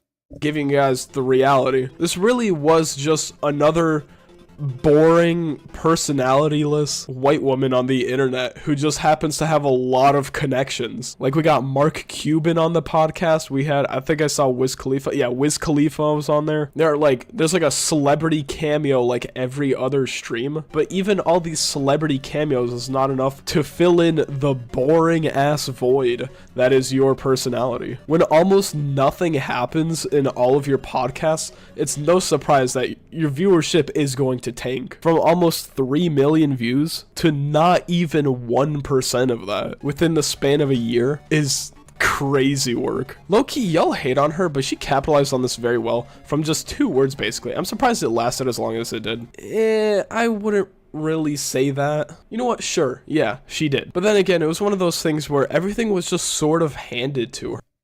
I think she could have had a chance to recover this if the crypto scam, if she didn't get scammed. If she didn't get scammed, I feel like she could have pulled something, recovered, or pulled something off. Talk to Her Girl was the Gen Z Adam 22. I think I know who, isn't that the cuck? I feel like isn't that the cuck with like the to-dos, but also like lets his wife make like corn videos? I feel like that's him. Maybe I'm wrong, but I feel like that's him. Horrible. What is it with these big influencers being cucks? You know, it's one of those things where it's like, if everything is handed to you, you don't really learn any skills or anything. I don't mean to be a cornball, right? But you know that one quote, fast success builds ego, slow success builds character. This is not me saying she has an ego. As a matter of fact, I don't really know why I used that quote. What I'm trying to say is, if you just give a nobody a huge audience and sign to Bro's just waffling at this point. Her being pretty helped. Yeah, her being pretty helped. You mean iDubbbz? No, not that cug. a huge record label with all these connections out of nowhere, she's bound to fall off if she doesn't know how the industry works at all, which is exactly how crypto scams and going off the radar for half a year happens. Now, something I found really interesting was how her social medias ended up, because I mean, if you go to the comment section of any of her posts, let's do this one right here. The like to view ratio is honestly not that good. Also, considering the fact that she has 1.8 million followers, so only 800 likes is kind of embarrassing. But at the same time, that's sort of to be expected. I'm going to be a broken record here. She was given so many resources and yet didn't really know what to do with those resources. 200 views and were insane. She basically gave up on giving people their money back. Does that make sense? I feel like that's the case. I think that's happening here. I think she just failed. There's no way of getting the money back.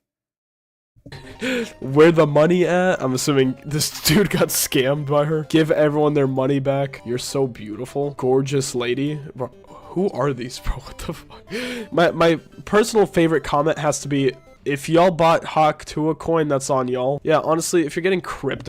To be fair, I have to admit that if you buy any like coin cryptocurrency from an influencer, streamer, whatever, I have to admit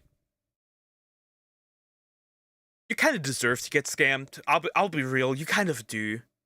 You kind of deserve to get scammed. It's like survival of the fittest. It's like natural selection. Just me. It's like trying to swim with sharks and then be surprised when you lose an arm. It's kind of on you. scammed by an influencer.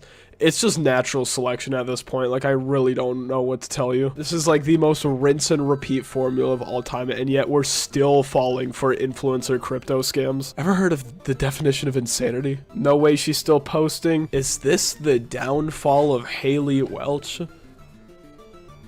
What am I doing with my life, bro?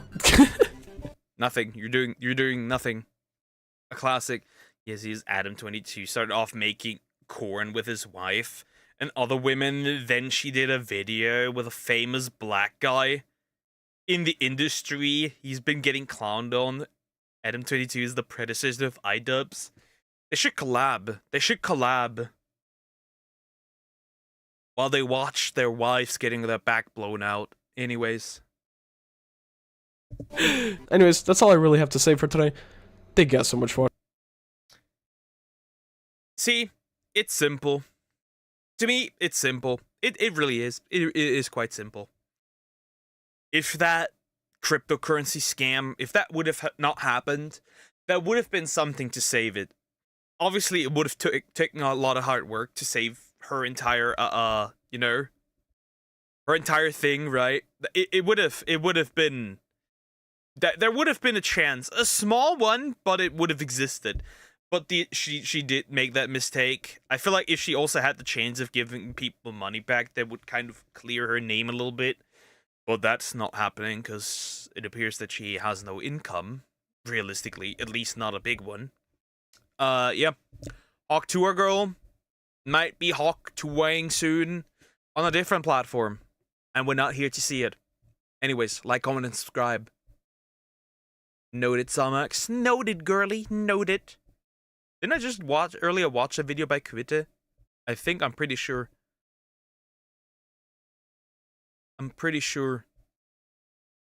Well, we can watch something funny towards the end, I guess. We can do that, why not? This will be the last video for today, then. I work out at the... This will be the last of today.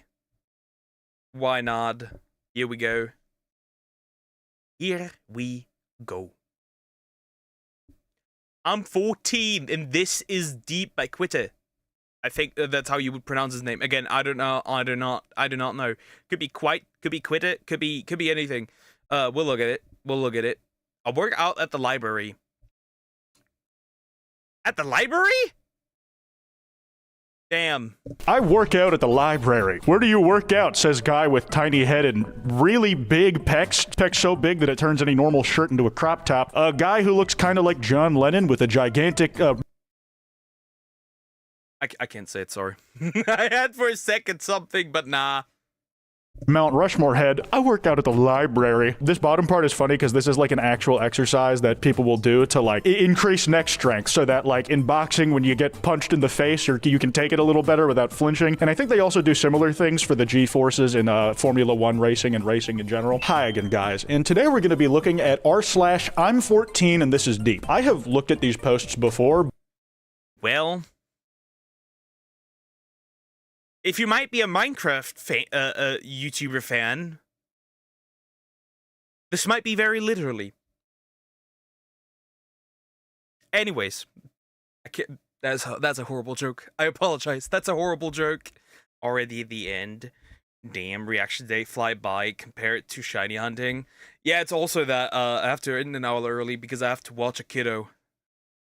But you guys might be surprised, and honestly I was too looking back, that I've never done it on this channel. It's always been in like other people's videos, and some of that was like close to a decade ago. I view YouTube as a cycle. The same subreddits will become good fodder for content in like every couple years, and I plan to exploit them on every time they're on the rise. If you enjoy this video, this card at the end will take you to another one like it. This is like the more safe for work version of David. And I kind of find it interesting. He's like the more safe for work version. Because David covers like the mom, the MILF Reddits and the weirdo Reddits and the degenerate Reddits. And be sure to drop a like and subscribe with notifications on so you never miss an upload. A lot has changed. I'm looking at posts from the last month because I want to see what has changed since the last time I actively browsed the subreddit. For one, I would petition to have the profile picture of the sub changed from Jaden Smith. You know, we all goofed and gaffed at his expense for some of the things he used to tweet back in the day, but the years having passed, I feel like a lot of his shit is like starting to resound given time. The posts themselves do not seem to have changed that much though. It's insane what people think. They call this art, but they call graffiti vandalism. I mean, they do call taping a banana onto the wall art, so at this point, does it really matter? Duck don't watch kids. I have to watch after little guy. Well, I'm gonna, I don't know, he has some toys brought along, I'm just gonna play with him. He has some Legos and stuff that's gonna fix it for like an hour. Gotta use my babysitting skills. I haven't been babysitting for a while. I at least get paid with food. So that's a good thing. I'm probably gonna get Frog on a call too, to be fair. I think we should just consider both of them art. They both have merits, right? I'll say that one of the best arguments I've ever seen for the validity of modern art is Who's Afraid of Red, Yellow, and Blue? It was a series of paintings that had like these shades of red, yellow, and blue that no one has ever been able to recreate, and the reason they would need to be recreated. I thought more so about that ad. Like, I'm red, I'm yellow, I'm a bird. That's what that reminded me of. Created is because they got vandalized by people saying it's not real art. Anything that gets like a big enough reaction out of someone that they want to go to a public display and slash them up and down with a knife because they're just pissed off that they're getting displayed at all. Art doesn't matter anymore. Nowadays it gets vandalized anyways by climate activists thinking that this would get them support. No, it just makes you hate it more. You obnoxious retards. I feel like it's proven its worth at that point. And the craftsmanship that went into getting these different like shades of red, yellow, and blue is in itself like creative effort. It's crazy good. Given I don't know exactly what this is trying to say to me, but I am looking at it trying to decipher a meaning. It is getting my brain jogging. The Silver King rejects trans and gay people. And the Silver King. That's a orthodox person.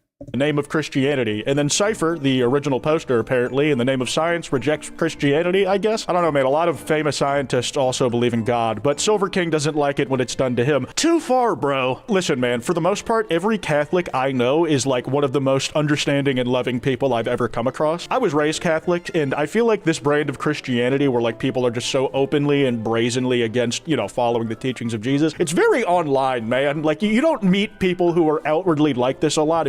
Yeah, internet atheists are sometimes kind of cringe, I must admit. The kind of cringe, especially when they try to use... They don't believe in your rules, but they try to use them against you. I'm like... Or they use stuff that is not even, like, there. Like tolerance, and I'm like, huh? That's not a Christian virtue, what do you mean? Or misinterpret it, love thy neighbor. That kind of stuff. Items burned every bridge. Donut operator did an OF as a meme where he wore an apron shirtless, where he showed his meat, steak, etc. That sounds horrible, by the way, when you say meat. Good that context was added. He cooked. He showed it, and he showed it, and then he lost it, thinking he was making fun of Anissa. Funny. Also, I see no issue making fun of Anissa. If you go outside. Now, a whole new swath of I'm 14 years old and this is deep content has been created by people who are actually in their 20s and 30s, able to express visuals for the first time because of the advent of AI. In 1980, things were normal, and also in black and white, men only dated women. They also had large nuclear families. Nowadays, men kiss men, and also they don't have kids, they have little fur babies, in place of having children that could later go on to supplant. I mean, it is very true. At least one part, that we need more nuclear families, otherwise we do be cooked out here. them. Also, people in the backgrounds of images have become even more indecipherable blobs than before. I'm gonna be honest, if 1980 was literally always stuck in a black and white filter, I'm taking 2025 every single time. Like, bro, I do not want to live under the Reagan administration. Give me a goddamn break. Also, real quick, did you know you can use code QUITE for 10% off Cheeky Soap at the first link in the description? This is like the soap brand that Charlie Moist Critical started up, and I'm gonna be honest, like, before See, I've already seen the peak of YouTuber ads. The girl thigh taste beats anything. You can throw anything at me, but nothing beats Mujin's ad for girl thigh G Fuel. Like, there's nothing that compares. Nothing compares to girl thigh G Fuel. I'm sorry. I got my hands on it, I was a little skeptical myself. But ever since they started giving me the soap for free, I've not used like any of the— Or was it Gamer Subs? I don't know. It was either Gamer Subs, G Fuel, or I don't think it was Advanced GG. I don't think they sell that. I think it was actually Gamer Subs. I think it was a girl thigh Gamer Subs, something like that. other body wash products I've used before because it covers all my bases. I think it was anime girl thighs.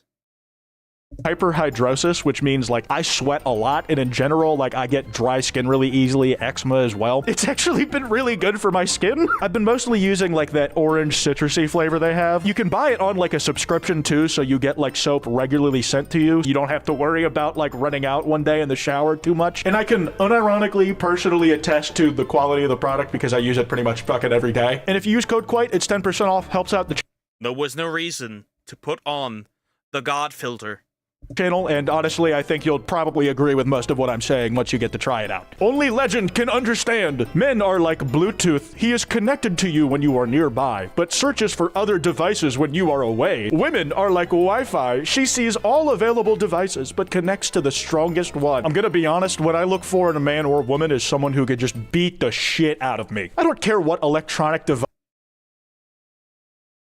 Hey, whatever people like, whatever floats your boat. If you like a good weapon, if you like to call your partner mommy or daddy, whatever. If you like that dark romance, right? Fine. But you don't want to buy gamer girl bathwater. I would not. I would buy it and drink it. Anyways. Device you feel is the most apt metaphor for you? Can you realistically fucking tear my limbs off? If so, then please hit me up. Here we have the average sad 14-year-old according to the subreddit. How I saw her before. She was the apple of your eye. The only person that you didn't have an X over the face over. You had eyes for them only, quite literally. How I see her now, she broke up with you, so now she has an X over her face. That kind of implies that you already tried doing the thing with these other two ladies, and then like it didn't work out, so you crossed them out. I've said this before, but I just have a new level of respect for no matter how cringe this art is and what the message it's portraying is. At least it was like actually drawn by a human hand. This was an actual expression of a human emotion. At least that. But I've seen people make really funny memes, right? They use what is his name? I forgot whose name. I forgot who it was. Maybe I'll find it out again. That a real person felt. It wasn't generated, and unfortunately, that's something we can't take for granted anymore. It's really a tragedy. A quote. Matt Walsh. But instead of what is a woman, they use what is art. I find it kind of funny.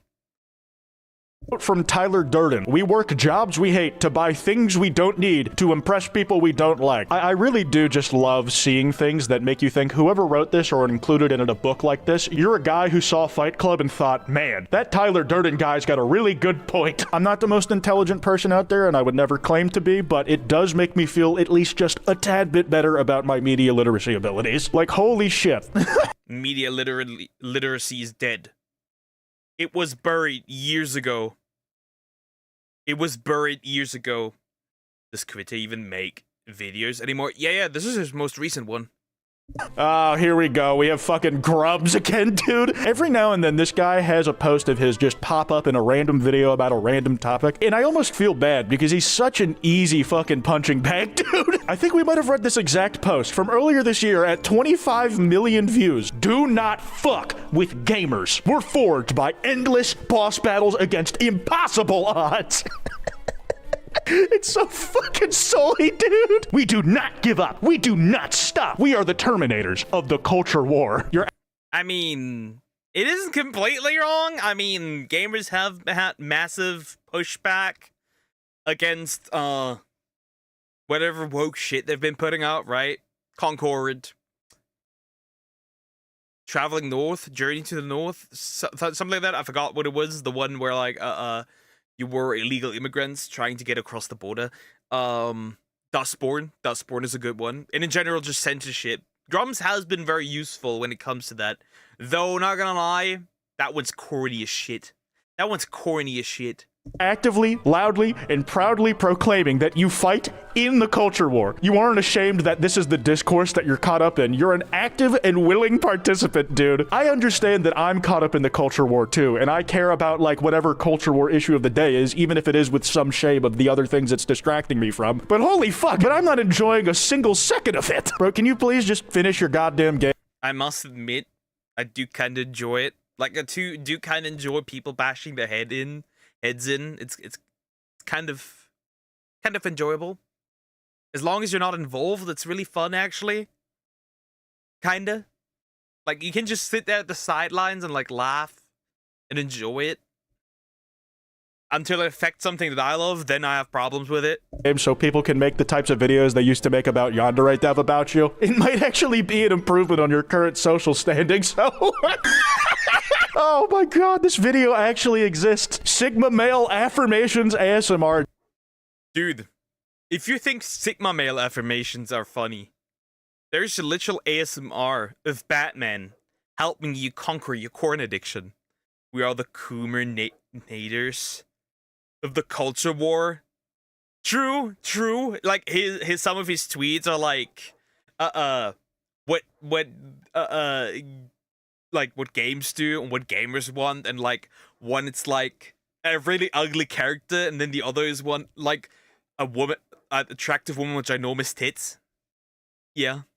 Dude, I really need to do some videos on, like, really niche ASMR because there is some funny shit out there. I just thought this one. A lonely wolf may be weaker than a lion, but a lonely wolf will never be a circus attraction. Yeah, they just might go extinct in the fucking wild and have to be reintroduced artificially by humans decades after they killed them off already. I think somebody else said it, and that's, like, where I'm getting this comparison from, but I've never really understood, like, why people choose lone wolf or the lone lion as, like, a representation of, like, them going off to do their own thing. Because notoriously, those are like some of the most social animals in the fucking wild, dude. It's always a wolf pack. It's always a pride of lions. A lion having pride is directly tied to the fact that it has other lions that it's around. Like, what the fuck are we doing, man? Did you know smoking is good for the environment because it kills human beings? I think it's good.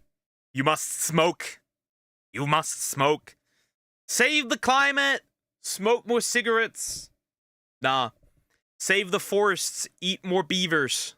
For me, because it gives me a little head rush. Not gonna lie, dude, fucking nicotine is a bastard, man. It has been so hard for me to kick that addiction, but going on over a month strong, clean from that shit, we're still having a little nicotine gum here and there. The cravings are beating the fuck out of me, but I am making progress, thankfully. Only few will understand. When having meal at restaurant, sir, $200 bill, keep $300. A 50% tip on top, that's pretty good, man. That's pretty generous. When buying from farmer, sir, $200 bill. Why $200? I only give $150. I mean, I'm pretty sure it's because at the top one, you're having a luxury at a nice restaurant, so you're tipping for the premium service. At the bottom one, you're eating in a way where, like, it's pure necessity. Keep it at $100 or $300. I'm gonna be honest, I don't really understand this one in its entirety. I can try and discern the smoke signal. I think tips in general are stupid, but that's a conversation for another day.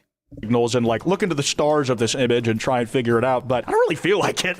This is reality. I'm gonna be honest, I'm not sure that it is. It's outlining several concepts that I don't really think align with reality at all. Karma is you get what you give, and I mean in some circumstances, yeah, if you throw trash on other people's shit, then like you might get trash thrown on you. Sure, you can believe in karma as like a necessity for keeping sane, but like good people have terrible things happen to them all the time. We know this. Social like good people experiencing tremendous shit, right?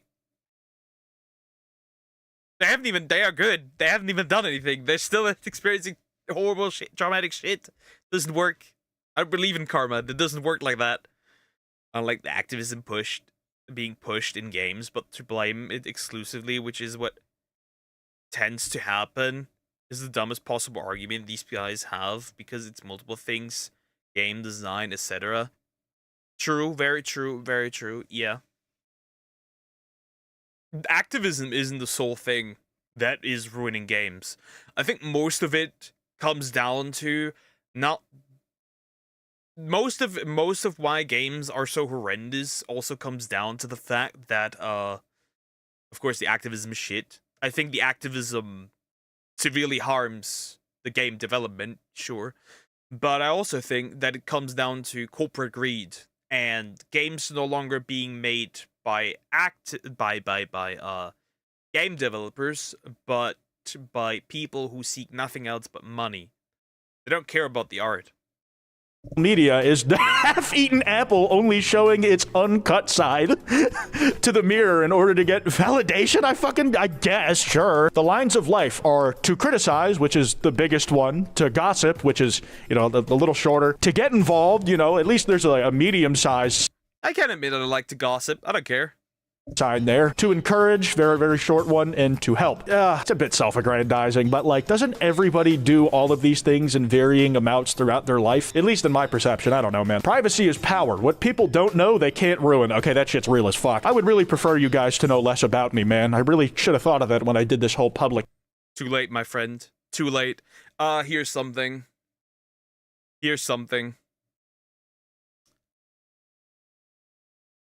Whether you keep shut about like your private life or not, doesn't matter.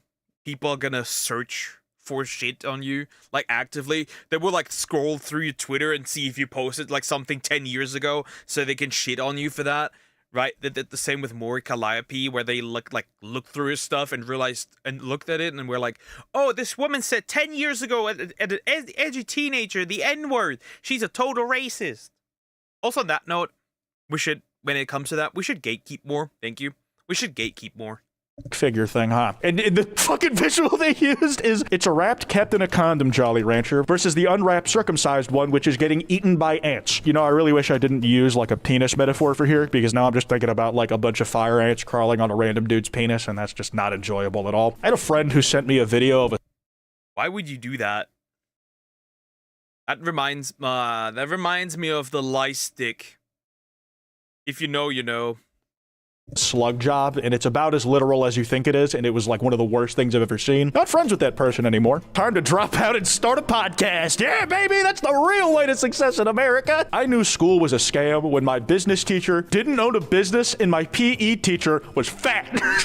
I mean, I've always found things like this to be a little silly. The ability to build a business is not the same skill as teaching someone else how to build a business. Some people who are successful in certain fields are fucking terrible at conveying those lessons that got them there to others. And we say this all the time, failure can teach you just as much as success can. So like, what if your like PE teacher is fat and is telling you, don't be like me, start stretching and working out when you're young, because you will not want to be trapped in a body that you didn't do that with when you're my age. Or a business teacher who tried to do a startup but failed at it and can tell you some of the earliest mistakes they made that you can avoid. Learning from your own failure can be just as valuable as learning from other people.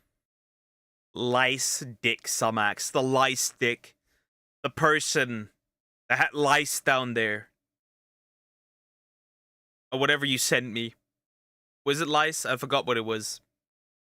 But the thing you sent me, woman. People's failure, and none of this is funny. Why the fuck am I doing? A prostitute once a week is cheaper than a wife for life. Wow. Nah. But then you get chlamydia or some other kind of STD, so I don't know if that was worth it. No, it's probably not worth it, because the medical bills are going to be worse. Ow, I can't find a flaw in his logic. Was the original tone of this scene sarcastic, or is this even like a scene in the Also, the prostitute doesn't cook for you. show that it's from? Or is it just one of those, like, fucking shittily edited captions? Let's just assume it's real. The main But then again, I would cook, so it doesn't matter. difference here is, if you want a wife for life, that probably means you want significantly different things than a prostitute could provide you. If you're just trying to fuck on a regular basis, then sure, man, I guess, go do that. If you You could just also just get a gay homie. That solves the problem too. Dress him up as a woman, problem solved.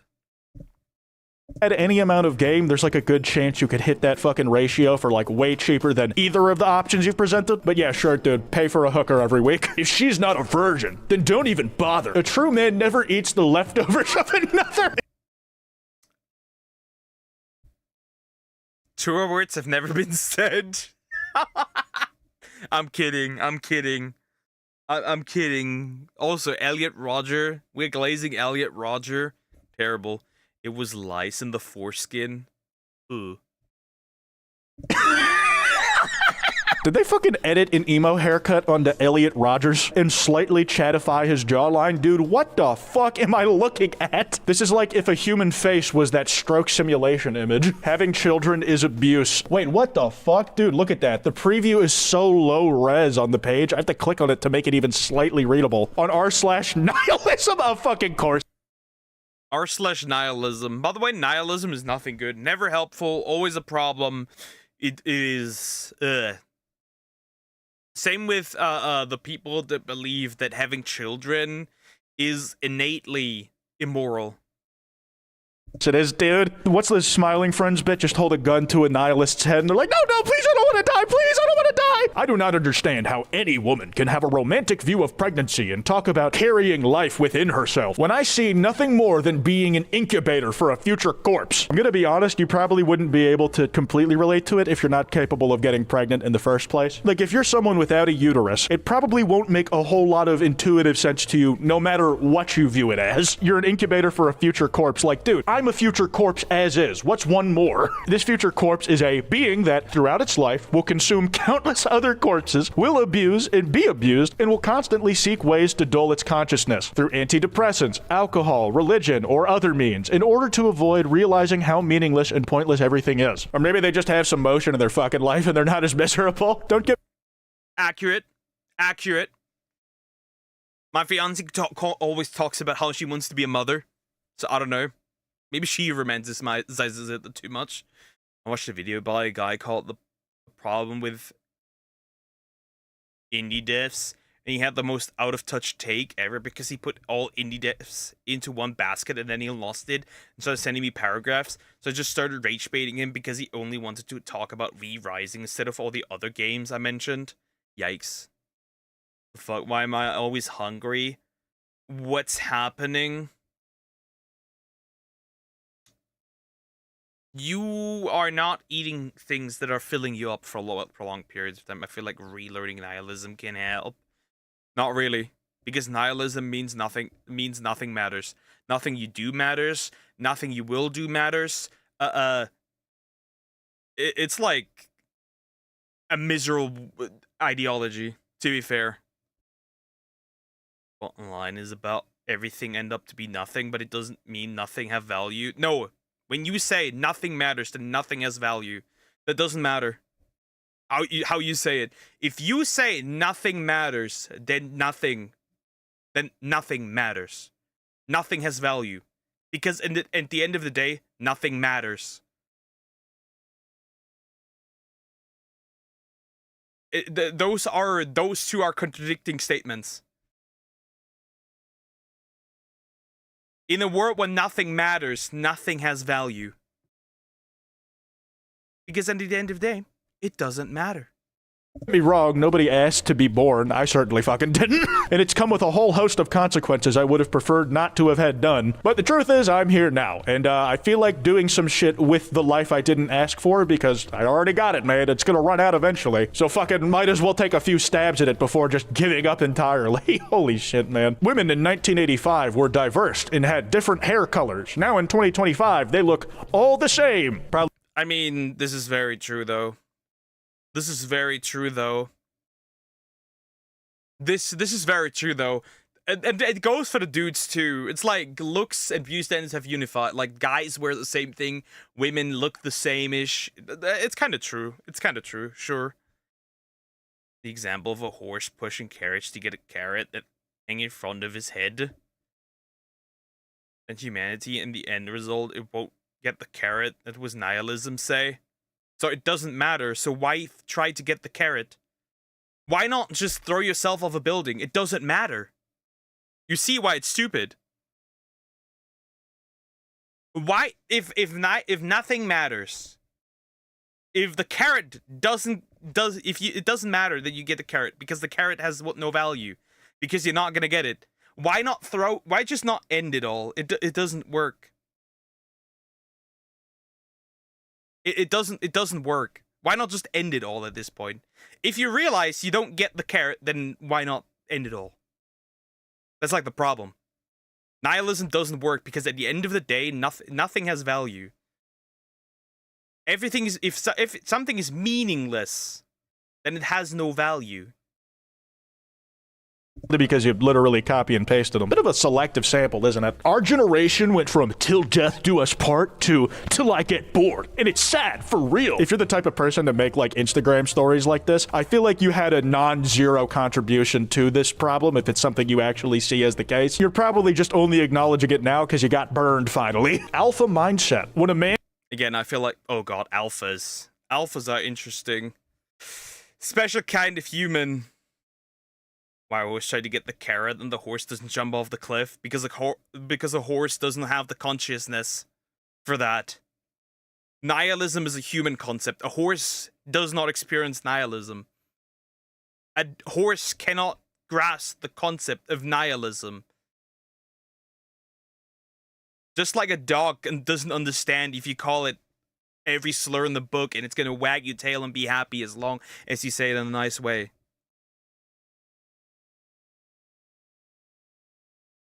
Nihilism, if I get it right, saying this goal is not reachable. No, nihilism says nothing matters. It is meaningless. That's what nihilism says. Nihilism doesn't say the goal is unreachable. And loses the illusion of wanting to be loved. He becomes a beast that cannot be conquered. Dude, if you want to like imagine two oily buff dudes like staring down at each other, just make them make out already, dude. Like you're one step away from this shit. Just commit, dude. It's so fucking pathetic like watching you not go all the way. Go read some goddamn BL, bro. Go fucking Fujo out. Why are you being such a coward about it? Few will understand this. Under dark humor, you don't find grass on busy streets. I'll come back with more fact. This makes absolutely no fucking sense to me. And because I don't know what subreddit this is from, I can't even begin to intuit it. Sure, dude, I guess you don't. Oh man, feel his pain. Broken things are repaired with gold in Japan. I believe this is called kitsugi. I'm probably pronouncing that wrong, but I always thought that the products of it were quite beautiful. Me in Japan, and That's very deep. You're gonna turn golden. Hi dear, by the way, how you doing? Hope you're doing good. Becomes a beast that cannot be conquered. True and real. Why humans prefer pick a religion, not jumping the roof, because humans, it is in human nature to desire purpose. That is why. That's why nihilism doesn't work, because it's in human nature to desire purpose, and people that are nihilistic are just people that gave up. It's just a coping mechanism to give up. That's the same with like people saying that they say I don't know, people saying that they don't need a relationship, but they don't need a partner. That's just coped. You're actually just you're saying that basically you're just coping. You're saying I gave up. I have given up. I'm not It's not that I'm picked. No, I'm not picking. It's like I'm unpicked. It's just cope. Good night. Got take the dogs out. Take care. Take care, Cricket. If you're in stream, you should listen to it. Mark's song after this. Quit the video to get away from the nihilism talk. Yeah, I can do that, sure. Because all of me is broken. I must be entirely remade out of gold. Oh, you look like one of those fucking things the High Evolutionary made in Guardians 3. Adam Warlock, they're on the fucking payload. Stop goofing around and being sad on Twitter and start fucking healing. Not healing yourself. I need you to be, like, focused on the Iron Man who's about to get shot out of the sky, please. I don't know. I listen to a lot of Charlie XCX. No, you don't, because you put an E on the end of Charlie. Haha, that's cool. I listen to XXX Tentacion. It's just, women have done me wrong all my life. Okay, there's no way this is unironic. This dude has to be doing a fucking bit. Keep ignoring me, I'll remember. Sends a the LeBron Bart Simpson ass drawing with fuck love. Peak. Absolute peak. Glove under it, man. Just drew this right now. He's literally doing the exact caption LeBron did. This is absolutely a joke. And whoever executed it, fucking flawless. 9 out of 10 at the very least. I could give it a perfect score if the Bart Simpson drawing was just slightly shittier and you used ellipses like maybe 2 or 3 times less than you did. I didn't believe in the existence of femcells until I stumbled upon this shit. Boy, femcells do not exist. They cannot exist. They are physically impossible to exist. See, what could exist, if you want to redefine the term femcell, what could exist is a woman who can only get sex, but nobody wants to marry. That is technically the only thing that could work here. Boys can't love ugly girls, but girls can love ugly boys. I feel like you're like just talking in absolutes, bro. Like you got like some Sith Lord shit going on. Oh, dude, this is a classic. Only a Sith deals in absolutes. One. We have to end on this. Okay, it's girl and boy alternating, and it starts with girl. I'm not going to read the subtitle every single time. Girl says, finally, a day like this. And boy says, will you ever leave me? Not even for a second. Do you love me? Yes, every single time. Will you ever hurt me? No, I will not. Will you marry me? Yes. Jasmine. Now read it backwards. And me after reading it backwards, oh no, dude, I'm going to have my heart broken by this story, aren't I? Jasmine. Yes. Will you marry me? No, we just fucking met. Will you ever hurt me? Yes, every single time. Do you love me? Not even for a second, winky smiley face. Will you ever leave me? Finally, a day like this. So deep. My heart's broken, guys. Dude, you just went up to a girl who was like, will you marry me? And expected her to say yes off the bat. Dude, my heart's broken. Like, literally, I have high cholesterol. My heart doesn't function properly. Oh, man, that's all I got. I'm really sad I didn't do this subreddit sooner. This is low-key a classic, and I've had a lot of fun looking through the posts. If you enjoyed that card I mentioned on screen, should be on there now. And be sure to drop a like and subscribe with the... Anyways. Yeah. I feel like Minecraft YouTuber fans can still talk more about what's when they're 14 that something is deep. Anyways, like and subscribe. All right. Okay, we're gonna. I picked one out. I picked the Dan Clancy one. I picked the Dan Clancy one.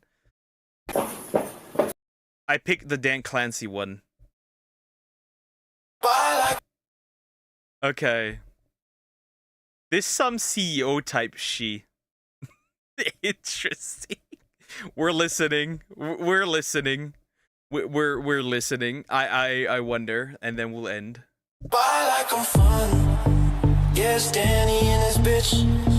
It's my platform, baby. Come stream on Twitch. I like I'm crazy. Yeah, Danny fucking rich. Girls don't be lazy. Put some energy in that clip. Go buy a hot tub. Strip down. Shawty lose the fit. And Danny. Croc, hi Croc, how you doing? Hope you're doing good. Bro, that's the hot tubs have been mentioned. 60, but still want some off that drip. Don't worry about safety. Twitch calling you wild and free. These baddies chase me, but don't bring security. True, don't bring security. Not that it really matters. I mean, this is at the end of the day Twitch. Poke, you have my video to watch. I have to watch it tomorrow because I need to end. I'm already being called.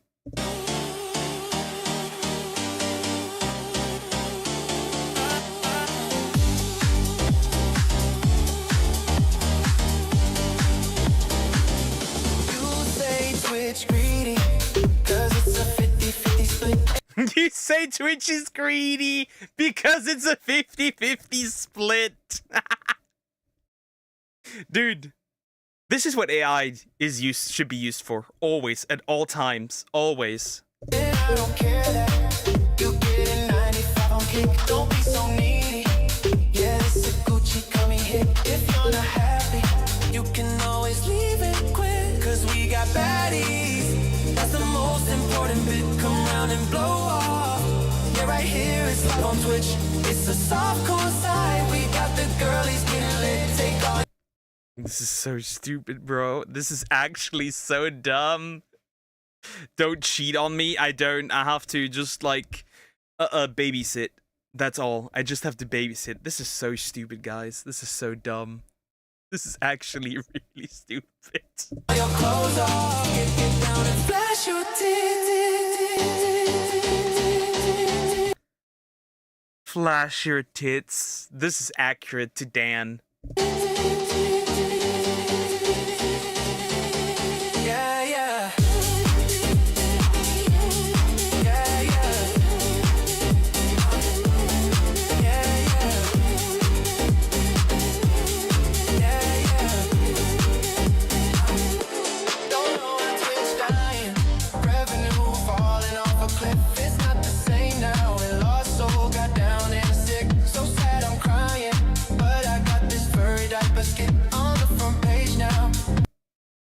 Wait, he mentions the furry? Wait, he mentioned the furry. He mentioned the furry on the front page, right? The diaper furry. Yeah, there's some CEO type shit. My life a movie. TwitchCon was off the grid. I'ma watch some streams now.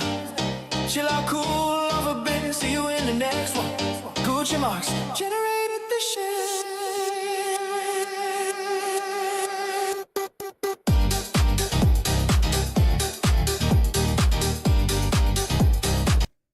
This should be his anthem. Next time he walks somewhere in, this should be his anthem. Crazy. That's funny. Okay, I'll keep that. I think I need to sub to this channel. I need to. This is absolute cinema. All right, guys, I gotta go.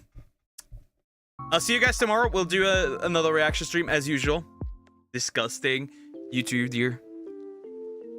Because you are not cleaning your bed, you got to listen. Shock my dog. I can't stop. Next stream I have to. But yeah, I gotta go. Have a good day or night. I'll see you tomorrow. I will now be babysitting for the first time in probably like 2 years or so. Take it, guys. Bye bye.